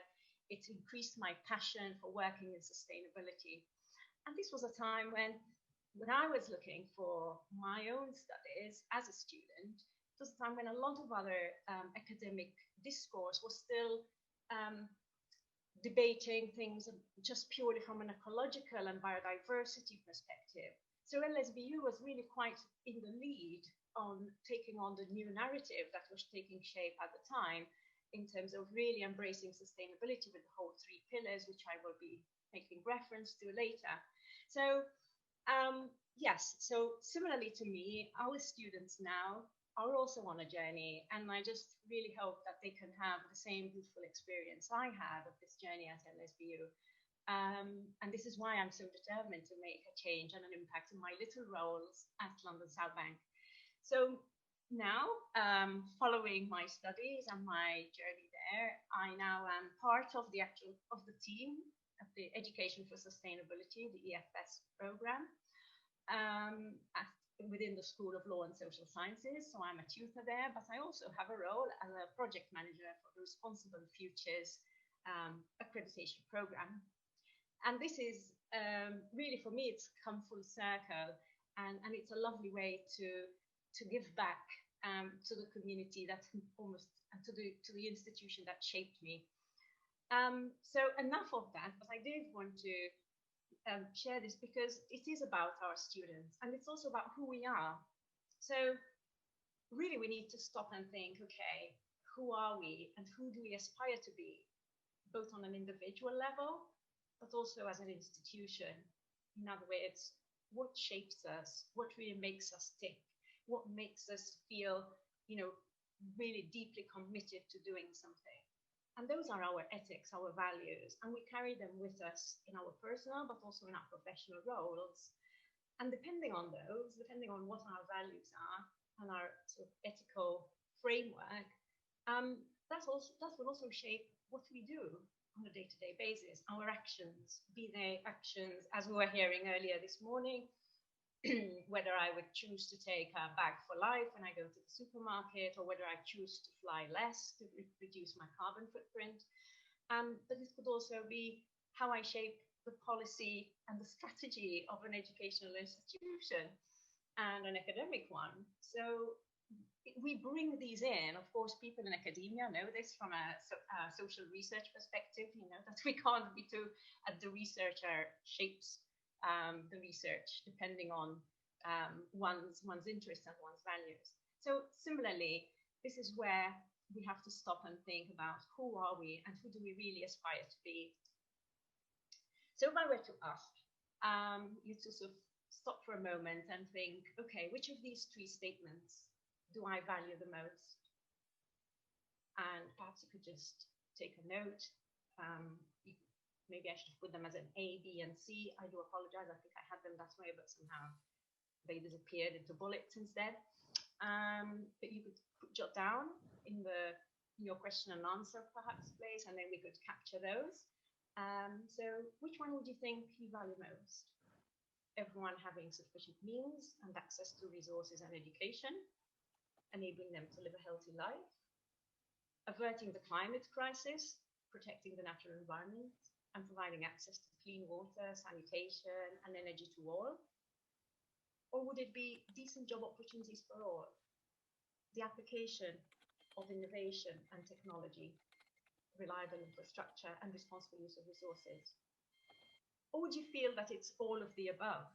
Because for you, if I can't choose one over the other. To me, they are all really important, and I will try my best. I will endeavour to work on all 3. I don't know if we'd want to take some of the comments now, perhaps, just to. Yeah, just so a lot of people were saying, well, I started us off by saying A, and then I kind of thought, well, actually, all of them. A lot of people were saying all of them. Grace says A and B. Thomas says B, but I feel A and C enable B. So yeah, a few viewpoints on there. Okay. So that's interesting. So thank you, Neil. Thank you for sort of summarising a little bit of that. But yes, so there we can see the interconnectedness and of how really our values are probably a mix of all these 3. And I didn't choose them just randomly. Those are actually, if you were to carefully look at them, they would shape the 3 pillars of sustainability. So there we have everyone having sufficient means and access to resources and education, enabling them to live a healthy life.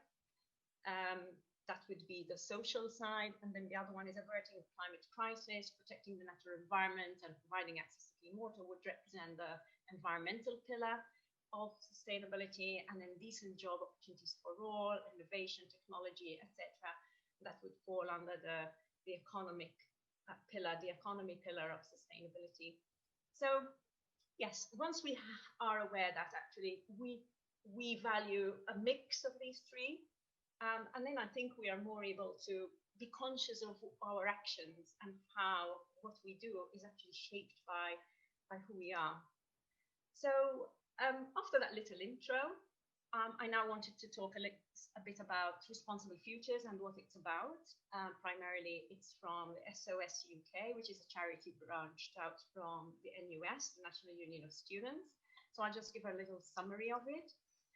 First of all, SOS UK is it stands for Students Organising for Sustainability, which I find a little difficult to say in a phrase.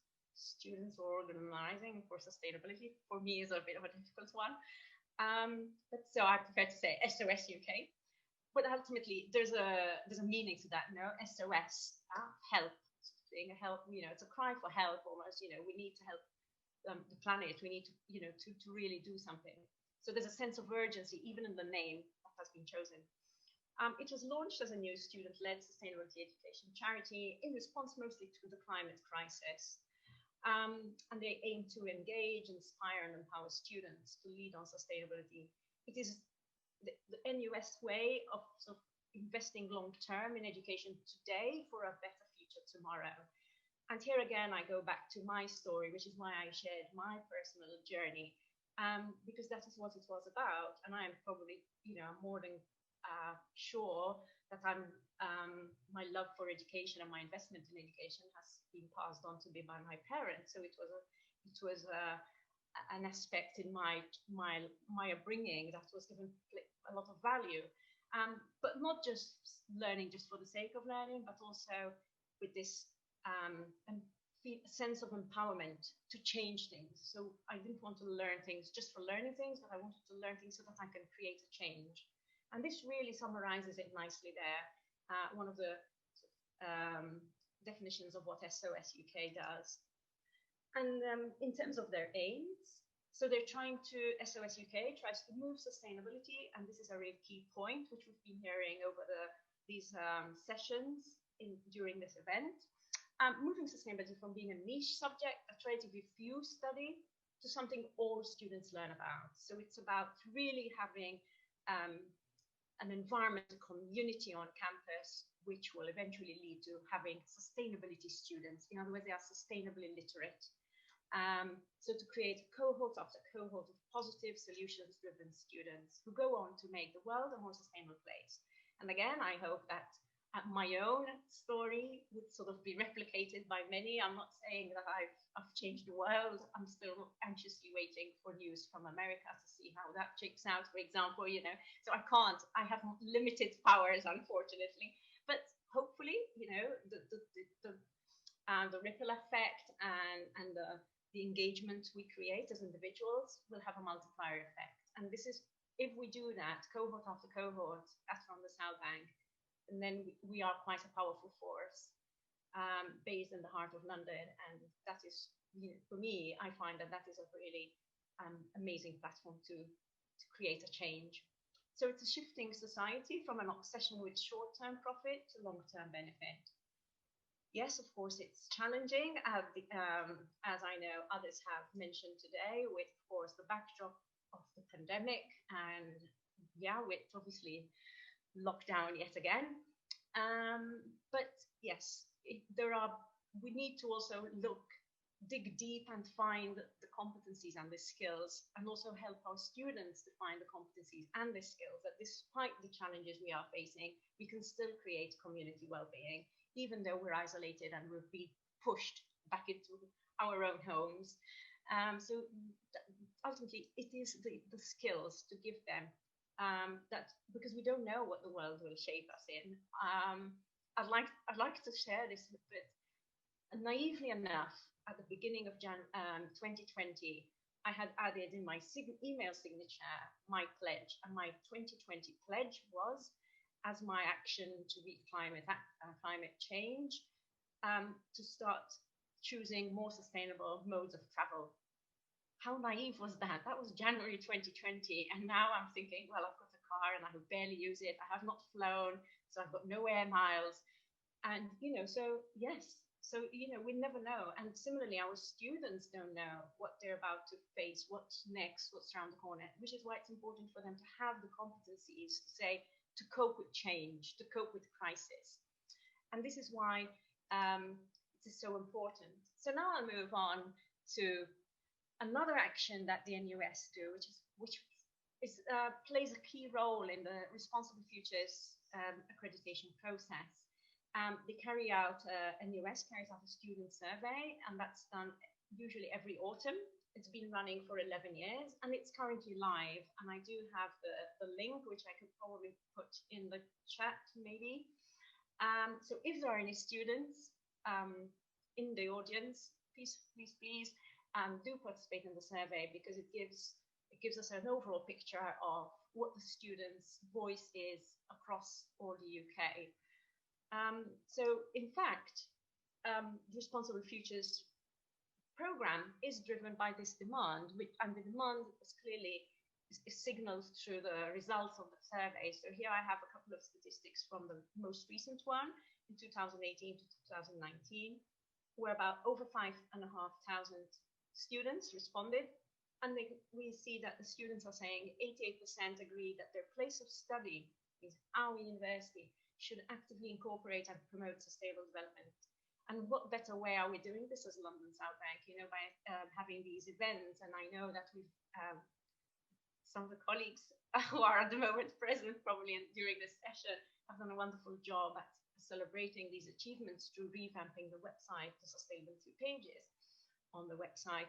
But also 80% would like to see sustainable development actively incorporated and promoted through all courses. And I will come to this. So this is, here they are concerned about, or rather really keen to gain those competencies, to have the skills. And they are looking at their university to gain those skills, to gain those competencies. And this is our probably duty, our responsibility to offer them that platform for them to achieve these competencies.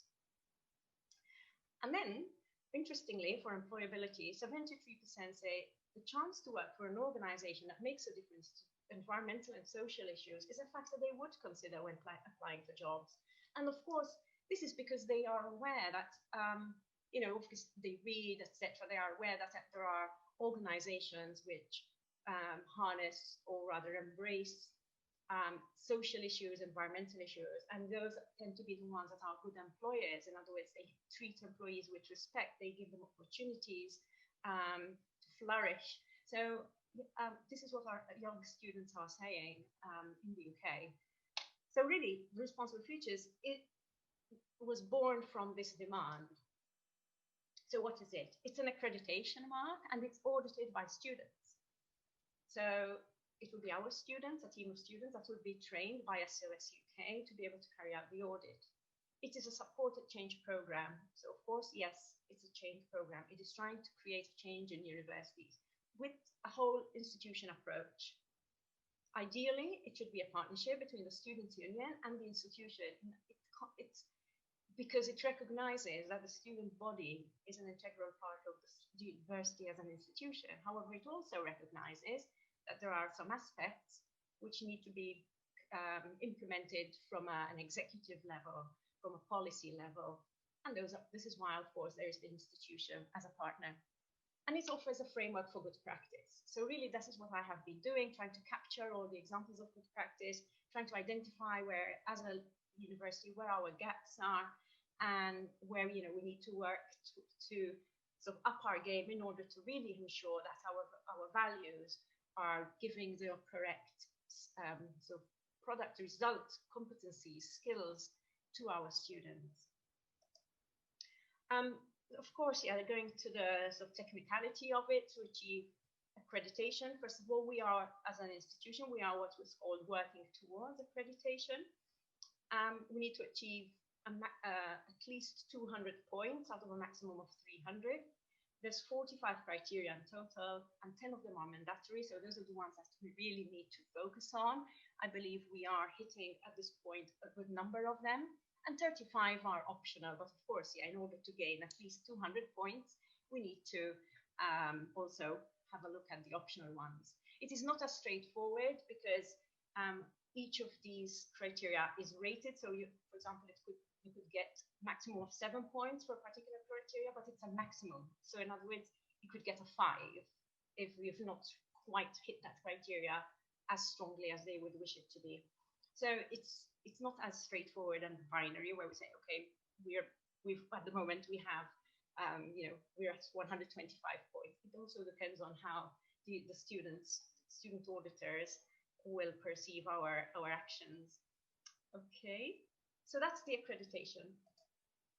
And what are the criteria? They're divided into themes. One of them is baselines and benchmarks. Another one is partnership and planning. Another one is under the theme of leadership and strategy, policy and commitment, interventions, impact and outcomes, and then outreach. In other words, we share what we have done. And then we have we are allowed 3 to define our own criteria, where we highlight our own sort of unique good practice. I do have in mind a couple of things where I believe that London South Bank has unique good practice. Probably our links with, for example, our Commonwealth students and Africa. I know there's a lot of activity happening around that theme. I believe it is quite unique for London South Bank. So I'm hoping to explore that better, and we can include it as a criteria for us. So really, this is the criteria. So it was a technical part of the Responsible Futures, just to give you a summary of it. And now I get back to how the Responsible Futures framework can assist and can support the university in order to ensure that there is community well-being and employability. So because it's a holistic approach, in other words, it needs to be embedded in the curriculum, but at the same time, it needs to form the basis of all activity across the institution. For example, what we've just heard from Richard, that we've got a new strategy where we've selected certain SDGs and we're working on them, and we aim to work to be, focus on those ones.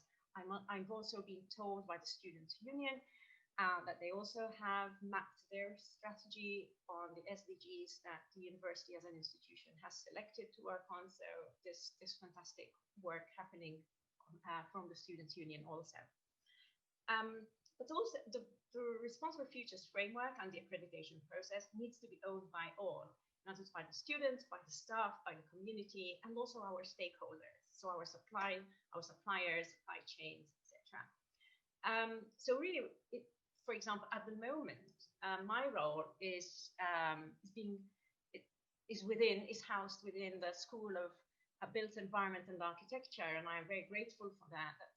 It's a school that has recognized and felt that they were able to lead and also put resources into place as their way of showing a commitment towards Responsible Futures accreditation. Of course, this could not have happened without the support from senior leadership, and we have, of course, our provost, Professor Pat Bailey. So I'm also grateful for that support. But ideally, this is not something which should be led from a corner, a little tiny corner in a little tiny room somewhere by just one person. In fact, we would not make it to accreditation, because we need to prove that actions are being taken not by just one person, but actually it's happening all across in all our operations, whether it's recruitment. Do we have criteria and the recruitment are there in the process to try and bring in some of the themes of sustainability and social responsibility? How about when we have staff development training? Are there any themes related to sustainability and social responsibility included as part of their compulsory training? Things like this. It needs to be across the whole organization. So of course, because of that, it lends itself beautifully to working with the Sustainable Development Goals, which we've just heard quite a lot about. But of course, yes, they go hand in hand. And it was not it was never the aim of SOS UK when they brought about and launched the Responsible Futures accreditation to sort of reinvent something completely new. It was basically a way of driving a university, a framework that helps to ensure, it's working towards the SDGs, to ensuring that the social responsibility and sustainability themes are continuously up on the agenda and right in the forefront of everything that we do as an institution. For people who would want to embed these themes of social responsibility and sustainability, NUS have a resource guide, and it's available online, which is called From Art to Zoo Management, Embedding Sustainability in UK Higher and Further Education. It's a fantastic guide, which you could just even, if you Google it up, it will come up quite quickly. Actually, I should not say Google up, I should say another one, which is a bit more sustainable as a search engine, where they plant trees for the searches that you do on when you do internet searches. Anyways, so back to the guide. Yes, you can download it. It's free. It's readily available. And here are just a couple of ways of how academics from the teaching side, from the academic side of an institution, have embedded some of the maybe sustainability themes into their own teaching. In other words, this is not about adding, it's not an added work. It's not putting more into the curriculum. It's about how you embed it, how it's infused in the existing curriculum. So you could see that it was, for example, there's a case in the dentistry. Here's a language one. Just students tour a local ethical business to develop their language skills. And there's also one, for example, from RE, religious studies. So just a little example of how we could embed sustainability and also social responsibility into the curriculum. And I know that the EFS team will probably be talking a little bit more in depth on this later on today. So what about skills and competencies then for health and for well-being of our students, for the community and the members of staff? Well, if we embrace the 3 pillars of sustainability, and here I have adapted the diagram from the University of Michigan Sustainability Assessment, but of course we all know that there are 3 pillars, which I made reference to earlier. But if you look at sort of some of the subtopics, I'm sure that if we look at our programs, the programs that we offer to students, I'm sure that there will be several programs that touch upon one or more of those themes. However, what's important is to try and introduce those themes in a more holistic approach to ensure that our students leave our university with the skills and competencies to know that they are interlinked. That energy efficiency is linked to standard of living, it's linked to community, it's linked to equal opportunity, it's also linked to environmental justice, it's also linked to business ethics, it's linked to natural resource use and natural resource management. So this is how we can, as an academic institution, work towards really equipping our students with skills and competencies. And that is why the Responsible Futures is there to try and capture the examples of good practice by colleagues on campus who are already doing this so successfully, and perhaps potentially serve as mentors or peer-to-peer support to others that may feel a little bit too overwhelmed about embedding and infusing some of the topics of social responsibility and sustainability into their area, into their programs, into their modules. This is again one of the things I try to do, is try to capture these examples, and I'm hoping that we could set up a community of good practice where people come together to try and share their ideas, and then it's replicated across all the schools to have a really proper framework for our courses, our modules, where at least the themes from sustainability are somehow embedded. But when I did a survey amongst teaching staff in June, and they were asked about, I asked them in the survey, do you strive to help your students improve their ability to make a difference to other people? So this is our members of the teaching staff at London South Bank. So 85% of the respondents for my survey said that they do. In other words, they do try to help students improve their ability to make a difference to other people, and also to make a difference to the environment. It was 73%, and make a difference to global peace and prosperity, 62%. So definitely there is there is good practice happening on our campus.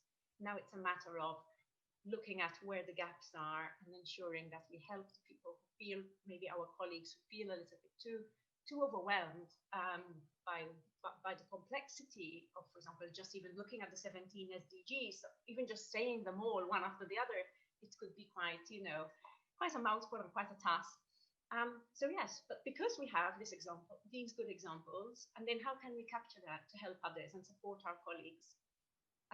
So that's something that is a real positive in our university. And then I asked them, in your teaching, do you cover any social responsibility and sustainability themes in your teaching? And again, there was an overwhelming majority where they said yes.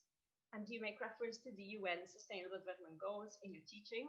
And this was a little weaker. So I'm pleased that today, we've had the session on the SDGs just now, where hopefully this will give more, push. It will kind of accelerate and help people to feel more encouraged. Looking at it from a researcher perspective, I could easily criticize my own research by saying, well, clearly the respondents were people who has an interest in this topic. So we need to look in the, the sidelines to see where our colleagues are who did not respond, and perhaps ones that we need to bring on board and engage with much better. That's obviously being self-critical from a researcher perspective. But yes, of course, we cannot just celebrate like what was said in the discussion earlier. We cannot just celebrate and say, oh, look, we are doing well and that's it. It's good to look at, okay, where are our problem areas? And this is not about saying, okay, that school or this module or that particular person is not doing the right job. It's a matter of being together to really create a community sense of well-being. So I've now practically come to the end of this, because I am aware that I need to allow for some questions. So before I do so, my call to action is, yes, if we do think that we are too small, I love this quote. If you think you're too small to have an impact, try going to bed with a mosquito in the room. That's probably because I come from the Mediterranean and I had to live and cope with mosquitoes, and they just simply love butchering me to death. So yeah, yes, we can make a difference even if we're a tiny mosquito. So thank you very much for listening, and I hope you enjoy the rest of the sessions today and tomorrow, of course. And obviously I'm ready to take some questions or comments. Thank you so much, Alex. Great to hear from you about all the exciting work you do. Thank you for sharing. Thank you for sharing your story. I didn't actually know that you were an LSBU alumni, which is really exciting. And also for sharing your journey to sustainability as well. It's really kind of like it gives people a bit of context as to kind of like why you do what you do. We talked about kind of like getting engagement across the board. And I know that this is something that we've actually spoken about before in terms of that engagement. How can you engage with younger people who haven't had the importance of sustainability and climate issues instilled into them? You spoke about your experience with your parents and them kind of like really kind of like pushing you to care and take action. Not everyone has that, so how do you engage with young people who, when they're coming to university and they're coming to do a certain course, this is all very new? Well, I think, and I know earlier in a previous session I sort of dipped in and out from, yes, it is by, I think, creating exciting material, using their language, showing them the changes that are happening, making it, really showing them that, one, there is a sense of urgency, so presenting the facts, because unfortunately they are flooded with a lot of misinformation and, fake news and all this on social media. So it's very important that as an academic institution, we do have the knowledge, we have the information, and we have the correct information. So that is definitely important. And then by creating activities like, for example, quizzes, etc., which will help them identify their own actions, what they can do. And I think there we will see a change. And I know there are many colleagues who are working wonderfully to do this. Yeah. Yeah, we had Usha, who gave a talk about embedding sustainability into accounting, spoke about it. Yeah. Grace and Barbara yesterday, and then last night we had a panel discussion talking about how Ronki Vashola embeds it into kind of the courses for our fashion students and our advertising as well. So it's something we're doing across the board. What are some of the struggles we face at LSBU? I think some of the struggles are probably the actual, of course, the opportunity is that it's a London-based university, so that is fantastic because it's like right in the hub of all activities of the country. But then, of course, the fact that it doesn't have, it's sort of a campus-based university with its own grounds, it's easy for us to kind of lose our students physically. And also, I would imagine that our students, because it is a London university, are quite time and financially poor, so because it is challenging to live in London as a student. So a lot of them will juggle a lot of part-time jobs. So that's quite a challenge. And it's overwhelming as well, kind of like with the amount of information, you have to eat healthily, you have to look after the future of the planet, you have to look after yourself while balancing the pressures to kind of like, we've been speaking a lot about consumption, have the latest things. So it's kind of that mismatch as well as the course. A lot of our students are coming in to do one set course, and then they're having sustainability and lots of other things kind of like packed into that as well. So it's a bit overwhelming for people, I think, sometimes. It is. However, if it's dressed well, and with, for example, like as you know, Neil, I have worked with the REI student ambassadors, and they were able, we were able to show that it will help them, it will give them a real edge in their entrepreneurship, in their innovation, into trying to build perhaps their own little business. And they saw that is really useful for them. And then I think it's not as overwhelming, but until you get there, it's until you create this link. Yeah. Absolutely.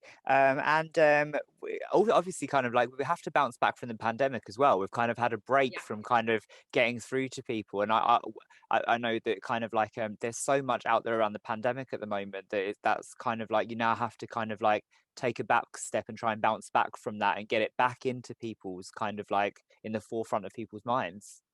Yes, it is. And of course, there's a lot of parallels between the pandemic and sustainability and climate action. And I think they can all be linked together, and we can all benefit from taking a good look at, what the world is like at the moment. Community action. I mean, if we're living maybe in the suburbs, you suddenly become aware of who your neighbor is. Whereas before it was always jump on the train, quickly get into London and start work or going to your first lecture room. And now it's more about, okay, who's my neighbor? Do they need help? Can we do something? There is that also. We're moving away from being a bit selfish sometimes and a bit consumed with what we have and what we want versus the importance of community and being grateful for what we've got, which at the moment is a planet, but we need to look after it. Yeah, definitely. Yeah. Fantastic. We have a question from Carl. Hi, Alex. Now that you stumbled on mentioning Google is not the most ethical, do you know of an alternative that will not cut out a full world library of research? Yes, there is. And at the moment, I wanted to say it during my presentation. Thank you, Thomas. Oh, I love you, Thomas. Thank you so much. Ecosia. I was just going, what is it? And all I could think of was Nicosia. I was going like, no. Cool. So that's a close, yeah. And I think one was mentioned yesterday. DuckDuckGo, I think, was mentioned as well. I don't know if that cuts anything out, but I know that was mentioned yesterday. Alex, we are nearing the end of our session. Do you have any kind of two of the key principles are Mythbusters and practical takeaways? Yes. And I know you shared a couple of these for the takeaway document that we're sharing. But what would you like to leave our audience with today in terms of kind of a practical takeaway that they can do? Yes, a practical takeaway, if they are members of staff at LSBU, please do engage with the sustainability actions that are taking place across campus. If you're a member of the teaching staff, please seek help and even from me, approach me and the team at EFS, which I know we'll be talking about later on this afternoon, to see how you could embed it into your teaching and learning. If you're a member of the public, definitely look at what you're doing and identify 2 right now actions that you can take to bring down your carbon footprint, even if it's changing a light bulb or just deciding to eat one less meat in your meals a week. Even if it's just doing that, just take 2 actions, right now actions. And this is what this is all about, isn't it? It's practical takeaways, and small actions can make a big difference.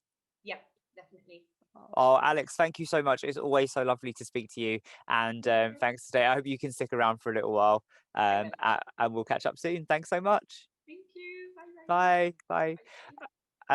Thanks, Alex. Our next session, we will be joined by my colleague, Professor Deborah Andrews, and some of our students and staff from across LSBU. So we'll take a short break until 20 past. In the meantime, we'll be in the background setting that up. So please bear with us. Thanks very much. Engineering education. So without further ado, I'll very quickly tell you a little bit about the origins of LSBU. The university started life as the Borough Polytechnic Institute in 1892, and it was set up to help local people to improve their general knowledge and industrial skills and so forth in order to get better jobs. And we are very, very proud that the university, or the institute as was the first educational institution in the UK to admit women to engineering courses. And we are celebrating 100 years of women in engineering this year. So it's no coincidence that this celebration from 1920, that at the time there was an enormous amount of technological innovation that supported design, and design supported technological innovation, of course. We saw the electrification of industry very gradually and homes. And after the First World War, there was an economic boom, and consequently people's income increased, and they wanted to buy things to make daily life easier. And also at the beginning of the early 1930s, we had the introduction of radio, the first sort of mass communication technology.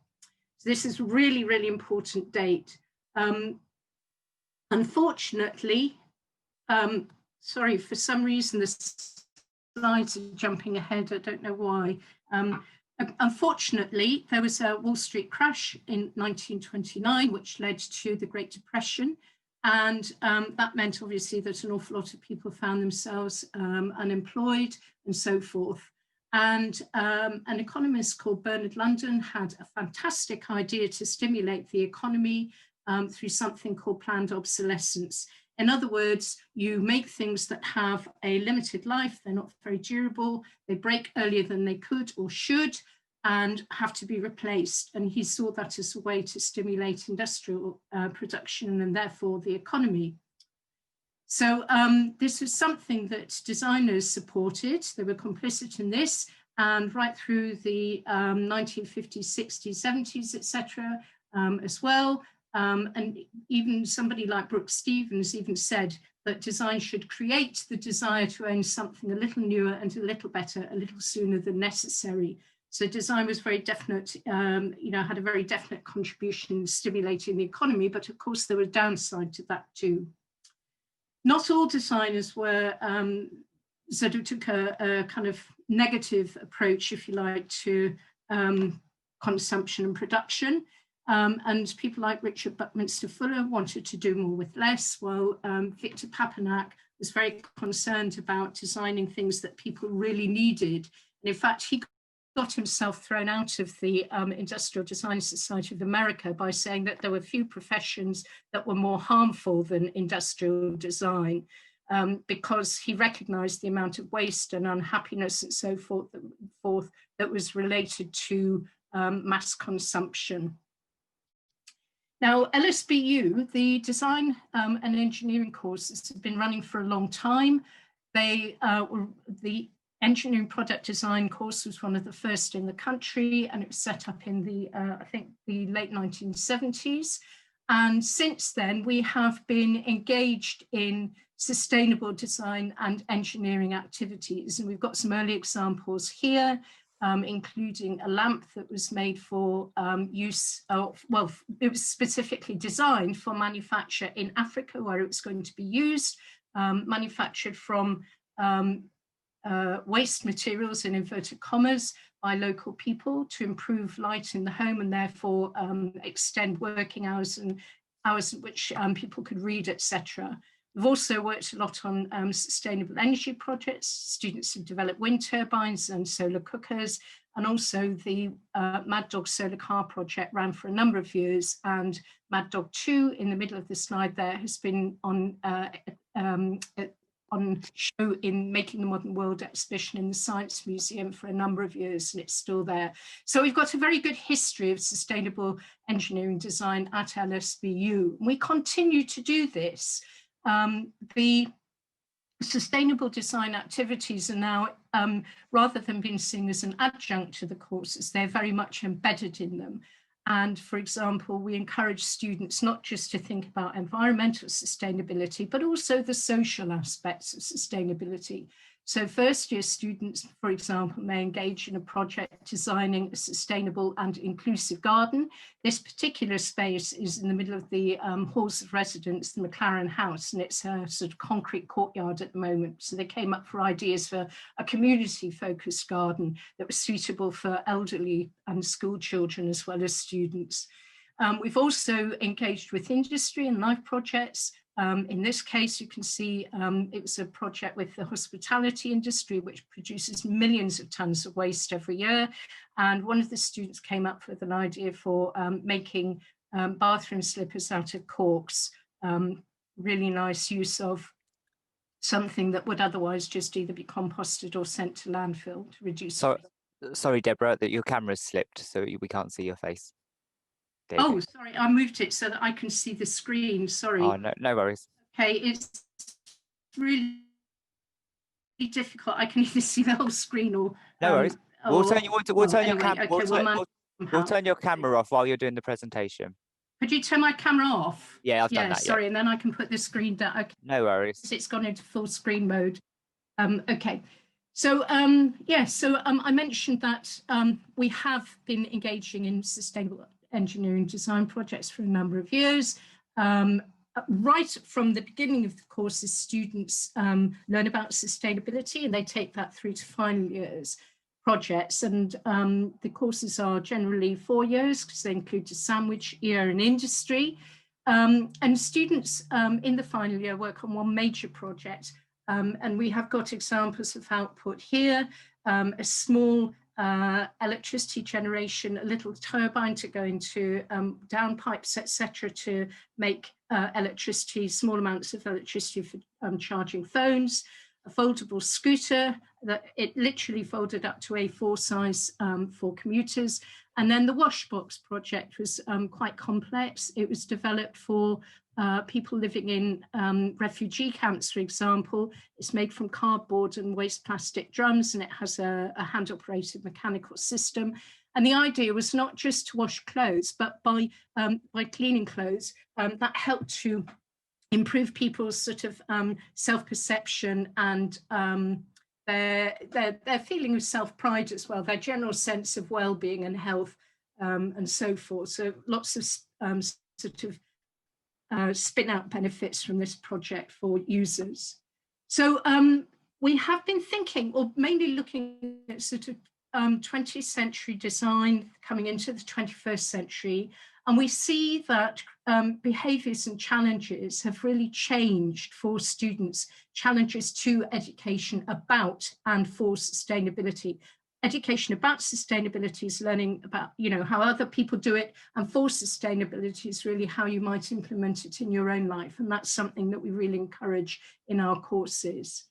So some of the challenges arise from things like modularization, for example, which has encouraged a tick box culture where students do sustainable design in one module, and then they think, well, I've done that. I don't need to think about it again. So that's quite a problem, and something that we are working to resolve.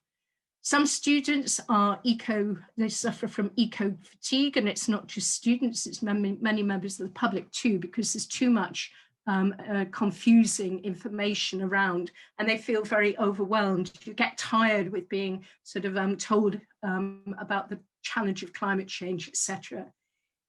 Linking into that is eco-anxiety, which is a fear of climatic and environmental catastrophe. And again, people can feel very overwhelmed by the problem and literally not sleeping at night because they're so afraid of what may or may not happen in the future. And finally, eco-apathy or learned helplessness, when we literally, again, feel overwhelmed by the scale of all the problems that are around us. And this can be compounded by the internet and the way in which algorithms work. So if you start to click on a particular kind of video, for example, in YouTube, then your recommendations will give you more of the same rather than anything different to sort of present a balanced argument. And that can compound eco-apathy and anxiety and so forth. Now, there are professional organisations that support both engineering and design professions. These include the Engineering Council and Chartered Society of Designers. The Engineering Council is very proactive and gives guidance on sustainability for engineers, regardless of whether you're doing mechanical, chemical, or whatever kind of engineering. And you have to address certain principles in order to become a chartered engineer. So they're quite proactive. Unfortunately, the Chartered Society of Designers and Design Council don't have this level of sort of proaction or visibility and so forth in promoting sustainability. So the Design Council mentioned it, but in relation to the built environment rather than product. And the Chartered Society of Designers only really tend to mention it as sort of looking after the environment. There is no actual inclusion of the word sustainability in their documentation anywhere. So that's not very positive for designers. It's something, again, that we really need to address and challenge in our design courses. We need alternative strategies for education about and for sustainability, and to create things, activities that are engaging, memorable, they make impact, are enjoyable and empowering.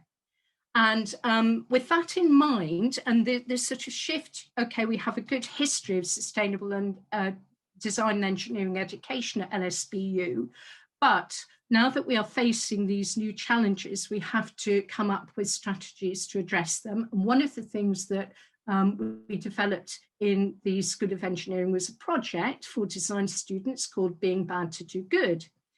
And in this instance, we use reverse psychology to embed life cycle thinking and knowledge of sustainable development goals in design and engineering curricula. So it's an assignment that I developed in conjunction with my colleague Ben Lishman, because we co-teach the on Sustainability Week for first year students. It's interdisciplinary, i.e. both engineering product and product design students work on a 3 to 4 day group project. And the challenge is to design your future. It's your city, your choice. But rather than being asked to develop something sustainable, they're asked to develop something unsustainable in response to a specific theme. It could be food, water, transport, travel, energy production, buildings, resource use, health or leisure. So they have to think about things in a rather different way. So it was a bit of a risk asking people to design things that are unsustainable, but we are, and in conjunction with our colleague Liz Newton from psychology, we've been looking at the benefits of this and looking at marks and how the this sort of reverse way or thinking about things has had a positive impact on student learning. And we're beginning to see some changes in module marks, the modules with projects related to sustainable design. They're not significant changes, but they do suggest a trend. And so with that in mind, we're now going to talk to students and find out from their perspective why they feel or what they feel about this project. So without further ado, let's talk to some students. So the next slide, we can see here there are two projects that were created by two different groups of students. The first group, Zainab F and Kainath, their project was Water World, and the second image shows 7 Steams, which was a project about, well, the students will explain, it's basically about food. So my first question is to Beth. Could you just give us a very quick one-line description of Waterworld, what it was about, please? It was a 24-hour water park that we decided to situate in North Greenwich. It had 5 large pools that hosted a variety of different water sports, suitable for all members of the family. A lazy river running around the centre, which transported our customers to different pools and activities, as well as a heated outdoor moat for jet skiing. Okay, and one of the key things that you were asked to do was to identify the sustainable development goals that the project completely undermined or negated. So which ones did your project trash, for want of a better word? We broke 9 of the 17. These included good health and well-being, clean water and sanitation, affordable and clean energy, industry, innovation, infrastructure, sustainable cities and communities, responsible consumption and production, climate action, life below water, and life on land. That's a pretty good hit. Oops, a pretty good hit. Sorry, these slides keep changing automatically. Okay, so next question. Dimitri, would you please explain to us what 7 Steams is?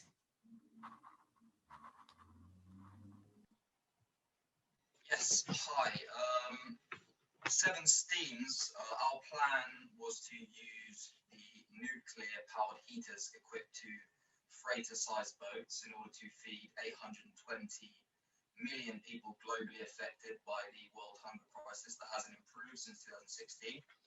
Our aim was to use this technology effectively to boil the sea in order to kill and cook millions of fish. We could potentially produce a whopping 3.5 trillion boiled fish to an estimated 7.7 billion people. Some would call this unsustainable due to the global resource lasting no more than 454 days, but in just over a year, 7.7 people will be rewarded with 1 fish a day. Thank you. Okay, and Siobhan, which sustainable development goals trashed? The ones we've trashed are good health and well-being, responsible consuming and production, climate change, life below sea, life on land. Yeah, those are the ones that we'll completely destroy. Okay, and why is there a polar bear in your presentation? That's because when the water heats up, the ice will start to melt in the polar caps, killing all animals that depend on the colder climate. So that would destroy all their lives. Okay, so that was a really good project in terms of environmental damage. It's really good. Okay, so nice short-term thinking, feed some people for a very short period of time and destroy the environment en route. So, Ben, have you got a question, Ben? Yes, I'll jump in now. I guess my question to Harry is, did you find it difficult to do these terrible things or to suggest these terrible things as part of university work? Harry there? If he's not, okay. Then is Dimitri and Shireen, do you want to answer that if Harry's there? Harry's just coming in now. Oh, okay, that's good. Hi, Harry.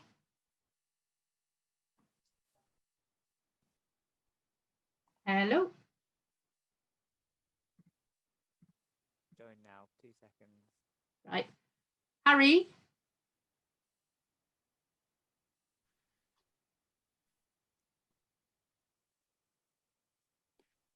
Is he there, Neil? Yeah, he's on the he's in the panelist section, so just waiting for him to respond. Harry, can you turn your mic on? It's not coming up with a mic symbol, so you might want to move on. Okay, we'll come back to Harry in a minute. Oh, Shireen and Dimitri, would you want to respond to Ben's question? Yeah, of course. It was quite easy to do. However, we did find it very easy to see the benefits of not destroying the climate as well. It's a good project in terms of showing us what bad we can do, but yet how easy it is as well to do good. So it's quite an interesting program in terms of psychology. Okay, and Liz, do you have questions? Yes, I do. Sorry, I keep looking at the wrong screen so you can see me on the side. What I would like to know from any of you is that, did this approach actually encourage you to think differently about your assignment than you would for a more traditional one? I don't know who wants to answer that. Sign up, Beth? Is sign up there? Answer it. As designers, we're always, thinking about doing good and helping people, but humans are inherently selfish people. So being able to focus on doing bad came quite easily. And it was also fun to do because it showed us a whole new perspective on how to look at problems. It showed us how much damage we could actually do, and then think about how can we reverse that damage that we've done. Thank you. Yeah, Ben, have you got more questions? Yeah, and I guess the other thing that seems important to say here is that this does all look really quite fun. And so I guess that's my question is, did you find it fun to do these things and kind of put yourself in a completely different set of shoes? And that question is to anyone and everyone. It was fun because you could see how far we can actually push the limits of what we can do. It was interesting to see that we have the technology to destroy so much more than to create or help. So Liz, so we heard some feedback from students about the project, and it was very enjoyable. It was a bit of a risk running it because I think Ben and I discussed it. We weren't quite sure how things were going to turn out, but actually it was, it seems to have been very successful. So I wonder, as a psychologist, and particularly sort of looking at learning pattern styles, etc., could you give some sort of explain why this reverse psychology approach works? Well, there's different reasons why it works. I mean, one of the things that keeps coming up, the themes that people are talking about, is fun. And so if students find the work fun to do, then they're going to enjoy it and they're going to invest more in doing it. It's going to increase their motivation. So from a learning point of view, we know that motivation is one of the key predictors of academic success. So that's one of the big things that why this works really well. The other thing is that in order to be able to do something very badly, you have to understand how to do it really well. So in order to to do these projects, they have to process the information at a much deeper level than they would to just do a cursory, oh, that's a good thing, tick, that's a good thing, tick. They've really got to think about how to turn it around. And that really increases the understanding as well. So I think one of the things that we're considering is trying this with industry, perhaps running workshop with, I don't know, manufacturers or whoever, and to see how they would approach the challenge as well, and to see then whether it raises their awareness of sustainability and sustainable development goals. So that's one of our longer term intentions. One thing I'd like to mention as well, that one of the fun things, we're really lucky at the presentations when the students did their project pitches, the atmosphere was electric. I mean, as soon as anybody walked into the studio, I think you would have, just picked up on the sort of vibrancy in the atmosphere. It was really good. And we were very fortunate to have two clients, in inverted commas, that the students were pitching their projects to, and Tim Franson, and they really, that they were encouraging the students to be even more bad, if you like. So it was a very memorable afternoon, really, really good afternoon. The only thing we have to be careful of is when students go along for interview, that they do explain to anybody who's looking at their portfolio that the rationale behind the project, that this is not how they want to design things. We just got to make sure that that's really clear. So we'd also like now to talk to two final year students who have been through 3 and 4 years of sustainable engineering and design education at LSBU.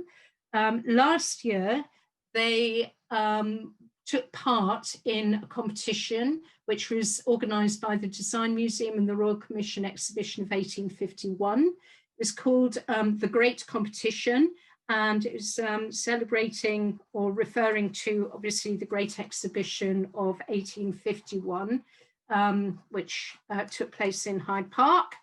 It was really about new ways of thinking about global problems, and sustainability was the underlying challenge in the project. It was a national competition that was open to students all over the UK. And we were incredibly proud that some students from LSBU were winners. So 2 students have come to talk to you this afternoon. First of all, Joe, if you'd like to talk us through the OCCO project, what it does, problems it addresses, etc. Give us some context and background to OCCO. Yeah, of course. OCCO is a school bag made from 100% coconut husks with a number of features aiming to improve the education of school children in developing countries. The bag provides children with the opportunity to engage more effectively at school by providing them with a space to transport important school supplies, and also with a built-in worktop. This allows a child to study anywhere on the go. The built-in worktop is made from a thin layer of coconut MDF. It's a lightweight solution that provides a child with a solid surface to work on. And when furniture is unavailable, the bag includes a padded cushion so a child can work comfortably anywhere, and therefore hopefully boosting their concentration. So this was obviously when you did this, you were sort of towards the end of your second year on the course. No, actually, were you on placement, Joe? At that point, were you in the second year? It was second year, yeah. Time flies. Yeah, gosh, yeah. Yeah. So so you've been through the preliminary sustainable design education at the university, and obviously turned this into quite, you had a good foundation, you turned it into quite a sophisticated solution. So Luke, would you like to tell us more about your experiences of studying sustainable design and engineering at LSBU from you know, from the student's perspective rather than, because I've been talking about things from an academic perspective, so it'd be really good to hear a student experience. Sure. So I would say that in terms of supporting our work for the competition, it was vital. The support that LSBU gives PD and EPD in terms of always actively considering circular economy, material consideration, processes. I mean, the crux of this competition was to design for the future of sustainable manufacture. And upon speaking to other people that reached the final, it was, I would say it was surprising how many people actually found it, without understating it, how many people found it difficult to design sustainably. I mean, for us, it's you know, it's natural at this point, and it's always at the forefront of our consideration. So being able to just actively consider, in the case of this design, we were using coconut coir, which isn't only a sustainable material, it was abundant in the country it was intended for manufacture. The process was as sustainable as possible, and yeah. Good. So we're really hoping that you know, you've set a great precedent, and we're really hoping that the sort of new approaches to the challenges of education for sustainability are going to filter through, and will encourage more students to design sustainable solutions. And as you said, Luke, to keep sustainability in the forefront of their thinking when they are tackling briefs and challenges, not just in university, but in their careers when you graduate. So with that point, I would like to stop sharing in a tick. We're going to have Q&A in a couple of minutes, but just to say thanks to Ben and Liz, and then the various students, Sina, Beth, Javain, Harry, Dimitri, Luke and Joe for joining us. And we have information here about design courses. You can find product and engineering, product design, and all of the engineering courses, obviously, online via the course finder or School of Engineering sites. We also have a design show. Normally, it would be in the university in Keyworth Centre in June. We don't quite know whether we're going to have a virtual show or an on-campus show this year, but keep checking the LSBU website if you're interested in coming and seeing the sort of fruits of final year students' work later on in the year. And there will, of course, be a lot of sustainable design proposals.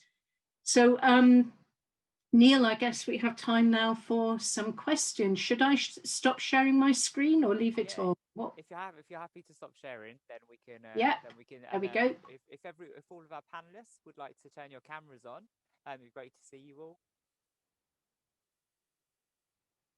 Fantastic, thank you. So it's nice when you have a nice full panel. So we've got a couple of questions in the inbox. All of our audience, please do pop your questions in the Q&A box and we'll get round to them. So we'll go to our first question.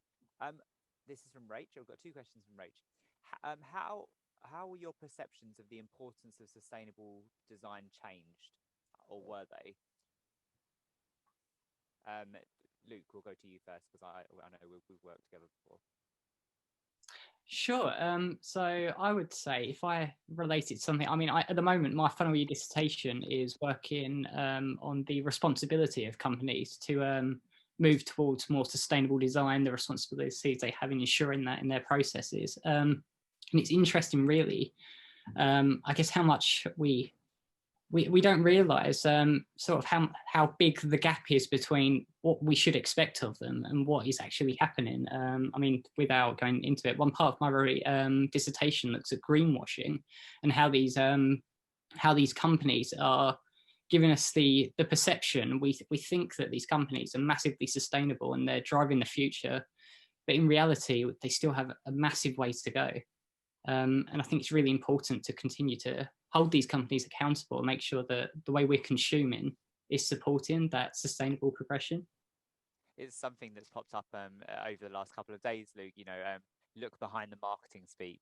And definitely hold governments and companies to account. Absolutely. Would anyone else like to kind of like answer the question?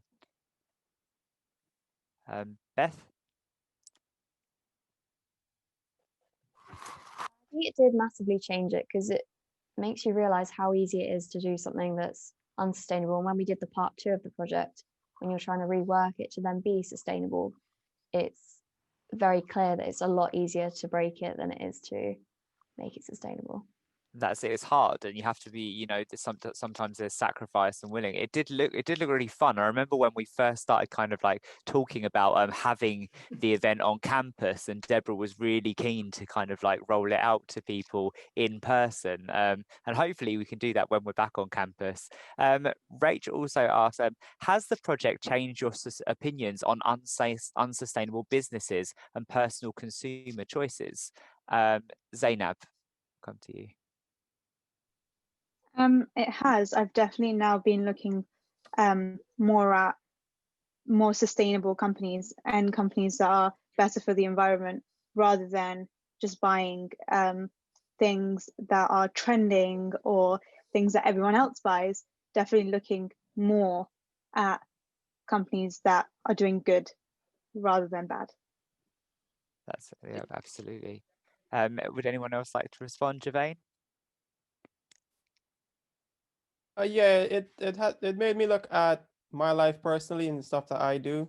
So I get a coffee every day. So I got one of these reusable cups, and more looking at my personal stuff that I do, and then branching it out more to who I support and what the companies are doing. Because there's a lot of companies now that are going towards a sustainable direction. So it's nice to see who's making an active effort to actually change it, and then to support them more. Fantastic, thank you. Joe? Yeah, I was just going to touch on something positive that hopefully has come out of the pandemic so far that I've noticed, even if it's just with friends and families. There's almost this increased self-awareness now. Everyone's a lot more aware of the decisions they're making, whether that's because of social distancing. But then that sort of links nicely with sustainability and design, because I feel like people are a lot more aware now of when they make a decision to buy something, which website to use, and who to buy from. So I think there's a lot more self-awareness, which is a really positive thing. Do you think that's because people have taken the time, been able to have the time to take a step back and kind of see that change is possible? Yeah, definitely. I think there's, as you say, there's almost been this time of reflection that we've had that maybe we've not had in the past, because, well, I've never experienced anything like this. And obviously you have a lot more time to yourself to be at home. And also, in a way, when you're slightly bored, you often start to reflect on these things that you wouldn't normally reflect on when you're sort of busy with life as normal. Thank you. And Liz, coming over to you, obviously kind of like this is fantastic. It's a collaboration between our School of Engineering and School of Psychology. What are your thoughts, Liz, kind of like on the psychology behind it? We've heard lots of kind of theories over the last couple of days about consumer behavior, why people take selfies and living in the now rather than the long term. What's your thoughts on it all? I suppose one of my big things is that I really would like more critical thinking being taught. And I think if we're going to try and help be more sustainable, we have to teach ourselves to critically think about everything we buy, and not just, as people have said, go with the flow. It's that's one of the take-home things, but also to spend a bit of time really thinking. That's true. I mean, and clearly kind of like what we're doing to kind of like embed sustainability into all of your courses is having a knock-on effect in your personal lives as well, in your personal choices. And that's certainly something that we're finding across the board. Ben, how, when, students come here to kind of like learn a specific course, and then we kind of throw these other things in, like, sustainability. What do you do to get people on board with that? It's really important. Obviously. Yeah, I mean, that idea as well about specific courses is really interesting to me, because I've taught across design and engineering. And I think this is somewhere where I would say our design courses are kind of leading the way.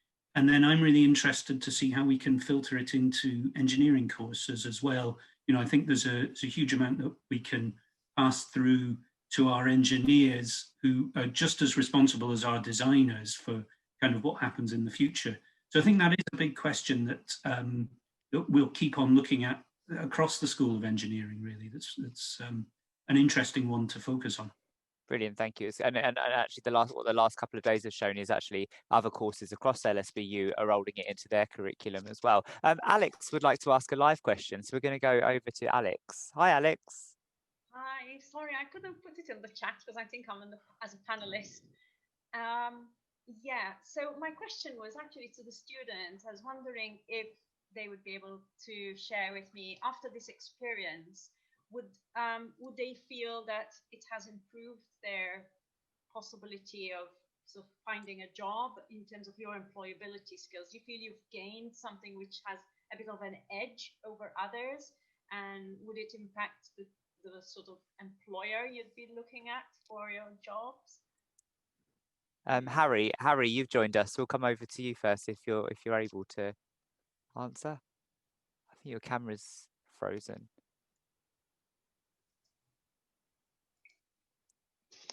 I think Harry's having some technical difficulties. Beth, would you like to go first? Hello? Oh, hi, Harry. Can you hear us? No, I think there's technical difficulties. Beth will come over to you. Beth will come over to you. No, it definitely has made me think about potential employers and who I would want to work for, looking at their future goals and whether I want to be a part of that. Yeah, it's definitely influenced that decision, especially as I'm looking for placements at the moment. It's influencing that decision as well. Thank you. Thank you. Joe? Yeah, I was just going to touch on, so when we did the OCCO, when we did the OCCO project, a big part of that was looking at circular economy. That was probably the part that we enjoyed the most, was the most exciting part. Prior to joining university, I had a very sort of product orientated education, not much talk of sustainability, but joining LSBU, there was a real focus on that. And suddenly, rather than just thinking of the single product, which was a school bag, we considered the entire system. So literally from the moment it was, from the ground and all the way back round again. And we found some really good links between different materials, the way they decompose, and the way they can be used. And things just sort of, the dots seem to just join up and you get this lovely sort of picture at the end, and it all sort of just makes sense. So in terms of employability, I'd say the circular economy is something really exciting and sort of, it feels like a very forward thinking task that we felt proud to display. Brilliant, thank you. And Luke, obviously worked on that as well. Yes. Yeah, so maybe to echo what Joe has said, I think going back to the question, I think maybe if you would have asked this question, I wouldn't like to put a number, maybe 5 years ago, that you've considered the sustainability of a product, maybe that would have blown an employer's mind. But at this point, that should be the bar, that should be the standard. I think at this point, the fact that you've considered sustainability, I don't think should be anything to blow someone's mind. I think companies should expect that from you. And although there are a lot of companies where, a business isn't a business, the reality is that they're always going to put money first. But the fact that we have that foundation of knowledge that hopefully we can be the advocates maybe for changing these companies, I think goes a long way in the progression. I think you need to be the advocates. You're the future. Zainab. Definitely, like Beth, I'm looking for placements right now. So definitely looking at what companies do, their ethics, and how they are moving forward regarding sustainability is a very important factor. Fantastic. And Javain? Yeah, as I said, as the other guys said, definitely. I think it's very important to also highlight on my CV saying that I've looked into the unsustainable side of things, because it's important to know what the problem is to work towards the problem. I think it really helps in that way, in terms of showing that you're thinking in that way, not just creating a product, but looking at the whole circle of what you're producing, sustainability, where can it go from there, and how can you extend it. Fantastic. Alex, I think you're looking at your next series of responsible futures advocates here. Thank you so much. Thank you. Thank you. And thank you, of course. Thank you all. Deborah, can I hand over to you to round up the session? Yeah, I couldn't have asked for more fantastic answers. I think I feel very proud, actually, that the students, you know, like we try to develop interesting, stimulating, challenging projects for the students. And this one, you know, with the help of Ben and Liz, we've come up with something that its value or its impact is way above and beyond what we'd hoped. So I'm really pleased, and very proud of our students, not just the students who are here today, but all the students in the School of Engineering. And we'll keep flying the sustainability the sustainability flag, and we will endeavour to have a really good time when we're doing it. So watch out for more slightly off kilter left field projects. Okay. Brilliant, and hopefully we'll have those on campus as things kind of like normalize a little bit. Yeah. Just a last comment to finish on. Sheila says in the chat box, LSBU students are magic. They give me such hope for the future. Thank you. So thank you, all of you. Great that you could join us, and I look forward to seeing more of you in the future. Thank you very much. Thank you. Thank you. Thanks so much. Thanks. Thank you all. So we are rolling straight into our next session, which is entitled "A New Economics for a Post-COVID World: How to Make the Change." So I would like to invite our panelists for this session. If you could join us, that would be fantastic. Hi, Christoph. Nice to meet you. Hi. Hi. Oh, hi, Sarah. You're a bit Am yellow. I looking yellow? You are. Slightly. I would probably turn your background off. The wonders of technology, eh? Yes. Yeah, I thought I saw myself yellow, but then I thought, wow, I'm not sure. Let me give it a go. Hi, Chris. Lovely to see you. And then I believe we've got Hugh's joining us. Hi, Neil.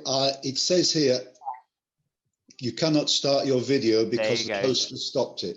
All good. Thank you very much. Hi. No worries. And then, hi, Mark. Hi. Okay. Hi. Huge welcome to you all this afternoon. I won't keep you. I'll let you get cracking with your panel. Thanks so much.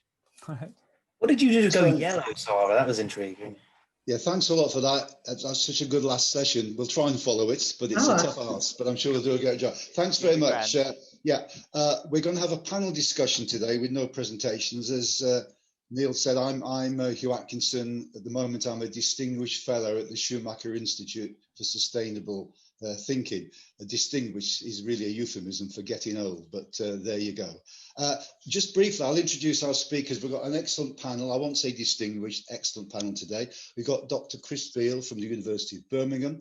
We've got Dr. Sarah Abdales from London South Bank, and we've also got Dr. Mark Winter from London South Bank. So thanks very much for joining us. Perhaps each of you could just do a very little brief biopic of your academic interests. Obviously, we'll develop it more as we discuss in the panel and take the questions. So Chris, as our esteemed guest, could we start with yourself?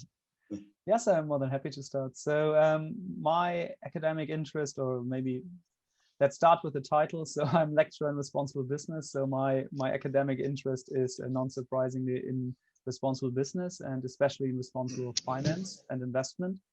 So in the past, I've looked into the role that investors play in transformation processes in businesses, and how they basically lay the foundation, or I would say lay the foundation without trying to reach too much into the topic already, but lay the foundation for a transformation of the economy. Thank you. Nice and brief, perfect and succinct. Very good. Sarah. Yes, hello everyone. So my name is Sarah Abdales, and I am a senior lecturer in accounting and finance at London South Bank University. I'm also the head of division for accounting, finance and economics. My research interests are in looking at management accounting, more particularly on budgeting, and how we can make organisations more sustainable, and how does budgeting contributes towards sustainability, basically. I also look at governance more broadly, and how organisations are looking at governance, basically, and being compliant with governance. And more specifically, I really am very interested in public sector organisations and charities. Thank you very much, Sarah. Mark. Hi, so my name's Mark. I'm a lecturer in economics at London South Bank. My area of interest really is in, well, I would say in political theory most fundamentally, but where it comes into what we're doing here is a big part within behavioural economics. So I look quite a lot at sort of how we can sort of change decision making almost without forcing people to change their decisions. So that's kind of the area that I probably come at it from in terms of looking at sustainability. But then I also have within my role taught on historical and institutional economics, which is a big part of sustainability is institutions and history. I'm also one of the course directors for economics, and have got some other things that are irrelevant titles to this discussion that I won't go into. Okay, thanks so much, Mark. That's great. Just me, my background is in political science, so I'm interested in the politics of climate change and political economy around sustainability, which interests me. Excellent. Fine. What we're going to do, we're going to ask each of the panel members a question, but everybody else is free to chip in and answer as well. So first we'll go to you, Chris, if that's okay. And just a question, can SDGs be prioritised or selectively addressed? I think it's an important question and builds on the themes that we've had today so far. Yes, thank you very much for this. I think the importance of that question is because we're seeing now a large push in the industry to incorporate SDGs, to also in the finance industry to incorporate SDGs. And what I see at some of the more practitioner leading events is that there is the tendency to say we prioritize SDG 1, we prioritize SDG 6. And I think especially with COVID, what we're seeing is you can't do that. It doesn't make much sense to pick one out and say we're going to fix hunger, but at the same time we're not going to fix poverty. I mean, that's one of the more obvious examples. Yes. But if I may maybe link it to COVID, like if you say we're now going to focus on health and well-being, but I mean, most of the European countries even showed how that is difficult. I mean, in the UK, we built Nightingale hospitals, but didn't have the staff to basically deliver the service. So you need infrastructure, you need education, you need all of that to achieve the well-being and health SDGs. So picking some SDGs out of what is a network, an interconnected network, is, yeah, I would say it's impossible. Like, I'm happy to debate this, but I would say if someone says we are prioritizing SDGs, okay, that's understandable, because of course not every SDG will have the same relevance for every business, but businesses need to understand how they're interlinked, and if they're trying to achieve one thing, they might need to find or build a foundation in other SDGs. I think I tend to agree with what you say there. Chris, Sarah or Mark, do you want to add to that? Any thoughts on? No, basically I do agree. Probably you've seen me nod when Chris was talking. So it does make sense. They're interconnected, and it's very important to kind of at least mention how we are impacting the other ones. Although we may not focus, as organisations like to use the word focus on one or another, but at least mention maybe how they're impacting, how they are contributing towards eliminating poverty, etc., etc. I would say. Okay, thank you, sir. Mark, have you any thoughts? Not really much. I think I agree that particularly from when we think about it within economics, I think we have a tendency, so this is from maybe a more theoretical perspective, but we have a tendency to think that an economics model is supposed to explain everything, and it's almost completely the opposite. The aim of the economics model is to explain one thing, one small bit, and then accept that everything around it is also going on. And so I think what Chris is saying kind of sits with that, which is that if we just decide to focus on one thing, we could make a model that could solve that one problem, but we would ignore everything else around it. And so probably, yeah, I agree, it was quite sort of narrow-minded in that viewpoint. Or if you just say, right, we want to eliminate poverty, which they've said some of those targets, we want to do that. Well, we can do that if we just go and solve this one problem, but we could destroy the planet to eliminate poverty. So does that make sense to us? No. And so, yeah, I think that links to my piece within economics, which is that the strength of an economic model is it explains one thing, not that it tries to explain everything. And I think the same thing that when you say, we shouldn't try to solve one problem, we can create a model to look at this one thing, but we should be aware that all of these other issues are going to come off of it. They're going to be connected. And just because we have a model to solve one part of climate change does not mean that that model assumes that everything else doesn't matter. We're just trying to solve one specific problem. And so then how they connect is really where you take a model and you apply it to the real world. So yeah, thanks for that, Mark. Yeah, I mean, you can't tackle hunger and poverty if you don't tackle climate change, can you? That's an obvious one. And perhaps some of them possibly contradict each other. You know, the one about decent work and economic growth. How do you have economic growth and create a more sustainable world and tackle climate change? So, but I think, I mean, the remarkable achievement, the SDGs, for a global agreement like that, is quite remarkable. You can pick up their faults, but overall, they're an incredibly important achievement, I think, globally. Okay, thank you very much for that. And I'll go on to a question to Sarah. Sarah mentioned her role in accountancy. So what do you think the role is of accountants in contributing to sustainability, Sarah?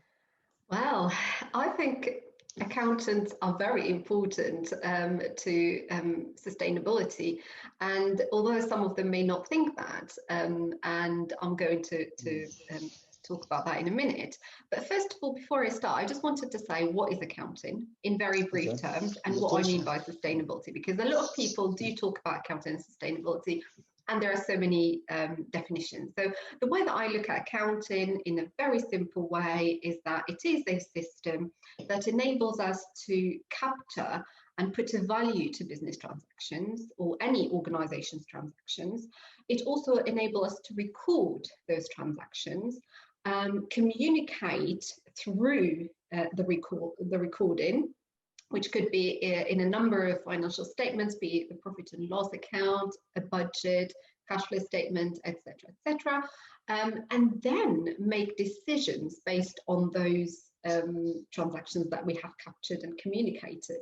So it is a communication tool. It is language in itself. When students go to university or they go to a learning provider to study accounting, they are studying a language, really.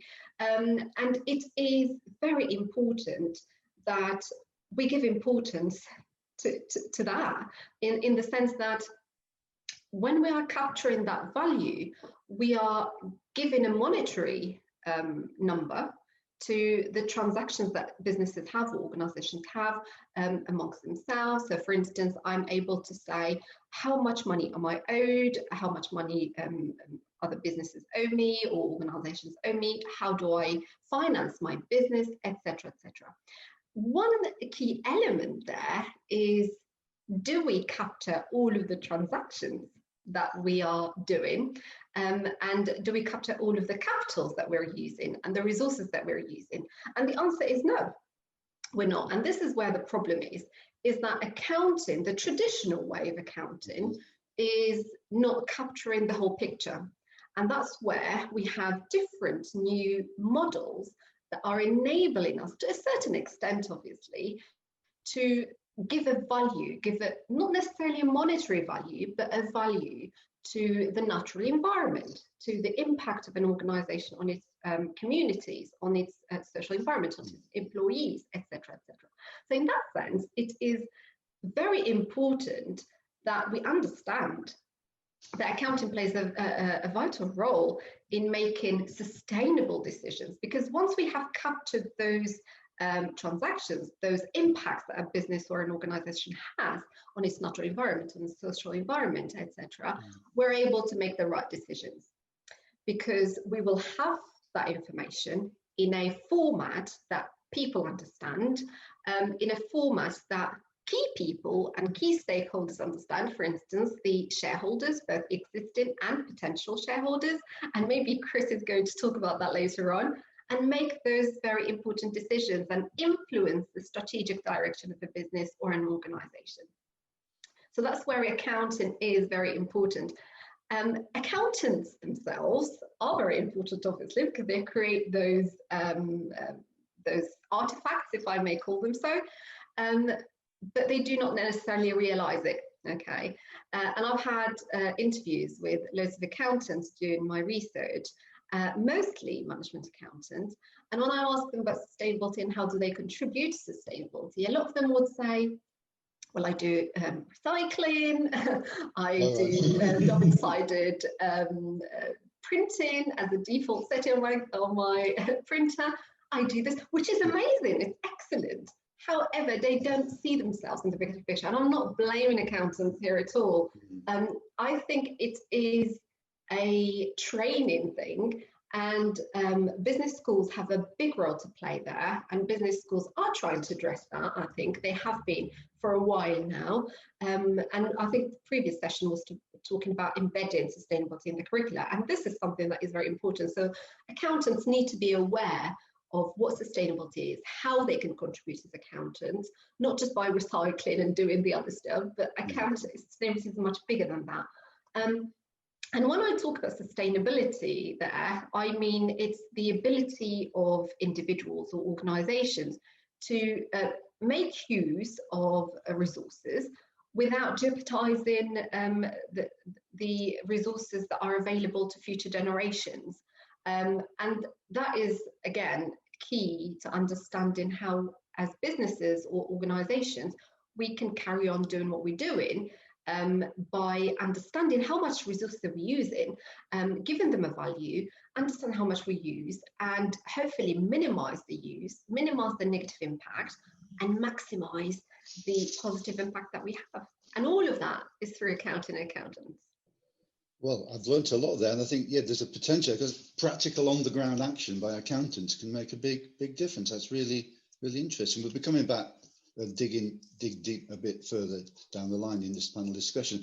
Can I come to you, Mark? You were talking earlier on about behavioural economics. So can I ask you, how does behavioural economics help us reach sustainability goals? Sure. Well, actually, if you don't mind, I had 2 points to Sarah's. Oh, sorry. Okay, of course. Just because I think there's two interesting things where, one I think is a question about where economics links to accountancy. It is that actually I think I agree with everything Sarah said, but I think there's one extra step to say, which is something that, and correct me if I'm wrong, accountancy probably doesn't look at as much as economics, is opportunity cost. And that, at least from the economic side, we would argue that there is the accounting cost. So we use that term to say the accounting cost, which I think is what a standard accountant would understand as a cost, and then moves to this opportunity cost element. And that is almost itself a big part of what would come under sustainability, because often with sustainability, it's not doing something. It's making the choice to not commit to a certain amount of interference with the environment, possibly, or doing this. And so the opportunity almost is there of accounting that into an accountancy, because in economics we have a very way of doing that, in a sense, like we're very sort of open to that. But I don't know if that's something that's almost another stage within that of thinking from an accounting. I don't know if it's to have a debate. But the other thing that I thought, again, not to talk about of my own, but I find it interesting, is the question around do we want to calculate the value of everything? And that is there, and that's not agreeing with accountants, because maybe we ask accountants to do that, or we ask someone to audit something, but once we get into here's how much the rainforest is worth in monetary terms, are we protecting the rainforest, or are we telling somebody here's how much the rainforest costs if you want to buy it. Yeah, that's the danger, isn't it? Yeah. This actually links into my idea with my first thought within behavioral economics, which is that behavioral economics, or how I would view it, is very much on the micro level. So it's on the individual decision making. And what we ask in behavioral economics is incentives. It's all thinking about how the person is thinking. And when we would ask that sort of question, you would say, well, how can we affect what they're thinking, or how can we affect their decision making? And generally we argue that there are three ways that you can affect how someone does something.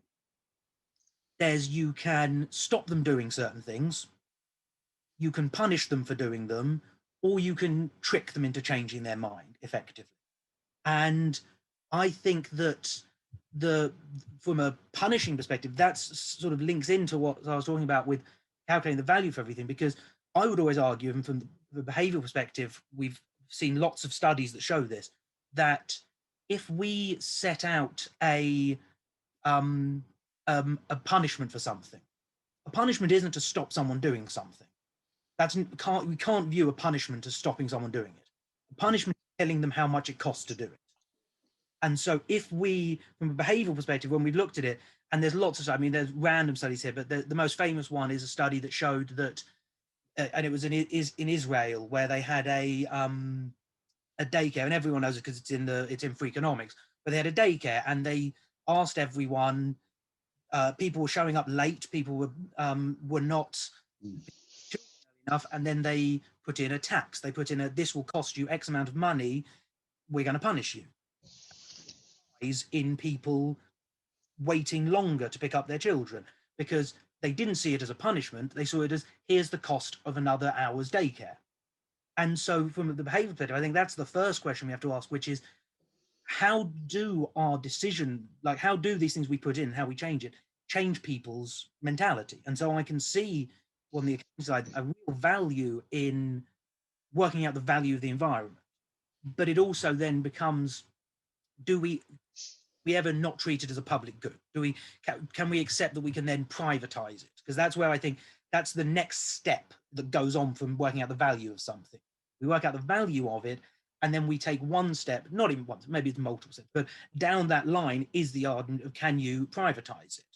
And I'm, as someone who's maybe more on the left wing of the spectrum, I'm not a huge fan of privatizing things, but that comes in with that. And that's what I think, why I link it to this behavioral idea, which is, what we're really doing is, when we put a value on something, we are changing how much it costs someone, but we are telling them that it costs something, as opposed to saying it is irreplaceable. Kind of the idea of like irreplaceable, or you can't put a value on it, has some value in itself, that statement, to say that we can't actually put a value on something, because once we say that, then from a behavior perspective, you're telling someone there is no cost to destroying the Amazon rainforest, there is no cost to rising sea levels that you can just offset on a balance sheet. That is just something that we can't allow to happen. And then when you come to sustainability, it's whether you effectively, again, do those three things of, you punish people for not being sustainable, which I think is a little bit what our culture does at the moment, which is we criticize companies if they're not sustainable. But the mentality of, if I'm being criticized for being not sustainable, well, all I'm going to do is enough to not be criticized, because that's what you've created, a new set of incentives. Or we then get into the much more kind of clear kind of, just, you can't do certain things, just literally, like there's just, we're going to cut it off, we're banning it. And so then again, how can you actually enforce a ban on national scale? And then the one which I get to, which I think is probably the most in vogue within behavioral economics, which is the idea of nudging and nudge theory. Okay, yeah. That we want to change people's mentality, we want to nudge them towards better actions, and we nudge them towards better actions by not getting rid of any of their choices, but by readjusting how they think about those choices, or how, without even, sorry, not even think, think's the wrong word, without letting them think about it. We just move them towards it. And that's why I think there's quite a lot of, on a small scale, we've done that. And you can see that from a behavioral perspective. Recycling is probably the most successful place that this has happened, and can be applied in lots of other areas, because what have we done with recycling? Well, everyone puts out a certain coloured bin every week. That's telling everyone who is and isn't recycling. And so on a very micro level, you change behavior by this sort of common good. No one's being punished for not recycling. No one's being told they have to do it, but it creates a behavioral pressure there that comes in. And we've seen same things. People, if you put on a bin, instead of saying on a bin that it's rubbish, you say it's a landfill. As in, you're telling, if you put this in the non-recycling section, it's going to a landfill. That's where it goes, and that has these sort of effects. So this is where I think behavioral economics comes in, which is that it sort of questions maybe some of those points that are more standard economics and standard accounting, that says, because and I'm not suggesting that accounting, people put value on things. Economists love putting value on things, but from the behavioural side, there's a question of, is that the most valuable thing to do? But then going beyond that, saying, how can we change people's minds without forcing them to not do something?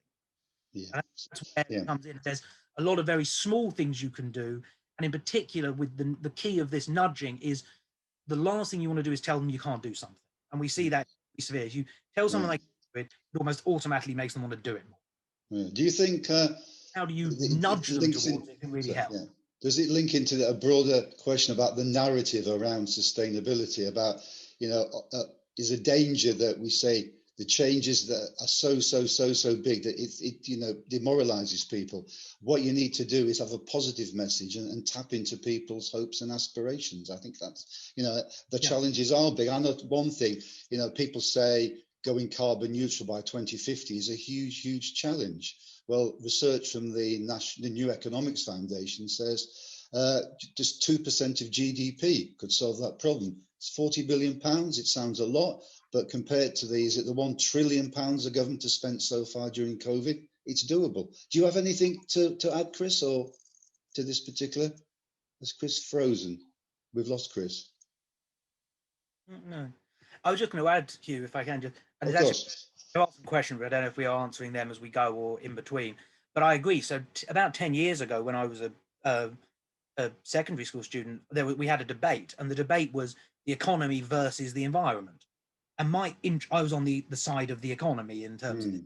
My first point was, you can't have one without the other. That's my first point in that debate was, this debate doesn't make sense, because we can save the planet by eliminating all humans. There's a nice quick solution. We get rid of all the humans, the planet will get better.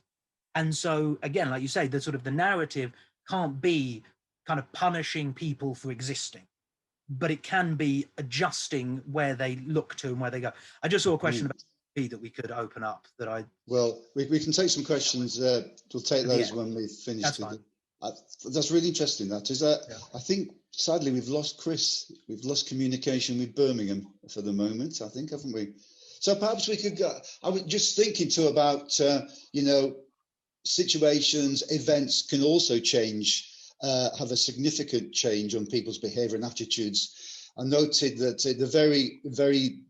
when the pandemic was at its height back in April, YouGov did a survey, and in that survey, 80% of people said we should prioritise health and well-being above the economy. Now, that's an interesting fact. Whether that will stick as jobs begin to be lost is interesting, but it shows, I think, the whole COVID crisis has given us an opportunity, hasn't it, for people to think in a different way in terms of economics, in terms of politics, etc., etc. So, shall we going back to you now, to Sarah, back to the accountants. So develop it a bit more. You talked about the role accountants could play, but why are accountants potentially very important in contributing to sustainability? I think I've already touched on that a little bit when I said that accountants are making those valuations, they're given a value, but as I said before, it's not always possible, first of all, and it's not always possible to give a monetary value to everything. Okay, so that goes back to what Mark was talking about there.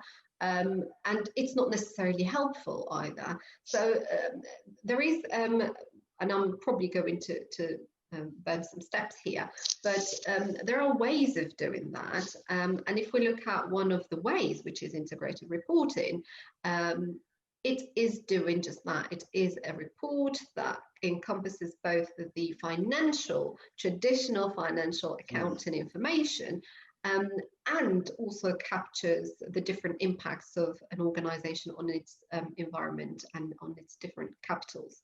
In terms of the role of accountants and why it is very important, I've talked about me interviewing accountants and they didn't really see themselves as contributors towards sustainability. Well, in fact, if we look at the top people at businesses versus the FTSE 100, according to Robert Half, which is a leading recruitment agency, hi, back. This is back, excellent. We re-established communication with Birmingham. Sorry, Sarah, carry on. So basically, if we look at those FTSE 100 CEOs, 20% of them are chartered accountants. Okay, so accountants may have different roles within organizations. So it could be the bookkeeper, it could be the management accountant, it could be the finance director, it could be the CEO. So different accountants have different powers, I would say, to influence the organization. And those people at the top who have made it to the top with an accounting background, if they've had that training, which included sustainability, if they had a curricula that included an embedded sustainability, be it from professional body exams, be it ACA, ACCA, CIMA, AAT, you name them, or through business schools when they had their degree, their masters, and then they went on and did their training, etc. That would stay with them. They would have that perspective. They would translate it in the way that they would influence organizations, in the way that they would be making those decisions. And maybe even when they're engaging with their stakeholders, and in particular, their providers of funds. And here I'm thinking mainly maybe the owners of the business and the shareholders. So it is important that they have that message, they have been trained, they have, you know, that capability of translating what they have studied, how they were trained into reality and influence the decisions that are made within those organizations that they're managing. So that is where I feel that accountants have a really powerful role in that within their day-to-day job as at different levels, but most importantly, when we think about those accountants who are making it to the top and making those very influential decisions. Thanks a lot, Sarah. Thanks very much for that. It's really interesting. Welcome back, Chris. We lost you there for a minute or two, but it's good to see you back. Can I just ask you another question?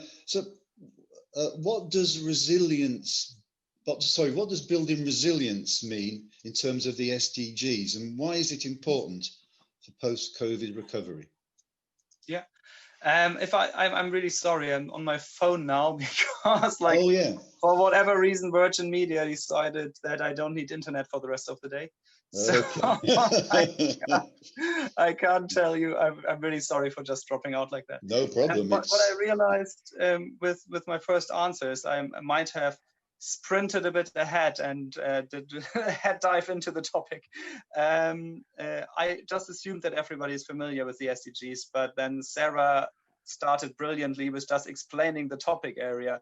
So I thought maybe I spent maybe a minute or so to also set a bit of a background of course, absolutely, to what I'm talking about. So like the SDGs are basically Sustainable Development Goals, and they have been mentioned already a couple of times. But I think what the interesting part about the SDGs is that they are showing the planetary boundaries. So they're basically showing what we have to achieve to not overstretch the capabilities of the planet, the resources of the planet. And I mean, that links to what Sarah was already talking about, that we have certain capitals that go beyond the financial capital. And in order to protect these capitals, if you want, in order to use these capitals sustainably for the future, we have put the Sustainable Development Goals in place to find, to fix basically problems that exist with the use of these capitals in the world. I mean, that is a kind of how I would slightly change the perspective on these goals. Of course, there's a political way and a national and international way to look at the goals. And then there is the business way of basically looking at the goals. And this is the way that I would frame it now for the business debate, is see it as issues that are going to be addressed in the next couple of decades and that are going to create a changing world.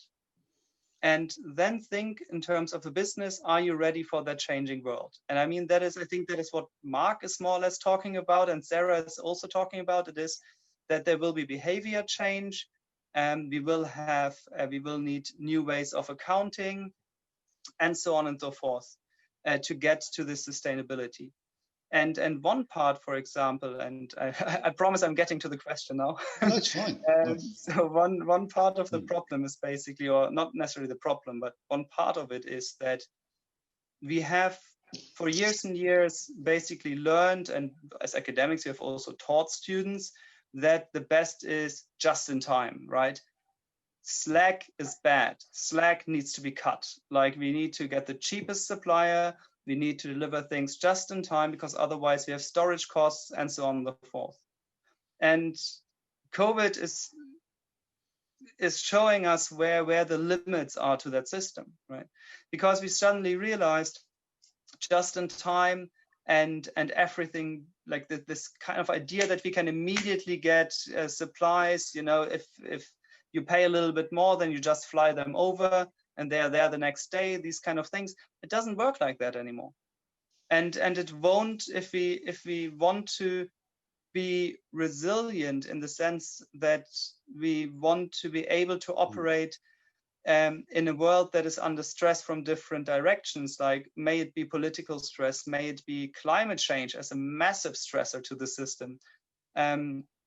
We need to build resilience in terms of some of these SDGs. So we need to, if we say, for example, zero hunger, it's not enough to fix the hunger problem, but we have to fix the hunger problem plus the effect that climate change is going to have on it. So we need to build a certain buffer in our systems. And in the recovery from COVID, I think that is what we have to consider. Like we have to consider that the just-in-time aspect of things, if under stress, as we see in COVID, it doesn't work. No. And I think we're seeing this, and like this is, I would say, an educated observation rather than a research result. But if we're seeing what companies went bankrupt in the very beginning of the crisis, we see that a lot of those companies were relying massively on just-in-time and didn't have that resilience built up going into it. So I think yes. Sorry, I'm just trying to think if there's anything else that I wanted to point out on this. Oh yeah, there's one aspect about about the SDGs, which I think is quite interesting as well, is when we're talking about reporting and accounting, as Sarah did, I think the question is, what are we reporting and what are we accounting for? And that becomes currently is massively contested, I would say. Like we have a lot of new definitions of materiality, basically the question, what are we accounting for? And they come in from the European Union, they come in from the World Economic Forum, and we have a new definition from SASB. And when we are asking what are we accounting for, and we are looking at the SDGs, I think it's interesting to look at basically 4 dimensions. And that is, of course, how are the companies affecting the SDGs in a negative way? And we have talked about that a bit before, and I think Sarah has, at least that's what I understood partly, talked about that. But I think we also need to think about, and that is why SDGs are relevant for companies beyond this negative effect, is how does achieving the SDGs affect the companies? And I have no doubt in my mind that we will achieve the SDGs. I have no idea if it's in 2030, so I wouldn't bet a lot of money that we achieve all of them in 2030. But in the long run, we will achieve them because they are in stable states. Like not achieving, like not fixing hunger is not an option because it is unstable, and this lack of stability will lead to conflict. So hunger, in my opinion, will be fixed sooner or later. But now as a company, you have to ask yourself, if all of these SDGs are fixed, if we are working towards fixing all of them, how does that affect my business model? Can I still rely on cheap labor in Bangladesh, for example? Can I still rely on polluting in the manufacturing area in Chinese provinces? So like trying to achieve the SDGs has a positive and a negative effect, or can have a positive or negative effect on my business model. If I'm a renewable energy provider, it turns into a positive impact. And then, so I think when we're looking at SDGs, on the one hand side, it's the effect that a company has on the SDGs, which can be negative through pollution, exploitation, and so on. It can be positive through tax money, through stabilization of political institutions, and so on. And the very important part, the second part, as a society and as we are achieving the SDGs, this process will have an effect on the business models. Things that also Mark talked about, maybe if we start banning things, like you cannot cut down the rainforest anymore, this will have an effect on my business model. So this is why I think the SDGs are so interesting and are so important. And that is also why in the first question I said it's difficult to prioritize them.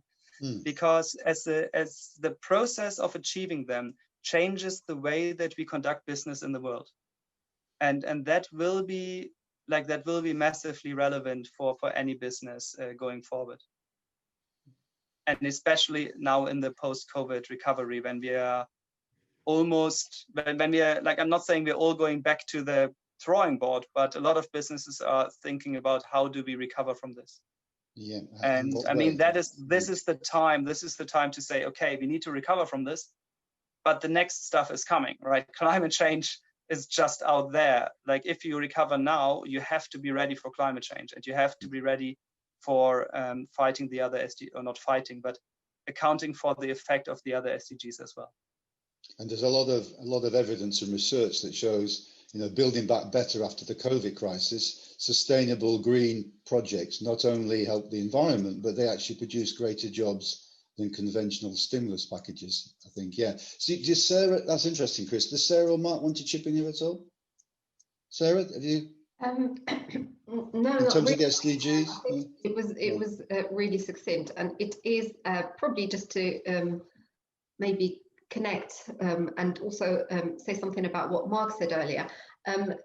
It's not a matter of punishment, and it's not just about not doing something, but it is about doing more of the good stuff, doing more of the positive impact. So being aware of what the organization does well, and how can it impact its natural and also social environment, and how they can do more of that, and how does it connect to their bottom line potentially.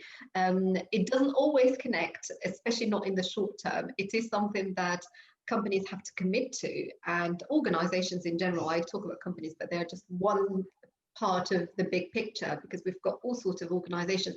So once they have committed to achieving that positive impact and minimizing the negative impact of their activities on their environment, natural environment and social environment, they could then hopefully be towards a better and a more sustainable business model. And that would be in the long run rather than a short term. And as Chris has said, we will achieve a better compliance or a better achievement of SDGs. However, it may not be immediately or in the short run. So yeah, it is a matter of, and there is a conflict maybe there between short-termism, which a lot of providers of funds are thinking about, and long-termism. Yeah, and sustainability is a long-term thing. So how can we survive now, but also in the future, and help other people and other elements in our environment to survive as well? Thank you, sir. Do you want to make a comment on this, Mark, at all? Not so much. I think it links into what I'm going to talk about in a bit to do with sort of the macro level stuff, because so I concede within economics is less around business maybe than an account or the departments would be like. Sort of to my eyes, business is very market based and so on. And so I can really only talk about it more from a overall market perspective. And I think once you get to the market perspective, really none of these sustainability goals, which I will admit I don't know all off the top of my head, so I've got a nice list of them just so that I am clear on one of them. This is not my area to know the 17 goals, but not a single one of those is anti-economics or really anti-business. Now they adapt business, like they have to change those business. I think, and this maybe I'll just sort of go into where I was going to talk about it, maybe more question, but when I was asked to sort of talk about sustainability in general, within economics, the first person who you come up with whenever you're asked to talk about sustainability really is, and I'm going to try and make sure I say the right name or say it properly, but Elinor Ostrom. I don't know if that's saying that right. I don't know if people are aware who Elinor Ostrom is. She died sadly about 8 years ago now, but she was the first person who got the first woman to get the Nobel Prize in economics, and her work was in this area. And I think what she was arguing really links to everything we've been talking about, which is, so, because to me, sustainability is a question of a tragedy of the commons, which if people again aren't aware what a tragedy of the commons is, it's the idea that if you leave a common resource unregulated at all, we will overuse it. And it's not all being unreasonable or all being sort of not even making good decisions, but because each of us has our own set of incentives, we will overuse it. And so I will want to use the right amount for me, Chris will want to use the right amount of him, you'll want to use the right amount for you, same with Sarah, and that isn't the right amount for all four of us. In the same way as anything like this, we will probably want to take more time than we have, and that doesn't make the discussion worthwhile if one of us talks for too long. Like that's the idea of sort of versus the amount everyone else does. Like these matter. And she proposed how you can get around that. And I think this is interesting. I'm not going to read the list, but she had a list of 8 goals or 8 objectives that you need to avoid this problem. And I think a lot of them are very salient in what we're talking about, because I think so just to give a couple of them, again, I have them because I don't want to forget it, but so one was collective choice arrangements that allow most resource appropriators to participate in the decision-making process. And it's all around giving people that overall involvement in the decision. And so if we just come in and say, this is the goal, here's how we're going to force you to do it, that's not going to work. And we're going to need to include them in a collective choice. Because I think, so include each individual group in this collective choice. And when we then go, this is where I'm struggling to bring it to the firm, but where we go to an individual firm, that one individual firm can't solve the problem. And I think this is where I'm sort of bringing it to, and where my head goes with this. None of the sustainability goals, none of the objective of sustainability is good for everyone. The objective of that is good for everyone, but it's not good. And this, again, to bring in behavioral economics as well, it's not good if I'm the only one trying to do it. And the chance that I'm the only one trying to do it goes up if we don't involve everyone in the discussion. I think bringing it to then talking about the coronavirus, and I might be the thought process here, but I would say currently we're in a bit of a difficult situation with the coronavirus, not just because of the virus itself being problematic, but that the safety of us as a whole, which is the common thing, is being limited by the lack of aiming to achieve most of these objectives. Like we are not really very much in a lot of these decision-making processes. And so firms will go back to being very protected and protective of themselves and just short-term if there isn't a longer-term discussion about how is the economy getting out of this as a whole, as opposed to just how is a single firm going to get out of it. So I talk about we should have expectations about firms and we should maybe punish firms that don't do a good job, but it links almost more to a general social contract. And I think that I don't think there's no chance of this, but I think the coronavirus, I would argue, is the single biggest event sort of world political events since World War II. I don't think there's been a specific thing that has had a world-reaching effect. No. Anyone who studied history knows there was a 40-year period after World War II, which is called the golden age of capitalism. It was also the golden age of the state. It was the golden age of everything. That's when the world grew to what we have now. And that came out of a tragedy. And I think that talking about a post-coronavirus world, you don't have to change all of economics, but you have to sort of hope that you can rebuild that social contract, because you can't ask individual firms to solve these problems. Like, what can we realistically say about solving world hunger from an individual firm? Maybe Amazon could do it. Maybe if one or two firms maybe could take a bit of a shot at it. But if we can ask them to do those things, but there has to be, from the consumer perspective, a shift towards that being desirable. So from a consumer perspective, I think this links to what the students, because I caught the end of the last talk, were talking, that they were talking about sort of that they are now thinking about it more. And that has to be the first step, because you can't expect profit maximizing. Again, I don't know if I've gone just in 1,000 different ways with this, but you can't expect profit maximizing firms to purely just focus on that. You have to build into this a more general social contract. Chris has his hand up. Sorry, I'm not. Yeah, you want to come in, Chris? Yes, I just would like to take a slight counter position on that. Excellent. That's what we want. I'm not strongly disagreeing with anything, of course, because everything you're saying makes a lot of sense. I just think we also at the same time need to be careful that we don't overburden the consumer. Like I mean, there are two examples that I just quickly would like to share. Like, one is always talking to my students, if you're at a checkout, right, and you end up buying sweets, yes, you can blame yourself for it, but also you spent the last 5 minutes queuing in front of snack-sized sweets, right? Yes. So there is a lot of, it's what I find difficult with the consumer is that we're not looking at a level playing field. Like, companies have created quite a big slope here, because they want to affect your behavior. So then to say, like, the consumer can just basically make sustainable decisions, and then companies will provide supply for the demand that the consumer is creating. I think it's a bit tricky, because if it was a level playing field, I think, yes, I agree. But the problem is, I don't think that's the case. And then another example of how companies can react is Coke. And I'm not sure they might have gone back on that, to be fair, but they came out with an announcement this year saying we're not getting rid of plastic bottles because the consumers want plastic bottles. And I mean, fair enough. That's good on them, right? But what is interesting is that a Japanese drink manufacturer, and I have forgotten the name, which is really slightly frustrating, but it's a big Japanese drinks manufacturer, and they went, yes, consumers are desiring plastic bottles, so we are going to make sure that by the year, I think they're aiming for 2030, we are producing plastic bottles with 0 mineral oil, but completely based on renewables. So like, you have the same consumer desire, but the company is addressing it very differently. And now the company can do that because of the goodness of their hearts. And I'm with Mark on that. I don't expect that to happen. So like, I don't think they're going to do that because of the goodness of their hearts.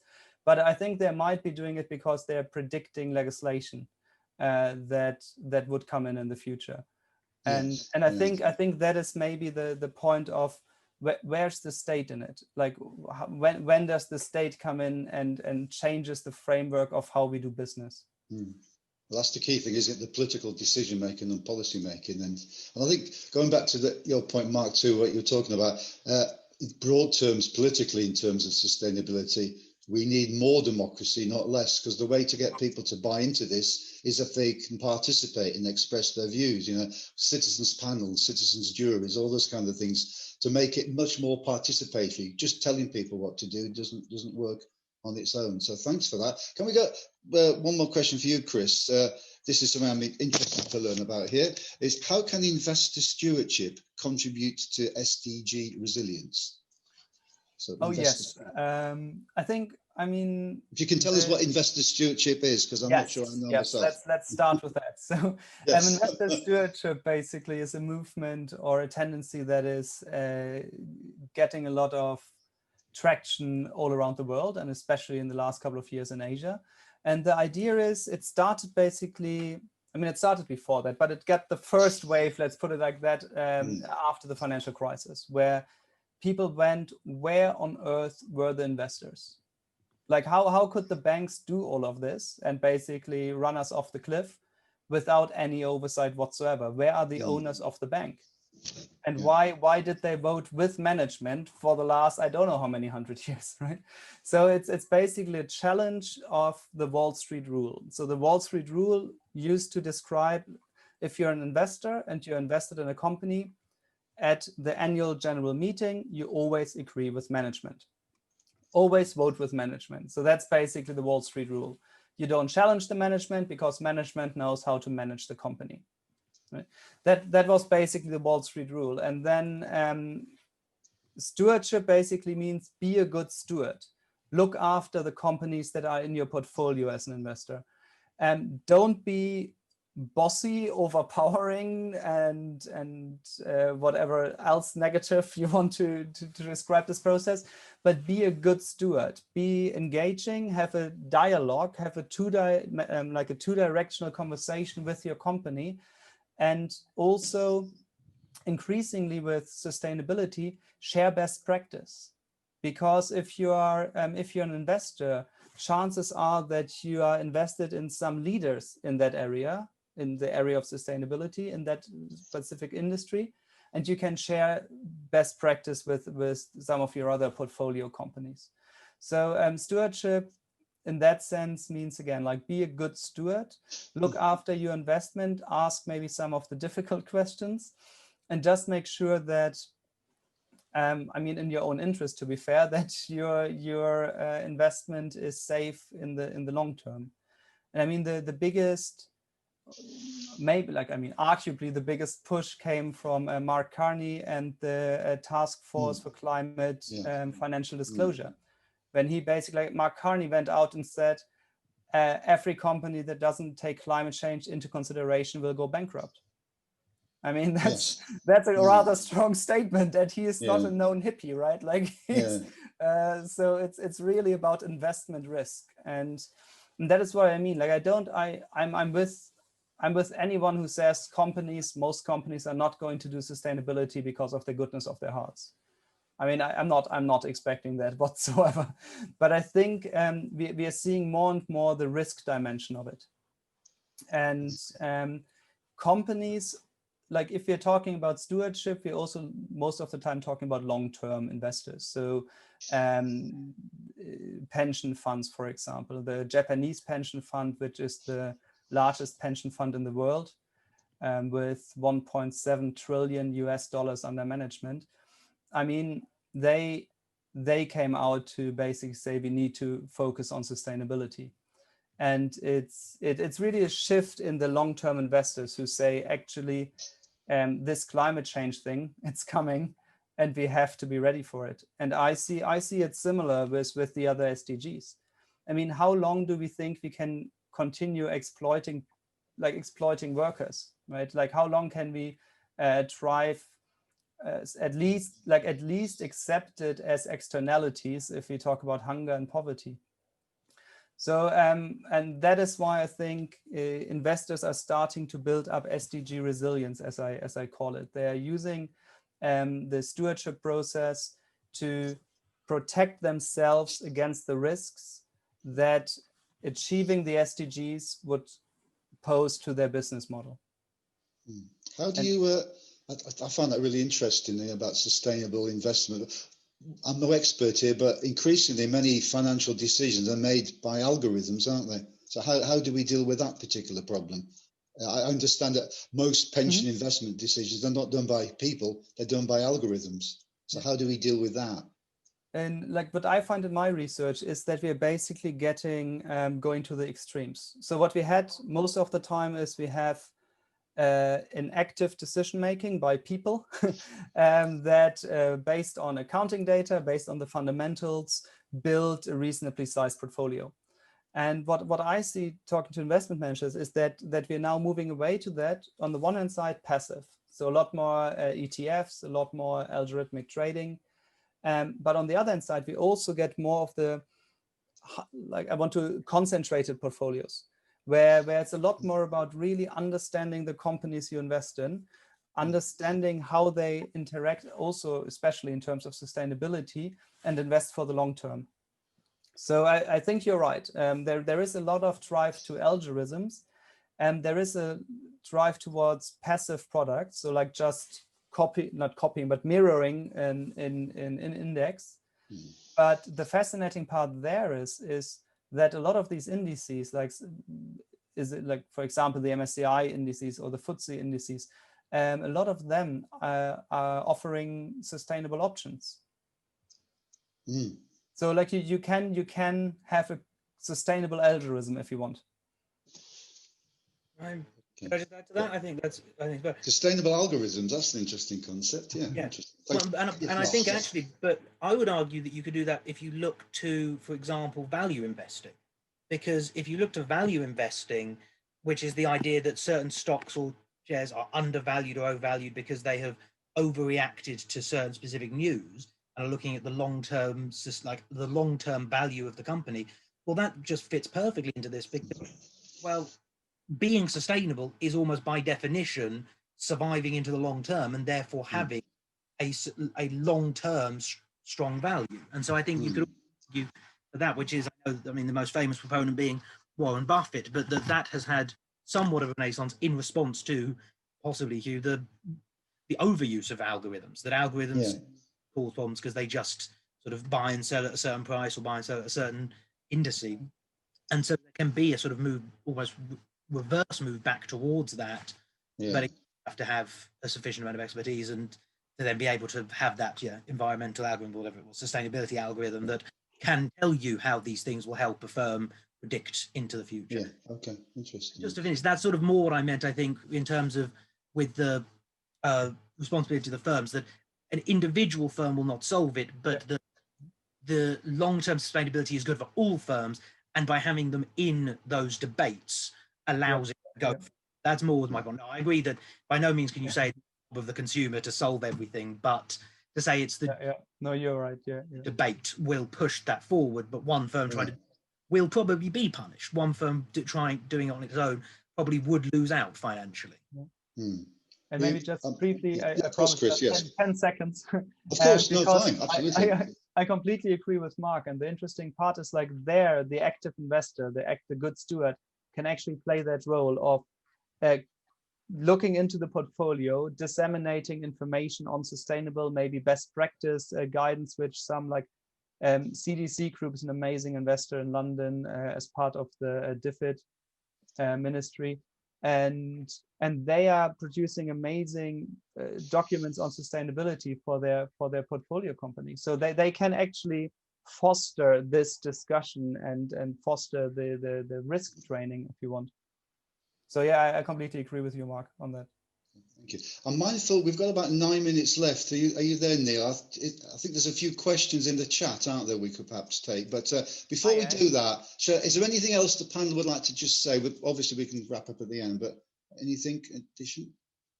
I think what we've done so far... We came with the same background. Yeah, you got the same background. How embarrassing! We came with the same background. Yeah, you see, it's corporate. It's a corporate identity. I just had one thought about what you were talking about. I guess you might say that the first rule of capitalism is don't kill your customers. So I would have thought capitalists have a vested interest in a more sustainable world and tackling climate change. I mean, we do have the tobacco industry, which is, might not follow that rule. Well, that's true, but they're hoping to bring on another lot of customers, aren't they? Yeah. Okay. Thanks. Yeah. Thank you, Neil. Thanks, everybody. I'll thank you all at the end again. Thank you. We've got lots of comments in the chat box actually, so we'll try and steam through them all. You're a bit quiet, Neil. Can you be a bit quiet? Is that better? Cool, sorry. So Ross says, what role could professional bodies have in promoting and embedding the SDGs in, for example, accounting? Sarah, do you want to go first?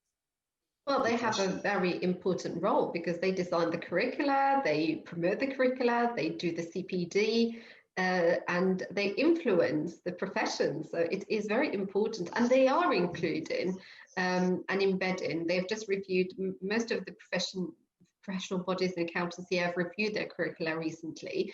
And a lot of it has embedded sustainability and the digital elements in their curricula, which is very nice to see. There needs to be more for certain, and I think the business schools, because for instance, students who come through a business degree or an accounting degree, they do get some exemptions from those professional body exams, and it is important that we include that as well and embed it in our curricula.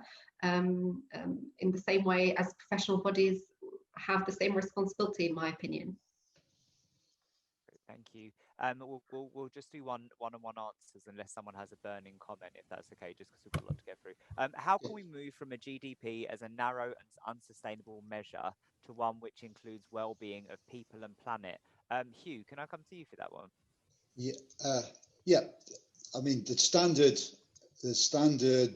measure of economic growth and prosperity is GDP, isn't it? A recent report came out from this organisation, Positive Money, and they said there needs to be a whole raft of other measures as well. I mean, the problem with GDP, it's a blunt instrument. I remember there was a terrible oil tanker dispute crash many years ago, 1989, Exxon Valdez in Alaska, which was one of the worst polluting incidents in human history. Now, ultimately, the whole cleanup operation in that particular disaster actually increased the GDP of Alaska because it created jobs and income, and that's absolutely crazy. So clearly, economic growth, people want to prosper, that's important. But also it has to be set alongside all the other issues. And I guess economists would refer to this as externalities, wouldn't they? That you have to look at economic growth, but what are the externalities? What's the damage to the environment? So I think there's a growing move now to recognise that GDP on its own is not enough. And you need to look at health, well-being and other factors. And also the amount of activity that takes place in society that you can't measure. How do you measure neighbourliness and kindness? And how do you measure happiness? And how do you measure all the voluntary work that people do? And GDP doesn't capture that. It's too narrow. Okay. Would anyone like to respond? I would primarily just agree. I think, yeah, I mean, firstly, say GDP is a terrible measure just because if you want to get an actual good measure, it's GDP per capita, purchasing power parity. So instantly, GDP on its own, if anyone asks you about GDP, it's a useful thing because even GDP per capita doesn't make much sense. So then we have to start by saying that there's almost more detail to that we don't even talk about just getting a better measure of this one thing. And GDP measures one thing well. And I think that's what we have to be aware of. Again, it measures a specific thing very clearly. And it goes back to the idea that I think any model that assumes that one thing can explain everything is going to, and that is, I don't think that discredits. So I think the idea that it's narrow, I think is completely reasonable. I think even suggesting it's unsustainable, I think is not unreasonable, but I think it assumes that it on its own it's unsustainable. I think with other things you can still say, well, we do need growth. If we want to measure growth in the market economy, we probably do need to use something like this, but it shouldn't be the only measure by any means. So the narrowness, I think, is the biggest criticism. There isn't one that replaces it. There's 20, and there should be 20. Yeah. Every single one of the Sustainable Development Goals replaces it, but it shouldn't replace. Complement it. Yeah, they should complement each other. Yeah. Good point. Thank you.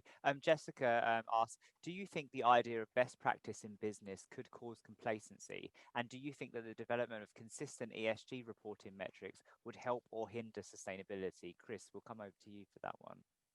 Yeah, I'm happy to talk about that. I think best practice would help. I think the problem that we have is we have a big fat tail in our distributions. And what that means is we have a small amount of companies that do amazing work, right? I mean, Unilever's reports are really great. They are plenty of opportunities to criticize Unilever still, I'm aware of that. But in terms of sustainability reporting, I think have a look at the report, see how they link all of the things that we talked about, the different capitals, really good stuff. If every company did that as a best practice, I think that would be brilliant, right? So I think the problems that especially SMEs, and some things SMEs are a lot better, and other things they're still lagging a bit. But also your average company that you have never heard of is often in a fat tail. And that means they're quite far away from best practice. So I would say best practice, if that becomes the new norm, that would be great. But then to of course, if we then say this is like once we have reached that, we are happy. I'm sure once we have reached the old best practice and the new norm, there will be other challenges that we have to engage with. But I think the problem or the temptation in a way is to think that what we see as best practice is actually industry standard. And those are two very different things. Like industry standard and best practice are massively apart. So I don't think at the moment it would be the challenge of complacency. I can. Oh, sorry, Mark. Well, no, I just want to add literally one word, because I think that one point I'm waiting for you to say it and 100% agree with you. I think almost, and again, I might be the theoretical purist here, I use the word best practice and complacency in the same sentence, because best practice should change all the time. And the idea that best practice is a line is sort of, I think they call it sort of the end of history mentality. Could ever reach the end of history? Well, there should always be a next thing. And so I think what can be happen is you can use best practice as an excuse for complacency. Oh, we're the best at this, so we don't have to do any more. But I think if you mean actual best practice and can't fit with complacency, I don't have to the second half because it's not really my question. That was just my viewpoint on that. That I think it's almost oxymoronic to say that someone doing best practice could be complacent, because if they're doing the best practice, they're trying to work out what's the next thing. Yep. Sheila asks, I understand that 70% of people in the UK now believe there is climate change, but many don't want to think about it or expect government to save them. How can nudge theory be used to get them to change their behaviour? Probably one for Mark. Yeah? Maybe. Well, but again, I mean, I think so. I think it's interesting. Actually, I saw in a comment that I then just went and looked up slightly to just get a couple of good examples for, which is about how can we make people eat less meat. And I'll give that as just one example, because there's lots of easy ones. And the easiest thing you can do is called the opt-in, opt-out decision. And I don't know if people know what I mean by the opt-in, opt-out decision, but we are, just as whoever it was, Jessica said, or whoever it was, sorry, I forgot the name, I have a terrible memory.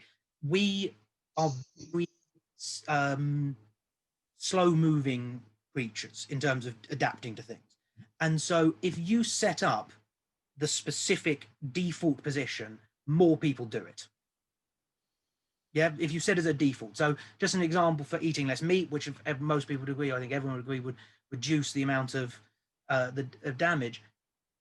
Every time you go to any sort of meal, it's, well, or like a conference, it's, well, what's the default meal? Oh, do you also want the vegetarian option? Please tick here to do the vegetarian option. Just by flipping that, they've shown that saying, here's the option, would you like the meat option? Reduces the amount of people who have the meat option. Interesting. Tiny things, but that's where nudge theory comes in. Not removed anyone's choices. We haven't got rid of anything. And I went to check, and there was there have been articles that have shown that. And you can do those sort of things. Or, as I can't remember who it was suggested, but moving towards, I think it was Chris in fact, things like just making like smaller changes so that your burger now has some less meat in it, like it's some part meat, some part vegetables, can be that's being sold somewhere. And those tiny things are what we would do with nudge theory, because that's the whole point of nudge theory. It is to people who don't really want to change. They're open to change, but they're not thinking about change. And so those small nudges do it. I mean, the famous one that's currently going around is this idea of organ donation is the most kind of known one of these, which is you massively increase the amount of organ donation if instead of opting in to be an organ donor, you opt out of being an organ donor. Yeah. That sort of thing can be applied very easily which is all we do is we change the default option. And by changing the default option, you increase that. And that's how we would, in terms of doing it, because then you're not changing anyone's choices. You're not telling them you can't do something, but you make it as easy as possible to pick the thing that we are viewing to be the best thing. And that the key thing there is not getting rid of the choice, because then it becomes sort of the nanny state of, well, you're telling me I can't do this thing. It's not that. It's, we're giving you both options, but this one's just a little bit easier because it's just the thing you will get anyway.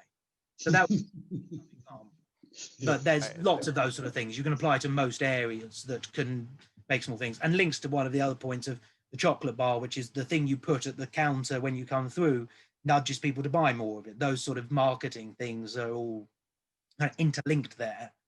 And smaller steps. That's a great explanation of it. Thank you. Last question for Sarah, and then we're going to just do a quick roundup. Sarah, where will the drive towards reflecting the true cost of natural resource usage come from? Accounting bodies, government, or business? Oh, I would say all of them, but most importantly, I think it's the investors. I think if the providers of funds put that as their motivation, they can drive it because they are the ones who provide funds. And especially here, I'm thinking about the shareholders and the shareholders. Really, I think if they push that agenda, they will be able to stir the strategic direction of organizations and businesses alongside, I would say, those CEOs and the top management of those organizations. So, but indirectly, if we have professional bodies put that in their curricula, if we've got business schools do that, if we've got the government also championing it, then obviously everybody together will have a greater impact on achieving a more sustainable society and organizations, I would say. Thank you so much. We are almost at, we're actually overrunning. This has flown by. I think we could have probably carried on for a lot longer. I just want to hear from what are your parting words for either kind of like your peers and kind of encouraging them to be more sustainable, or just words of positivity for some people. So Chris, we'll start with you. That right, famous last words. I think, and let's maybe start with encouragement, because times are not that great at the moment. I think we're making great progress towards the SDGs, and if we look at the nation reports and stuff like that, there's amazing progress that we're making. On the flip side, that means that businesses have to adapt to a new world, and they have to do that quickly. Thank you, Mark. Sorry, I dropped out for a second there. What was the question? Sorry. Passing words of wisdom or messages of hope for your peers. So I've actually, because I heard the end of Chris's, maybe it's a different question, because I would link to this, which is I would agree that the social development, the sustainable development goals are being reached, and in particular, I think that we need, if we view like economic development and progress on a world scale, we are seeing huge progress. The group that are becoming wealthiest quickest are those in developing nations, those that are developing. So a lot of those goals around poverty, hunger, that is the group that is most developed. That is the group that's growing the fastest. And really, what we then need to say is, well, can we do that sustainably? So actually, I would agree with Chris that, and it isn't entirely upbeat, but I think it's upbeat, that some of those goals are very easy to achieve and will be achieved very quickly. And what we really need to be asking ourselves is, are we achieving the other ones, or are we only achieving them at the expense of it? And so then really the challenge is not achieving all of the goals. Some of them are going to be achieved. The challenge is achieving them by, achieving them without sort of making another one not possible. So that's the positive, is to say that actually, and I think there's an interesting thing, which if you want to see, the New York Times does it every year. Why 2020 was the best year in human history. This might be the first year they do it. I'll be honest, this might be the first year they don't do it.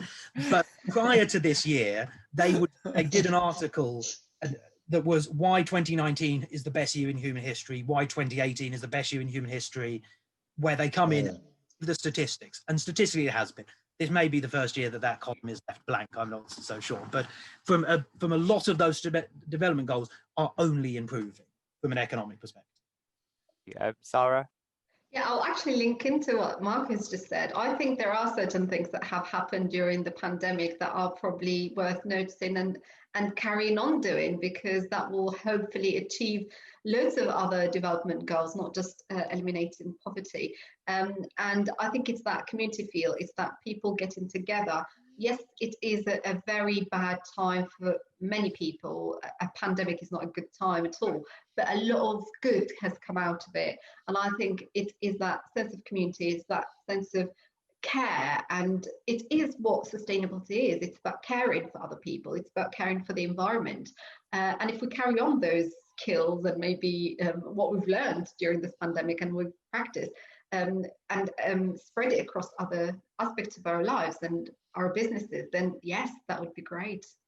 Fantastic. And you definitely see that with the business school and the way the business school have kind of reached out to the community during these difficult times. And Hugh, I'm going to hand over to you to round us up. Yeah, well, thank you very much, Neil. Can I thank Sarah, Chris, and Neil? We've had Chris, Sarah, and Mark. Sorry, and Neil.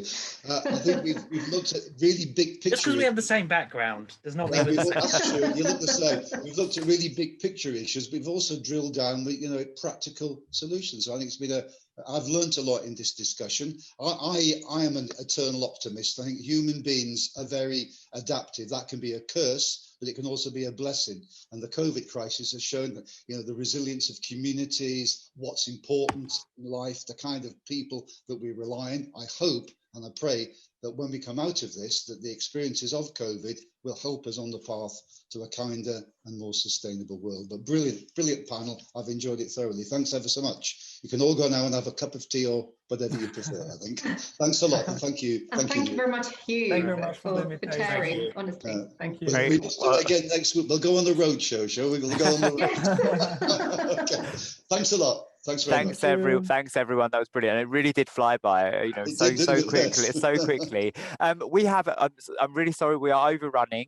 We'll have a short break. The next session will be the contribution of education for sustainability to changing patterns of consumption and improving individual well-being. So do stick around. We'll be starting that in about 5 minutes. Thank you so much. Cheers, everybody. Take care. Bye. Thank you. Bye-bye.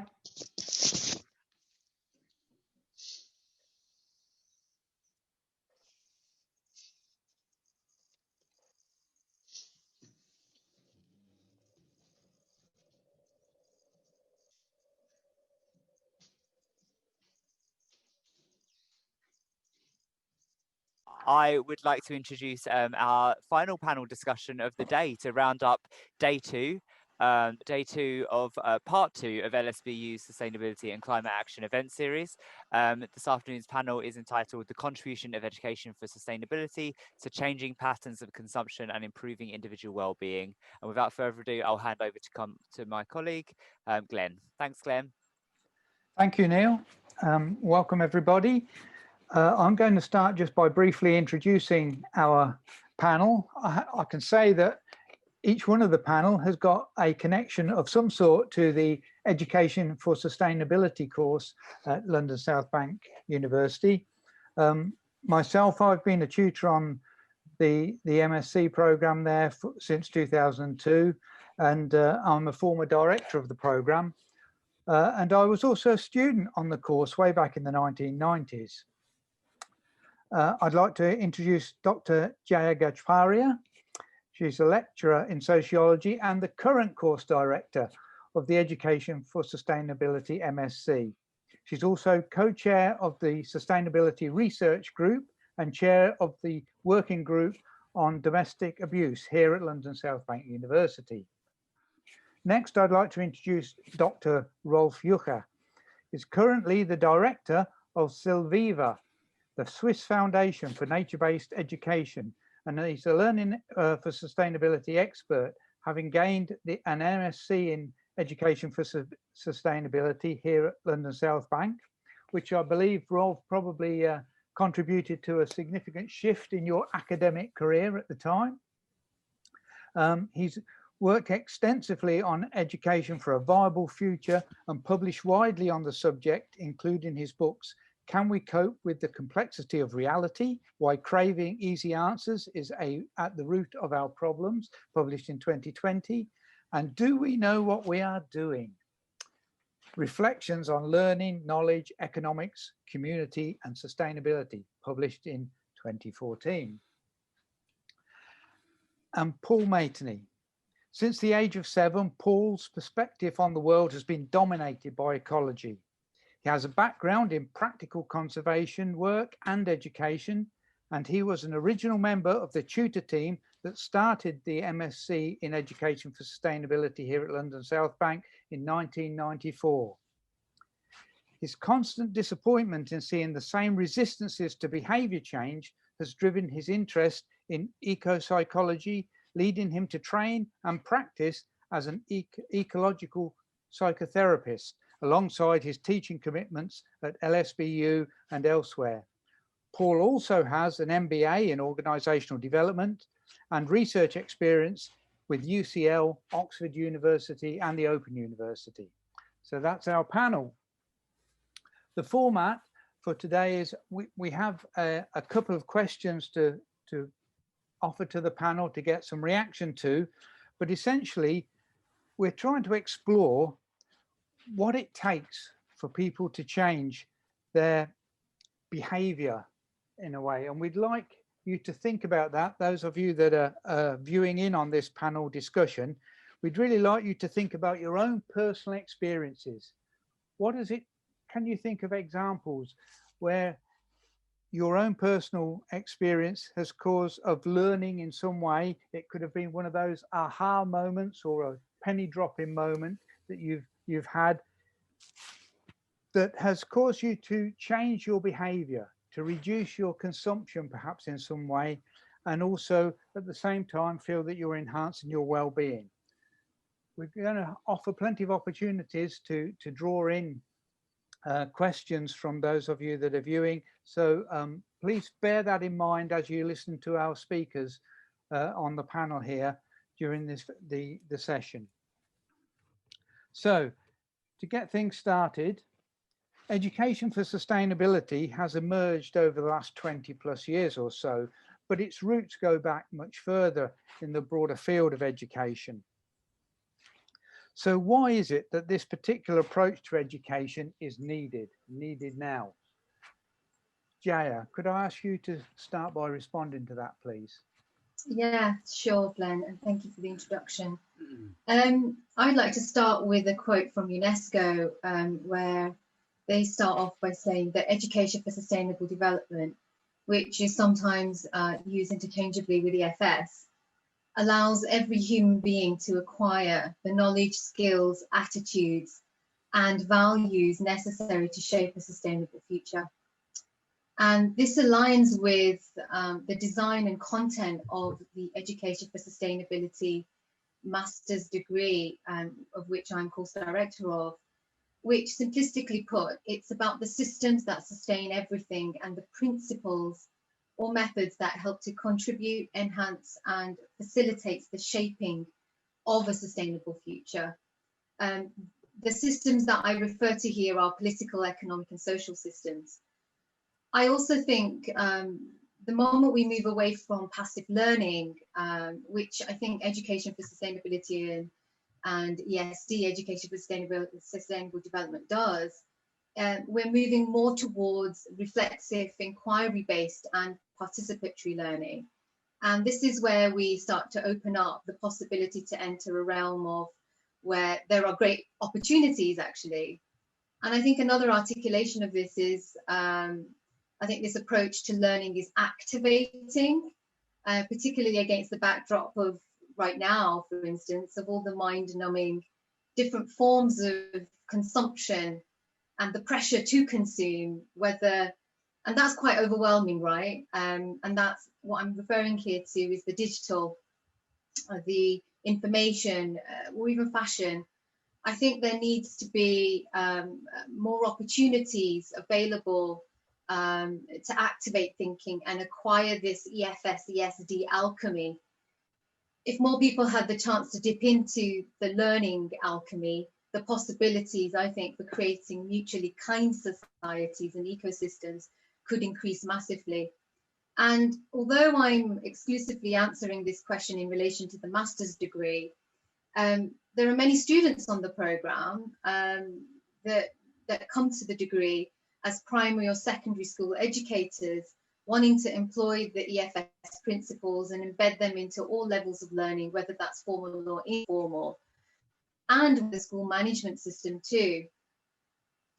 A point I do want to end with is what's really disappointing is that although EFS is a relatively new discipline and it continues to evolve, experts in the field of EFS have developed some amazing work that just hasn't been taken up in teacher training or curriculum development. And I have had the enormous pleasure and privilege to have worked with some of those people. And there's a lot of frustration amongst these practitioners and thinkers, you know, with the failure of the governments to implement policy that allows EFS to be embedded into learning. So I'll end there. Okay, thank you, Jaya. Really interesting points there, and bringing out the systems interrelatedness and things as well. Rolf, could I hand over to you, please? Yes, thank you very much, Glenn, for the introduction, but also thank you, Jaya, for your focus on the master's program, and particularly also the questions you raised towards the end. I'd like to zoom out a little bit again and try to answer this question, why education for sustainability, from a slightly more well, historical and general angle. I think it's a very good question. I mean, as practitioners in education, we always should ask ourselves constantly, why are we doing what we're doing, and do we have firm justification for what we're doing?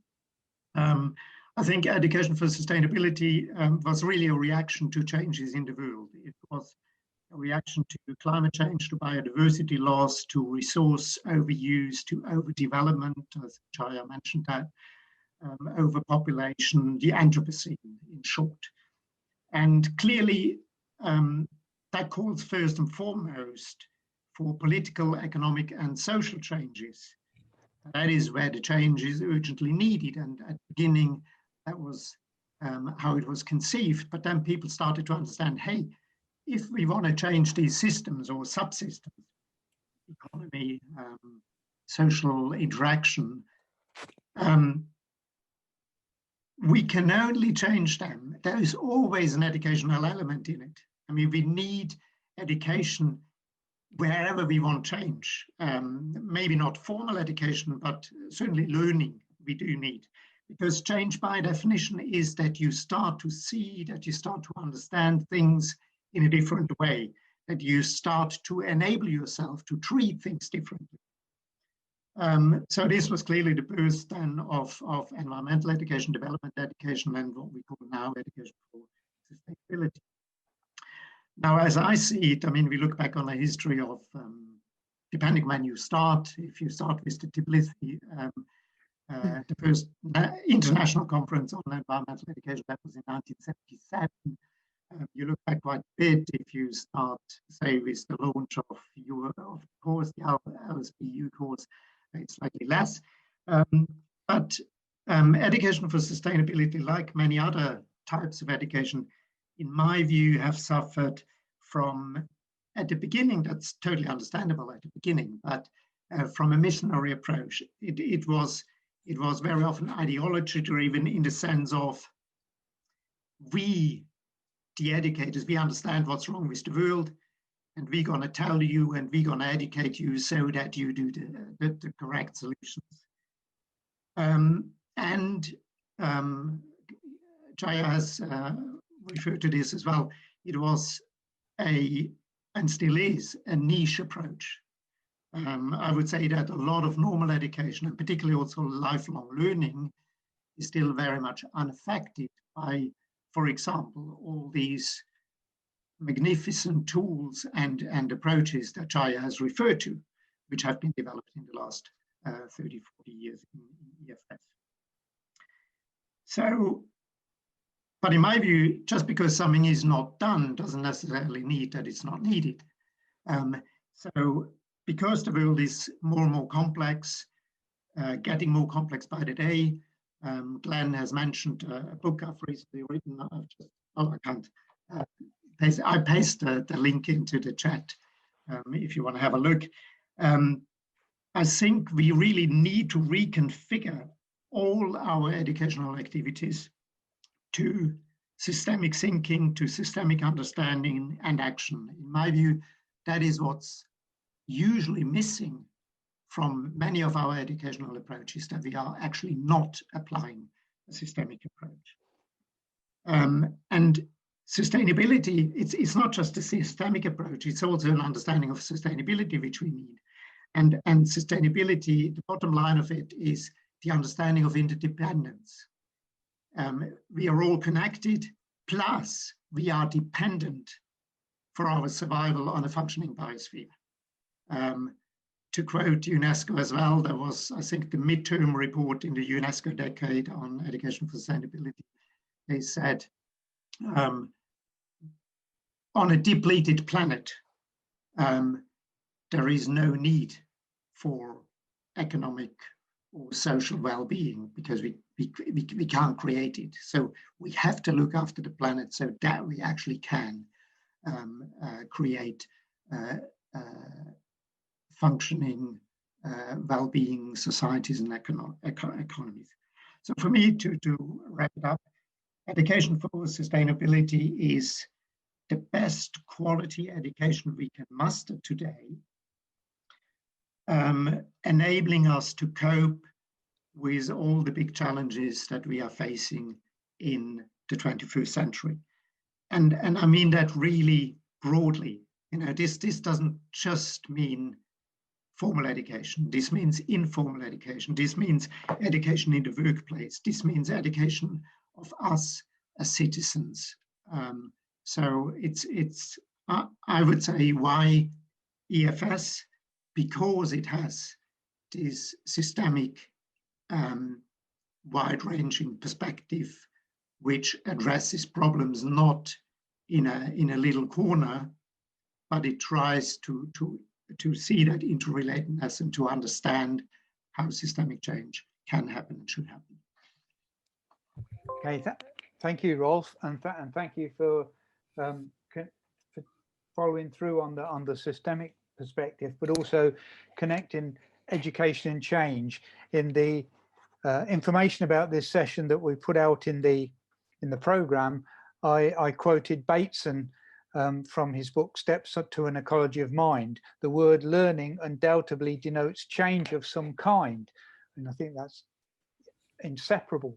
Education always produces some form of change. But interestingly, some research that was conducted actually by members of the team of tutors on the Education for Sustainability program some years ago into further education and sustainability. One of the principals of one of the colleges we interviewed made the point that sustainability, at least sustainable development, is change. Change is equal to, sustainable development is equal to change, which is also equal to education. So the connections here are very, very strong. Thank you. Paul, could I hand over to you, please? Yep. The change of some kind implies many possibilities of many, many depths. It can be a change in ideas about what we should be doing and what ifs, which we hear a lot about still, and I've heard for decades, all sorts of great ideas about what we should be doing and what if we did this and how can we convince people to do that. But this is not a change that goes in depth, what I sometimes say, heartfelt, in a way that generates an attitude, a mode of behavior that, as it were, one cannot but do, because it won't sustain within one's conscience not to do it. That's the sort of real systemic change that we need. So not just systemic in the ecosystem, but systemic within ourselves as members of the ecosystem, not just seeing the ecosystem as a sort of resource for ourselves to consume in whatever subtler way, including psychologically, emotionally, spiritually. All of these can be subtly, can be subtle expressions of consumption, in fact. So I think I'm sometimes seen as a kind of grumpy old man of sustainability and EFS after so long. I mean, it literally has been 50 years. And I think I sort of expressed that already a little bit. I think that this is what sustainability is for this deep-rooted systemic learning. Now, I would like to share a screen. I want to show some quite provocative slides. So I hope you can see that. Can you see that? Yes, I think we can. Yes. Right. So look at these two images of planet Earth, different sides of planet Earth. We don't so often see these sorts of images, but they're beautiful, aren't they? Glittery, sort of glittery planet Earth, right? Oh, now how do I get, it won't move. Okay. To the next.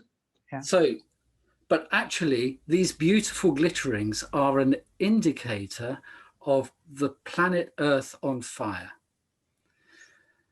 This is the situation we're in. All of these lights are powered essentially pretty much still all by fossilized sunlight, by fossil fuels. So these lights are, as it were, an indicator of the extent of our planetary burning. And this is just to take, I tend to use very old quotations just to show how very long we have been trying to grapple with this in sustainability and education for sustainability. So here's a quote from 1968. Here I sit in my rural ecological niche, metabolizing a breakfast drawn from 3 continents, quietly increasing the world's carbon dioxide, which, as the scientists now tell us, may be, but probably is not, helping to thaw the polar ice. So I'm using this to illustrate, to ask the question really, what will it actually take for us to change our behavior? And I don't mean just, as it were, as a collective. That can only happen when we do this as individuals. What is the educational stimulus that will actually drive us to do that? To see our well-being in some way as coming from being a member of the planet rather than subtly consuming it for our own personal well-being, which tends to be how well-being is still thought of. I put the scream in here because this is another from my childhood, and because I discovered that this scream of Munch is actually about these 2 figures in the background who are nonchalantly walking along the boardwalk, completely oblivious of what is happening over the edge. And all of these other images are just to highlight, all from the 70s, conservation books and ladybird books, the junior WWF on the left. And this man, Geoffrey Vickers, who wrote this in '68, was awarded the Victoria, you can read it for yourselves, right? Such credentials are still not enough to be heard. So what will it take? Of course, I wanted to say before coming onto this, that the second image of planet Earth there, well, we'll come back to it, but that includes India and China all lit up, which of course wouldn't have been the case in 1968, not to the extent that it is now.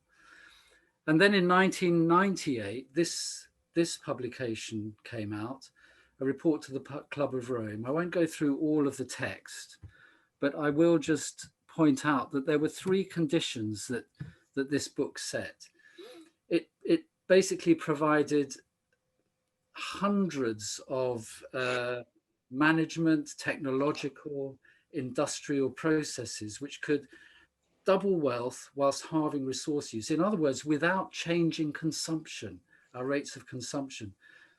But the condition for this actually happening was that it was up to each of us, as well as businesses and governments, to make it happen.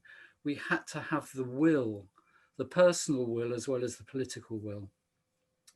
And the measures would have to be adopted immediately, right? Immediately, as in 1998, because otherwise within 15 years, and we're now 22 years ahead, increasing consumption would have brought us back to square one within 15 years. And given that, and linked to the first condition, Factor 4 emphasized the importance of generating and exploring methods of achieving non-material wealth, approaches to well-being that were not dependent on consuming the world's resources, the world's life support systems. This phrase has now almost completely disappeared. Even if you search it on the internet, it's just almost completely disappeared. So what will it take? This is the question I'm posing here, for education for sustainability as a discipline, as it were, but also as an individual engagement for us to change our behaviors in ways that will actually enhance our well-being. And I maintain that we actually have the answers, and have had for ourselves for thousands of years, in many of the world's wisdom traditions. But the power of this growth instinct that we share with all species, including the virus, which is perpetuating thanks to the conditions created by our growth instinct perpetuating, it's so powerful that it takes a tremendous amount of will and desire and conscious change for us to do this. And we're very skilled at rationalizing and making justifications for continuing in the way that we are, as these illustrations, I think, show. So that's my question. What will it take? I think that's where I'll stop. But just to summarize again, that the purpose of education for sustainability is to generate deeply embedded and embodied change that actually generates a sense of well-being in not consuming that we can't resist. Okay, thank you. Thank you, Paul, and thank you for that summary at the end there, because actually a lot of what you said towards the end, I think, links with a lot of the previous sessions today and yesterday as well, but particularly a couple of the things that I sat in on today, touching on the same issues about the consumption and so on, and what it takes to change with regard to fashion and things we heard about this morning. That website on my screen, by the way, can take you to various other articles that elaborate on various of the themes I described, if anyone's interested. Okay. Can I just say that I'm going to ask the other members of the panel to just come back and comment on what their two colleagues have said, but also to emphasize that if you have any questions yourself or comments you'd like to make, we don't necessarily have to wait till the end for these. If you can put them in the chat, I will try to keep an eye on that and bring the questions in as appropriate. So really encourage any feedback or contributions that you have through the chat. Great. Okay. Before we move on to the next specific question relating to education sustainability, perhaps there's some comments that from Jaya or Rolf on what Paul has said, or vice versa.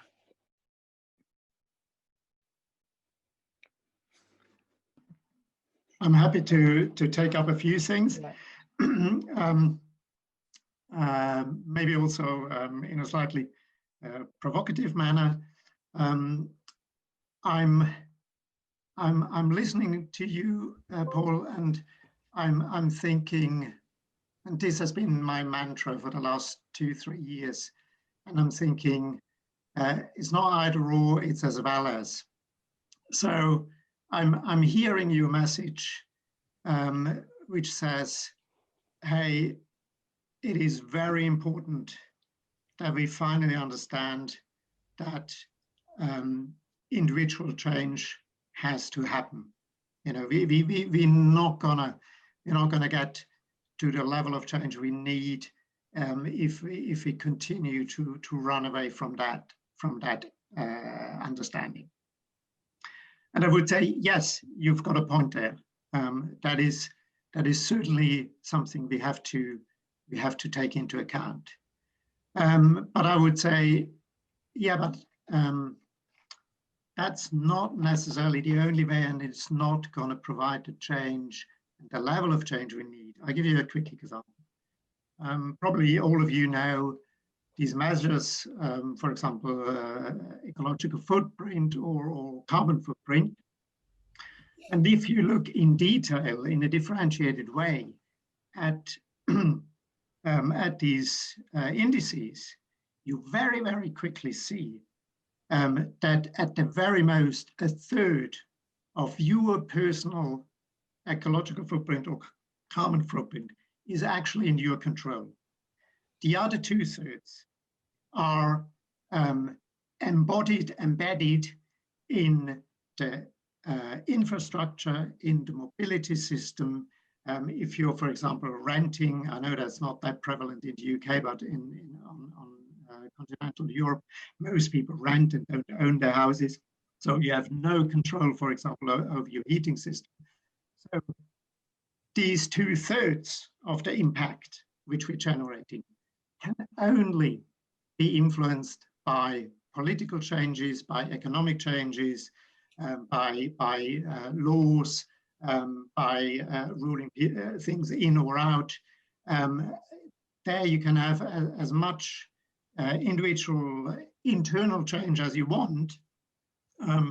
If you act in a context that actually doesn't even allow you, because of the incentives and disincentives that economy, the current economic system, for example, provides, that doesn't even allow you to enact the change you would from the inside really want to do, then you've got a problem. And I'll give you a little connection to a survey that has been done in Germany, which I found really, really, really telling.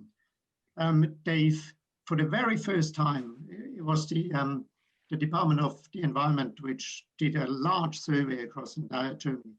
And what they did is they looked at how people themselves perceived their, whether they were change agents, what they understood about sustainability, whether they were prepared to do things, and so forth. So they gauged that. And then they actually looked at their real behavior. So they put together the kind of the internal self-perception of these people and the reality. And the really sad thing that came out of there is the absolute top performers in terms of pollution and impact are the rich people. That doesn't really surprise us. But with the second biggest impact were the Greens, were those people who self-confessed, believed that they were really leading a sustainable life, that they were really cutting down consumption, and so forth. So in other words, the self-perception of ourselves and our inner image of who we are and what we do and what we're convinced of is very, very often because we are so easily fooled about ourselves. And that has psychological reasons and perception issues. So that this is very, very often at odds with what we're actually doing, with the real impact we have. Yeah, shall I come back? Yes, please. So, yes, positive illusion, it's a well-known phenomenon, and it happens at collective levels and systems levels as much as at individual levels, which is kind of what I've been saying in what I presented. Now, of course, I haven't said that an individual approach is the only dimension. I have said that I've come to this position through having come through all sorts of ecological, cultural contexts, of course. And you know as well as I do, Rolf, that to say such a thing wouldn't be systemic. nor is it systemic to only focus on the system, on the policy, on the collective. And that's what's been done. That has been the emphasis for decades, without any actual engagement with the person themselves. And this dimension of conviction, so that I want to actually be changing, and not just, you know, it's possible to do an ecological footprint and check yourself out. And somebody who has a real conviction perhaps would do that.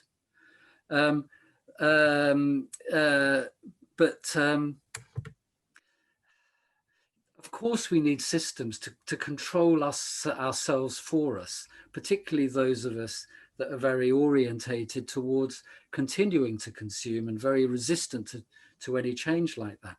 But I do see a lot of examples around, and have done for a great many years. And perhaps this is an example of some of the resistance that you're talking about, that what I call positive illusion. We convince ourselves we're doing something when we're not. Let's look at our individual behavior. There has been for years so much emphasis on, for example, reducing air flights. And then the antis and the deniers come back and say, oh yes, but the flights will happen anyway. There's an element of truth in that, isn't there? Until everybody stops flying. But what about certain individually motivated possible actions, such as cutting out your heating and your hot water, for example? Something you have actually individual control over. If it means enough to you to be a member of this planet, and that you are a contributor, a net contributor to the destruction of the life support systems that we depend on, then perhaps if that is strong enough, then you will actually reduce the amount of fuel that you use through your heating systems, through your hot water. I ask people little things like, you know, when you go into a pub, when we can go into pubs, and there's a lot of hand washing going on, right, with the coronavirus. So what's the habit? This is the key. What is your habit? Do you go for the hot tap or cold tap? Hot tap or cold tap? Well, the majority of people go for the hot tap, including ecological types, right? What about the other habits? Very simple. This is a really good practice. Everyday practical habits. Do you use a plastic pen or a pencil? Plastic pens. You've all seen pictures of the plastic pen through the turtle's face, haven't you? Plastic toothpicks, wooden toothpicks. Do you use something that's decomposable, that can be absorbed back into the ecosystem, or something that's going to get either buried in landfill, out of access of the ecosystem, thus depleting soils, or something that is completely artificial, that causes havoc in some other way? You know, how much toilet paper do you use? Now then, if you were tuned in yesterday morning to Dilly, you'd know all about that. Oh, okay. Well, I wasn't. The keynote speech. Yeah, right. And napkins that come with everything. How many billions of napkins every year, every day are used? Do you see? Yes. So it's both and, as you said, Rolf. I absolutely agree. But to be systemic, we must bring it back to ourselves as well. Okay. I guess the panel discussion needs to focus on what it is in terms of education that'll get those switches that you've been talking about, Paul. I'm going to invite Jaya to just comment on that if she wants to, and then I've got a couple of questions come in from members of the audience. So over to Jaya first. Thank you, Paul and Ralph, for your contribution there. I wanted to kind of just bring this back to some of the things that are going on right now in society, and some of the things that drive me bloody bonkers, might I add. And it's this lack of not being able to make the links, which is exactly what Paul is talking about. Let's take, for instance, vegan products. We have vegan labeling on everything now.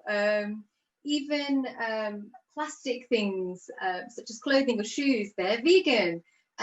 We know this, but the alternative is also not very good for the planet. And here I just want to really focus in on the expansion of variety of different types of vegetal milk that is out on the market, and which ones are sustainable, which ones are not. And so now we have a whole group of people who are going vegan or taking a vegan diet, but aren't thinking about the impact of the products that they're consuming that is having an impact on the planet. Now, to me, veganism is all about having a conscious ecological approach to living. And it should be about going from all things from how we consume water, how we shop or not shop, our relationship to the natural world, and what kinds of products we're putting into our body, our health, with other things as well that I may have forgotten from that list. But it's taking that holistic approach, and it does require us as individuals to ask questions. And I quite agree with Paul there. I think it's not the approach, but it's something that does need to happen. And there needs to be accountability, I think. And this is all forms of informal learning and education. This is what this is. This is what we're talking about here today. And I think this conference is an example of that, where we're all coming together and we're sharing our thoughts and our ideas and how we are adopting different practices. So, for instance, I had the beginning of this year until COVID happened, and then I needed some comfort, which you know, we all needed what we needed. But I was having 2-minute cold showers, so that I was just showering for 2 minutes, but also not using the heat to warm up the water. And I was thinking very consciously about the value of water there. I haven't lasted long, but it's 3 months, right? And there are some health benefits there. So again, thinking about things in all the interconnected ways. I'll stop there. Okay, the questions are coming in, and I'll come back to Alex's question, Roz's question in a moment, but I just want to pick up on Sheila's question because it's kind of direct response to what you were saying, Paul, and so appropriate to deal with this first, I think. She says, Paul, I'm agreeing with you about individual actions, having engaged in this conference with warm clothes and woolly socks, but the response is, what's the point when nobody else does?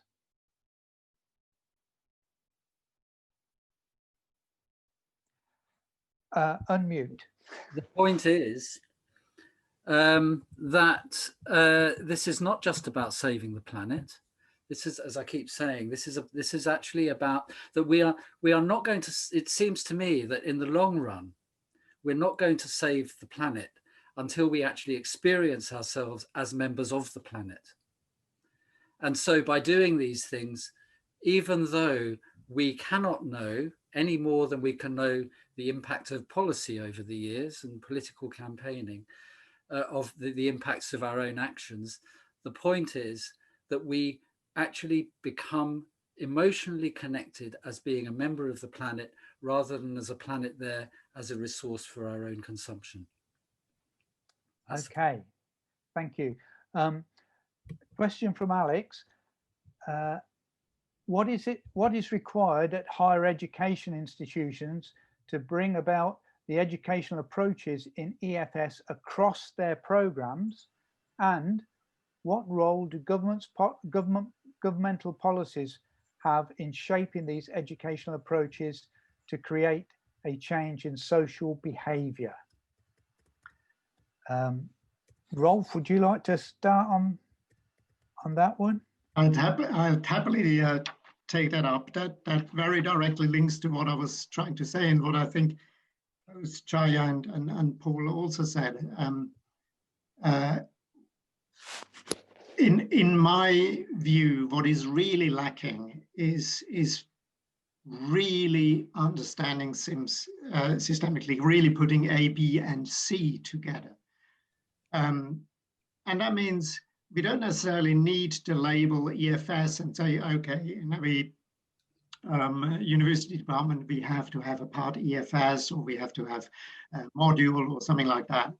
By now, there's lots of experience in this in Germany and so forth as well. Sometimes it's better not to talk about that label, because people then take issue with the label and want to know, well, what is it and so forth, but really go into the topics, say engineering or whatever it might be, and really dare train and build up those systemic competencies that we are really starting to understand and connect the dots. Because just connected to the discussion we just had about individual, sometimes I say these are individual sacrifices. If you shower cold, or if you put on a sweater. I'll just give you a little example to show you what I mean by systemic connection. Yeah. If you save water by turning off the tap, which every single child in Switzerland is pestered with in primary school, that you have to turn off the tap because you have to save the planet and so forth. So if you turn off the tap every single time and take short showers, and if at the same time you are a car driver, you might as well forget about the turning off the tap. Because producing one single car, one car, uses 400,000 liters of water. In other words, if you use that car for up to 8 years, you can stop every water consumption total every day of those 8 years, and you haven't saved as much water as you would save if you wouldn't buy that car. That's what I mean by systemic understanding. We can't just look at, okay, there's this little pocket of my tiny little being in my house, and what am I doing with my water and so forth, and I have to save a little bit of water and then we're fine. No, you have to really look at the systemic picture, and you have to look at scale. Because if you want to achieve change, we have to look at scale. It's no good if we change at the things which are nice and so forth, but they're not making an impact. So we might as well forget about them and really home in on those things which make a massive impact. Eating meat, flying, there's loads of research now which points out that if you focus your actions on 3 areas like meat, mobility, and heating, you can make an impact.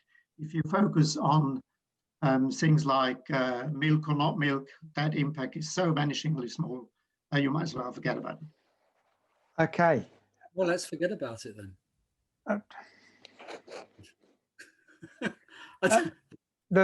It's systemic, right? It all counts. Right. We're identifying all these things, but we need to get back to what it is that will make people, what is the educational experience that will make people change. Although before we move on, that question, Joe, I'll just give you the opportunity to come in there in terms of higher education and the role that government can play. Thank you, Glenn. Yeah, I think higher education needs to be brave at this point, and they need to lead the way. And what I mean by that is, I think that there needs to be components, specifically that each degree, both undergrad and postgraduate degrees that are offered, there's a component that has to, perhaps all students must take, and also every single degree that is offered at a higher education institution has to review the curriculum and embed certain things in the assessment, in the content, in the way in which we shape the inquiries in relation to that subject or discipline. And I think it's not going to happen overnight, but there's got to be a moment where we start doing it. And right now, I don't feel like that's happening. And so in terms of higher education, that's where I see potential opportunity for an impact towards implementing education for sustainability to have the most impact on, therefore, after these social agents will come out of universities and implement and see things differently wherever sector they go into.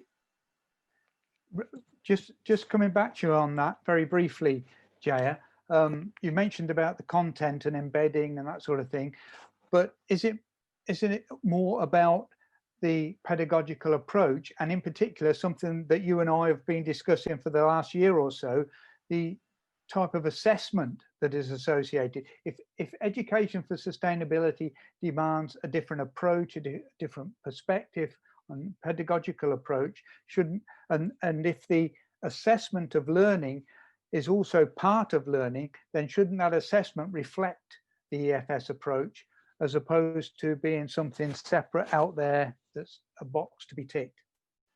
Absolutely, yeah. So I mentioned assessment practices, and absolutely that links to the work that we've been doing. And there needs to be, we need to change the way we see ourselves as educators, as also learners. And if we start doing that, and this is how I approach myself,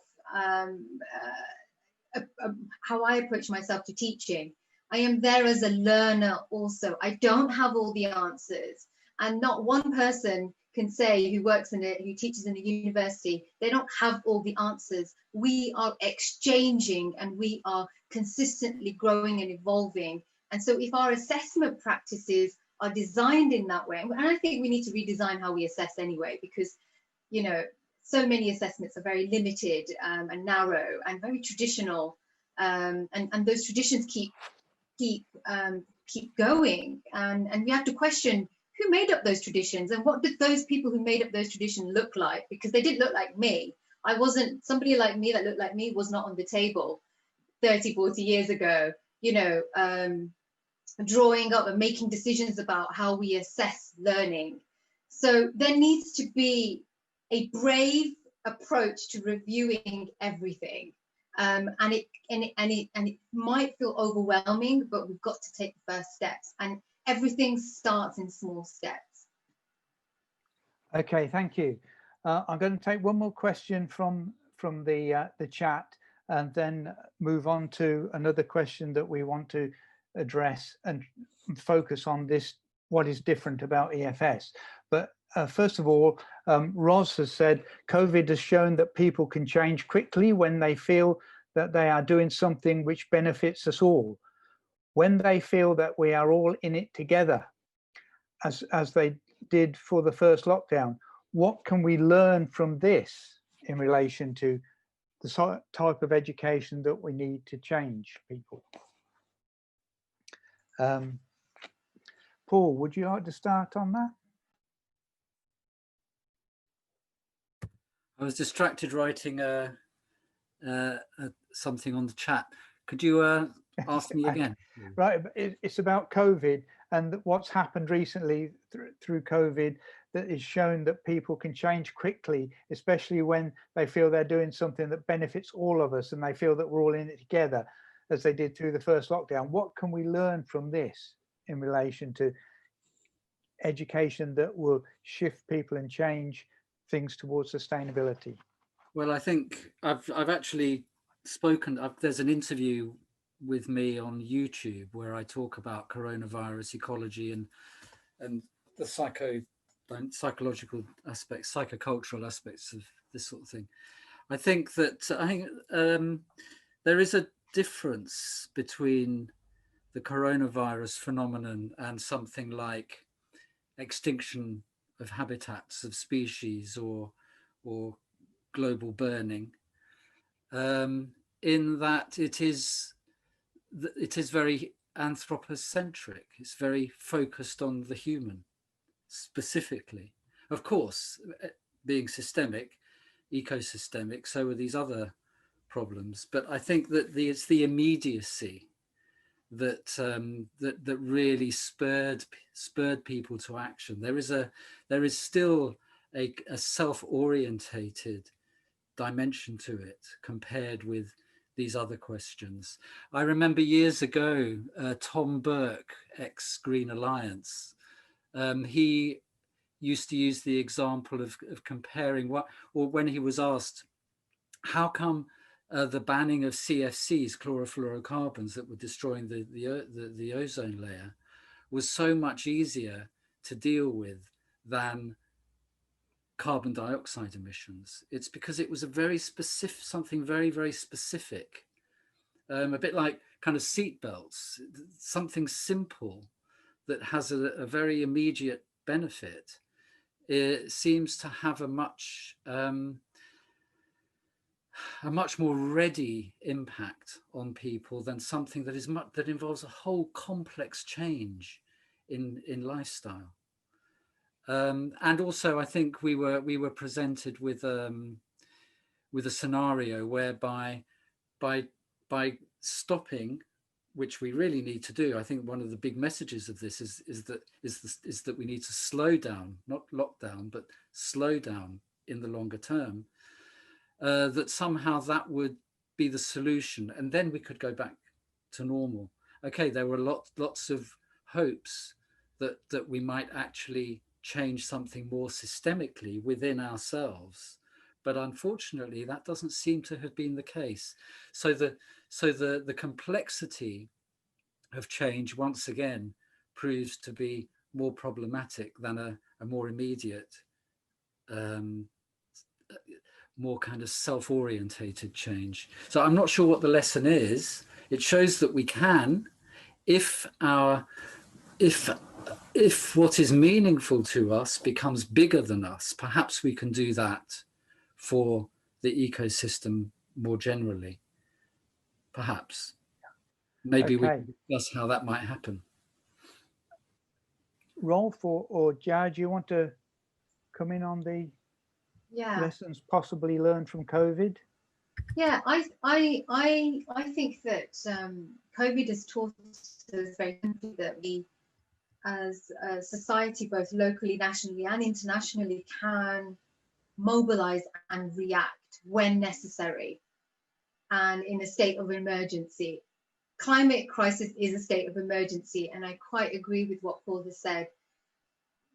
It's almost like the click hasn't happened, but I think the way in which human societies have reacted, I think not so much now. I think there's a little bit of rebellion going on, but on the whole, we show as human species that we are resilient and we can respond quite quickly and change our behaviors quite quickly if we need to. And I think we can see the effects of that even today in the way that, you know, home working, for instance. I know that, you know, it doesn't suit some of us, and for some people out there, it's even dangerous to be at home because of situations which are vulnerable, or they're living with an abuser, etc. But on the whole, I feel like we've got some real examples of how human societies can mobilize. Okay. But all of you out there, bear with me. The questions are piling up here, so I'm trying to manage them and jump about. I'm going to come back to Carl's question in a moment, but a quick question from Brian Davis, because it links to the COVID thing, and perhaps you could have a go at this, Rolf. Okay. Is lasting change dependent on the letting go of past behaviours? And a follow-up question, is this time of COVID a moment where more people and organisations may be prepared to take this first step? Yeah, very good question. I would say definitely. Change is totally impossible without really sending to the dustbin of history old mental models and traditions and things we long believed in and habits. So yes, change is only possible if we manage to do that. I think COVID has really shown, as Chaya said, that we can do that. You know, it has been a mantra in education for sustainability that the most difficult thing is to change daily habits. We won't manage to do that, and then overnight, every one of us has changed his or her daily habits. So it's clearly possible. I think what we shouldn't forget is what happened here. You know, first of all, in the change, it was Friday for Future induced, in the sense of Friday for Future tells us climate change is not going to stop unless we come to a science-based solution approach. In COVID, we have exactly done that.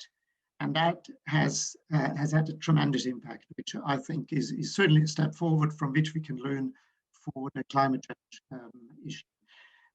But why have people changed? It's not because they individually decided, oh, that's a good idea, and I'm going to stop going out. No, we as a society have decided, okay, now we need a lockdown, or we need this, or we need that. And then the rules have been decided. So we as a society have decided, okay, now let's abide by these rules. So clearly it has been a wonderful example that we can't get rid of the state and all these fantasies of libertarians and so forth that, you know, we have to get rid of the state and then we'll all be fine. No, particularly in climate change as well. What we need is, as societies, decide the context within which we will act and we are prepared to act. So, yeah, I think I haven't answered the second part of the question, sorry. Of course we need all dimensions of society, from the person through to the state. Of course we do. I think there's a big question as to, which I think we have many decades of material to look at, as to what brings about the change of the state and what is the relationship between the person and the state. And you know, that's an open question, I think, still. It must involve something to do with how people change, whether they are an ordinary person on the street or somebody in power, in government or in corporations, because they also, I remember a story that I was told by a writer. He'd gone into consultancy, and he had decided he was having dinner with some high up in a corporation, Japanese corporation. The reason it's Japanese is because of what they were doing. They were fishing for pilot whales. And he said, don't you understand that the pilot whales are going extinct, and this will be the impact on the ecosystem and so on? And the person turned to him and said, yes, of course we understand. You think we're stupid? Of course we understand it. We don't give a shit, and then we'll move on to something else. You know, quite sobering. So yes, as an answer to the other part of the question, yes, of course behavior change has to happen. I think that was the other part of the question, wasn't it? Doesn't behavior have to change before? I don't remember, Glenn, but yes, it does. But the question is, how does it change? Sorry? Yeah, letting go of past behaviors. Letting go of past behaviors. So the question for education is, education, which, let's remember, means drawing something out from within that's already kind of ready, I would suggest, is how do we let go of those behaviors when they're so meaningful to us in some way, and so that other meaningful behaviors can take their place instead. Back to the whole question of both well-being and let's call it emotional and ecological sustainability together. They have to go together. Okay, thank you for that. There's one or two other questions coming up.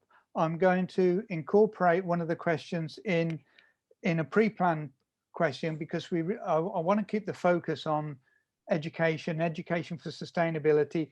Why is it different? What's important about it? How does it work, and so on. But Aisling has put a question in here about accumulating wealth is a way people try to mitigate against the instability of life. Is there education for sustainability teaching on embracing and accepting instability? And I'm sure that you've got plenty to say, because dealing with uncertainty and complexity is very, very, very much part of that. And so if we can bear that question in mind while addressing the question of what is different about education for sustainability. Will it bring about the change to patterns of consumption and the improvement of well-being that we're hoping for? Okay, so keep in mind about embracing and accepting instability, but what is it about education for sustainability that will actually bring about the changes that we're hoping for? Could I just make a clarification just very quickly, that or just note something, that we're talking about education for sustainability as if it is currently something fixed, you know, right? Now, I think we also are talking about, and we need to bear this in mind, how does education for sustainability have to change based on past experience and present experience? I just wanted to put that Okay, that's absolutely right. And we know that there are slightly different terms which have subtle differences if you want to teach them out, like education for sustainable development, like learning for sustainability, and so on. And you're absolutely right, Paul, to point out that it's a dynamic concept that is changing, is being debated, and so on. One aspect of it that I would suggest is that it views knowledge as something that's emerging, and as such, there is always bound to be further change in the future, and so on. So, yeah. Methods as well, the methods too. One will impact on the other as things develop and change. So, yeah. And can I also just add that I think that's a positive aspect of education for sustainability, because it allows itself, like we are saying, that it is evolving, right? And that it's not the magic bullet answer, and there is still work that needs to be done, and the work isn't done, and we're not offering up on a plate, this is the method. We're not doing that, much like what Rolf said earlier. You know, the missionary approach to it in the beginning. We've rectified certain things, and as we evolve as a human species, and as time evolves, and other massive, you know, catastrophic situations occur, we need to start. We do change, you know, and that's one of the really fabulous aspects of education for sustainability. It is not a negative thing. Right, Joa, maybe you might want to carry on a bit further with that, because you've started to talk about some of the characteristics there of education sustainability, bearing in mind that it's something that may be able to address instability, as Aisling was questioning. What is it? What else is there about education for sustainability that you see as might bring about the changes that we're making, and what is it that is different to other forms of education in that respect? I think education for sustainability has the possibility to bring about change. So to a certain extent, yes, I do think that that's possible, using education for sustainability and embedding it. So I guess, like, reiterating some of the things that have already been said and teased out, you know, education for sustainability aims to be transformative in its discipline, as we've just said, but also in the way in which learning happens. And that's of people and human thinking, and it's by kind of drawing on the systemic thinking and collaboration, and really thinking about ethics and values, being critical in our thinking, and also committing to lifelong learning. It's not something that you do for a couple of years and then it's done. No, it's something that continuously happens and is part of the way we live. And I think the best way that I can answer this question is by looking at our alumni for the master's degree in education for sustainability. So over the last kind of 15 years or so, we've received, I think, about a dozen or so of Commonwealth Scholarship Commission funding for scholarships to Commonwealth country students, right?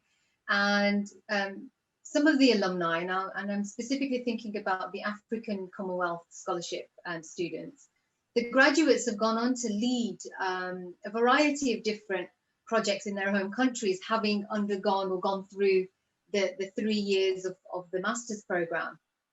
And that might be national or local governments or non-governmental organizations, or even intergovernmental organizations like the UN.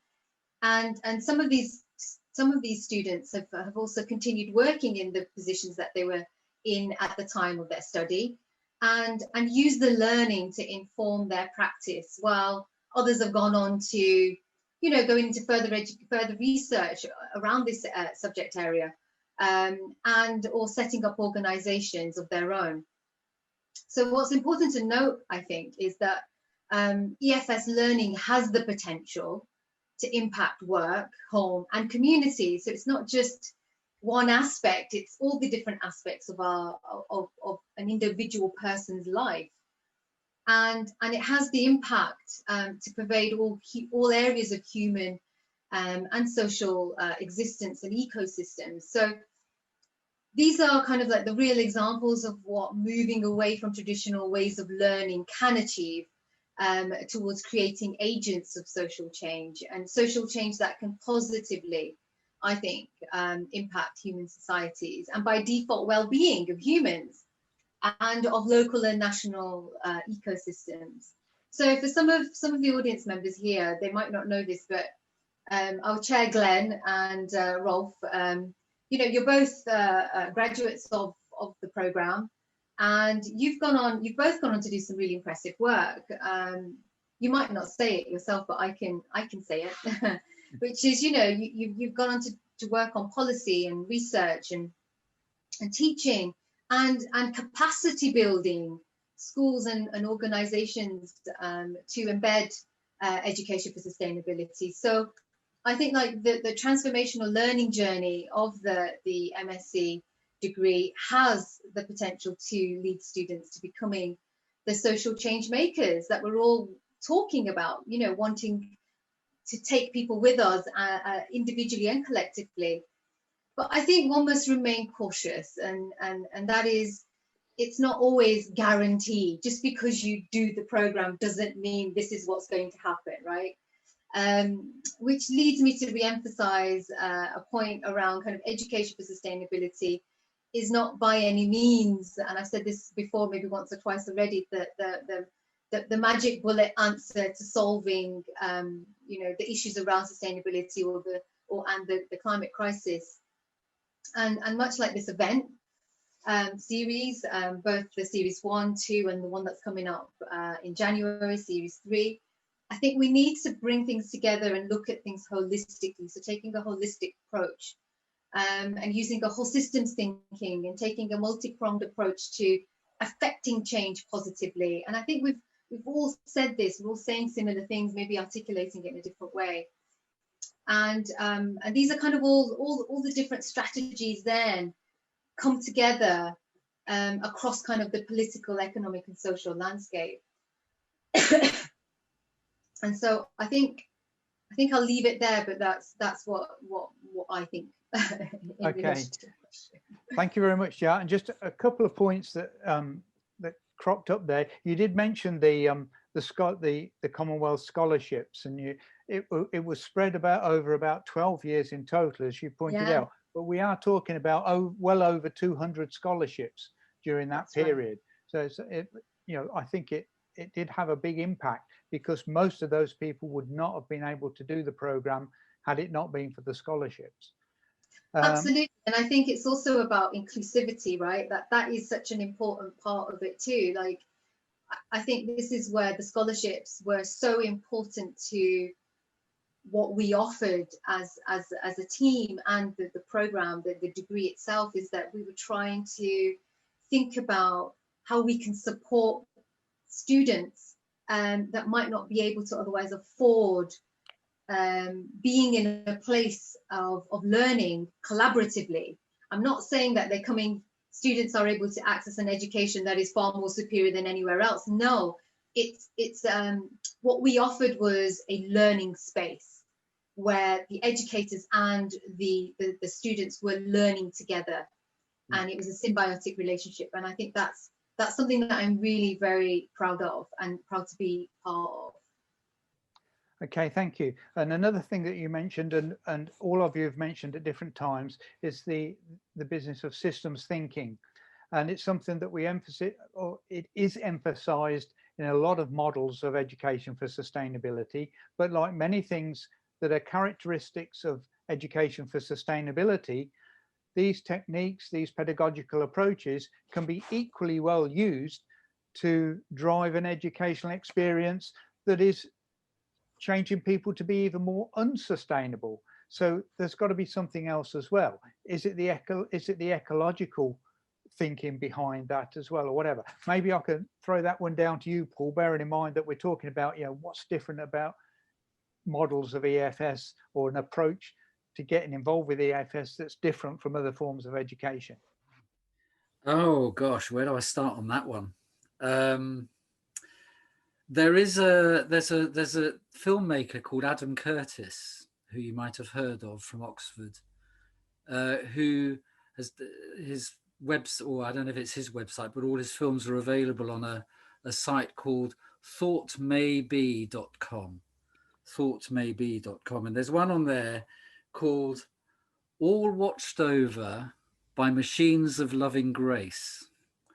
And part 2 of that is all about how ecosystemic modeling from the plant kingdom essentially has been sort of appropriated into, I mean, not recently, it still is, but the appropriation of these models to portray the other than human world as a kind of machine that is separate from us. I'm giving an example here of how it can be used unsustainably.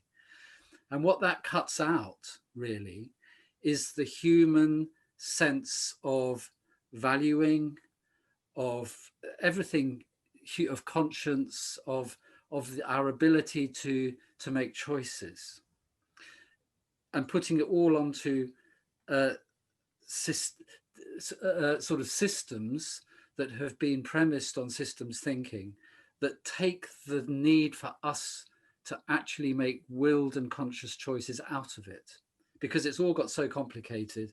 His premise is that's what we're wanting to do.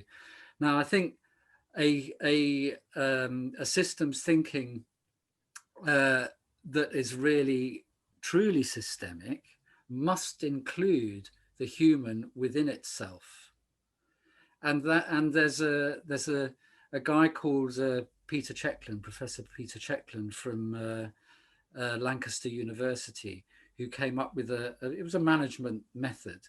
He was the first to say, hang on a minute, the way in which we actually operate these systems and even design these systems depends on having our value systems and our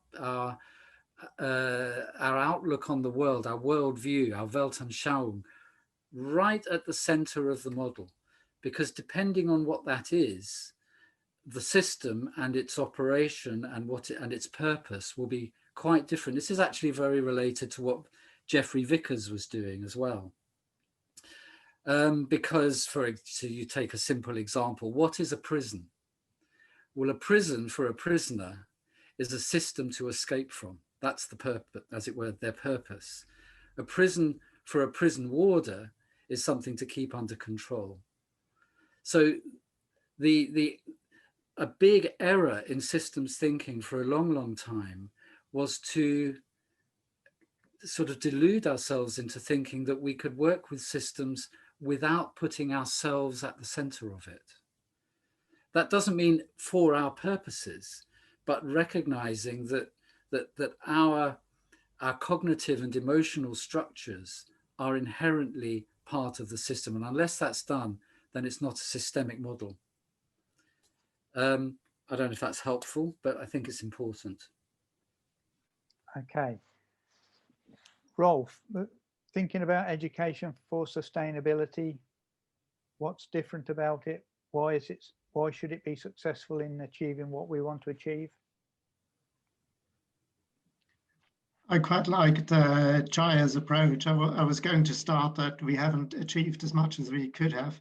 That's maybe true, but if we look at the positive side, we can really see that because of our concern to link together, that's maybe part of the answer to your question, Glenn, because we try to link together competencies that increase systemic thinking, understanding, and action with a systemic understanding of our dependency and interdependence on the biosphere. You know, it really is not just those value-free competencies which can help also us to become more consumerist and so forth, but because we link it to and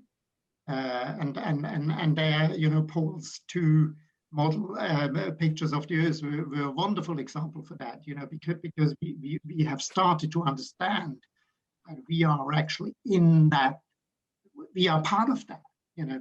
If we link that together, all these competencies which allow us to understand our world with an understanding that we are actually depending on, and I totally agree with Paul that this phrase life support system is one of the most important ones and could be used a little bit more these days. We depend on that. So how do we achieve it in education as a practice? Over the years, I've come to see a lot of examples where I think approaches have been displayed where you might have a higher chance that change really comes out of it. One of it is real-world learning. You know, rather than textbook learning in a course, sort of in the bubble of that course, you take learning out into the complexity of the real world and help with the stakeholders there. Whatever that might be, you know, there might be asylum seekers, there might be that you have to solve a conservation problem, whatever it might be. You go out there into the real world and help solve that real problem together with the stakeholders. And that kind of learning as you go along, and it has an awful lot to do with all the things Chaya mentioned, you know, that learning is open, that learning is an interdependent process, not just of the learners, but also of those who direct the learning, they're learners as well. So if you go into that real world experience, you have a lot of advantages because, first of all, you really experience complexity. You cannot sort of skip over problems that you can't even know about because you're not a practitioner in that particular field, but they will tell you straight away if you run into a particular problem with that particular solution you just suggested. So you're there in the midst of complexity, but at the same time, you have what is tremendously important for education. You experience real world change. You can, with that educational world, actually maybe change that particular conservation setup. And 2 years later, you see a positive result. You see, for example, that a particular protected bird species has come back because of what you did in that experiential learning situation with those stakeholders. So I think that real world learning is a very important thing. Then change theory tells us that we need to be training change. So we can't just think about it. And I think that that's what's something which is really cool, in inverted commas, about a COVID thing. People have experienced that they personally can change. They've not talked about it. They haven't listened to some Greens telling them they should change, but they have actually changed themselves. So they made an experience of being capable of achieving that change. So that training the change, you know, not just talk about it, not develop scenarios and kind of have hypothetically talk them through, but really live them through. That's an important element. And the other thing, which is just reinforcing what Chaya has said as well, it needs to be everywhere. We can't just parcel it out and say, okay, let's go for that corner. No, systemic thinking and that understanding which Paul was talking about of us being part of nature, us being nature. We are animals, you know.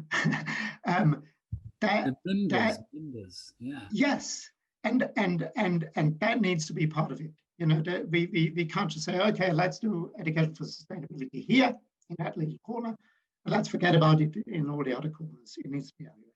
So that's maybe what I would say. Okay, thank you very much. Just to add to that, something that occurred to me as a result of the question about, you know, instability and embracing it and accepting instability. I had a part of my career was spent teaching in schools, and I'm aware that the approach that often characterizes education for sustainability is about trying to prepare the learners for uncertainty in a changing and difficult world. It's about accepting this idea that knowledge emerges, and so what may be the appropriate solution to a problem today might not be the same when we have further knowledge in the future. Now that puts a bit of a challenge to teachers, particularly thinking about, you know, teachers in formal education, where learners are often looking for direct answers, and it takes quite a skill and a development of expertise to manage that and develop learners that can cope with that uncertainty and that instability and so on. And that's really what we, you know, needs to be aimed for to cope with the changing world that we're in. So I think that's worth remembering. I just a quick apologies. I did say I'd go back to Carl's question, but when I read it again, it's more of a statement, a response to Rolf. When you were talking about, you know, we can only achieve 1/3 and 2/3 we can't achieve, and Carl's put in some points there about, for example, buying a Fairphone ethical mobile and creating change down the supply line. I guess there's some things like that, changing to Triodos ethical bank and so on, and moving to Acacia search engine as opposed to Google or Bing, and start a company to make ethical computers. So yeah, bearing that in mind, and then moving on, we're getting towards the end now, but I think we can do one more round, stimulated partly by another question from Brian. As educationalists, how do we engage working, affluent, consuming adults with education for sustainability? How do we get them to stop, think and discover Jaya's alchemy of learning? And I'll add on to that, some of the things that you've been talking about are heading in this direction, particularly what you were talking about most recently, Rolf, about real world learning. So are we, you know, should we be looking mainly at learning that's going to take place away from the formal sector? Is that where education for sustainability should really be making or have an opportunity to make a big difference, away from the classroom rather than part of it? Might be a bit controversial. So who would like to start on that, thinking about how we're going to engage those affluent consuming adults? And, you know, who, you know, is it about education out there in the real world, in very much informal settings? Maybe even the whole concept of village and deschooling may be part of this thinking. Okay. I can start. Go, Jaya. I think that there's a place for EFS in everywhere, right? And I think in terms of kind of non-traditional educational settings, I'm thinking, this brings me back to diversity, right? And 10 years ago, 15 years ago, the way we were talking about diversity in relation to race and gender in the workplace, in educational institutions, you know, decolonizing the curriculum. There's been a massive change very recently, a transformation not just in education, but also in the workplace, amongst affluent people, you know, everywhere. And I think that is a real example of how things can change with enough force. And so I think that there's a place for EFS in informal learning in the workplace also. I don't think it's one over the other, and I think we've all been saying the same thing essentially. It's doing it, it has a place everywhere. Okay. Rolf, do you want to come in? Oh, sorry, that's not my role, is it? But that's very good, because we are entering the last 5 minutes, so we need to Rolf and Paul, if you'd like to respond as well, but keep it fairly brief. I could just say exactly what you said. You know, I can. It is on all levels. We shouldn't try to play out schools against workplace education and sports. It needs to be done everywhere. But what I would say is that if we do that kind of education in whatever field it is, we need to turn it into a kind of support role for change processes. I mean, one of the very, very interesting things that came out of research in how early can you start to teach systems thinking and systems understanding to kids.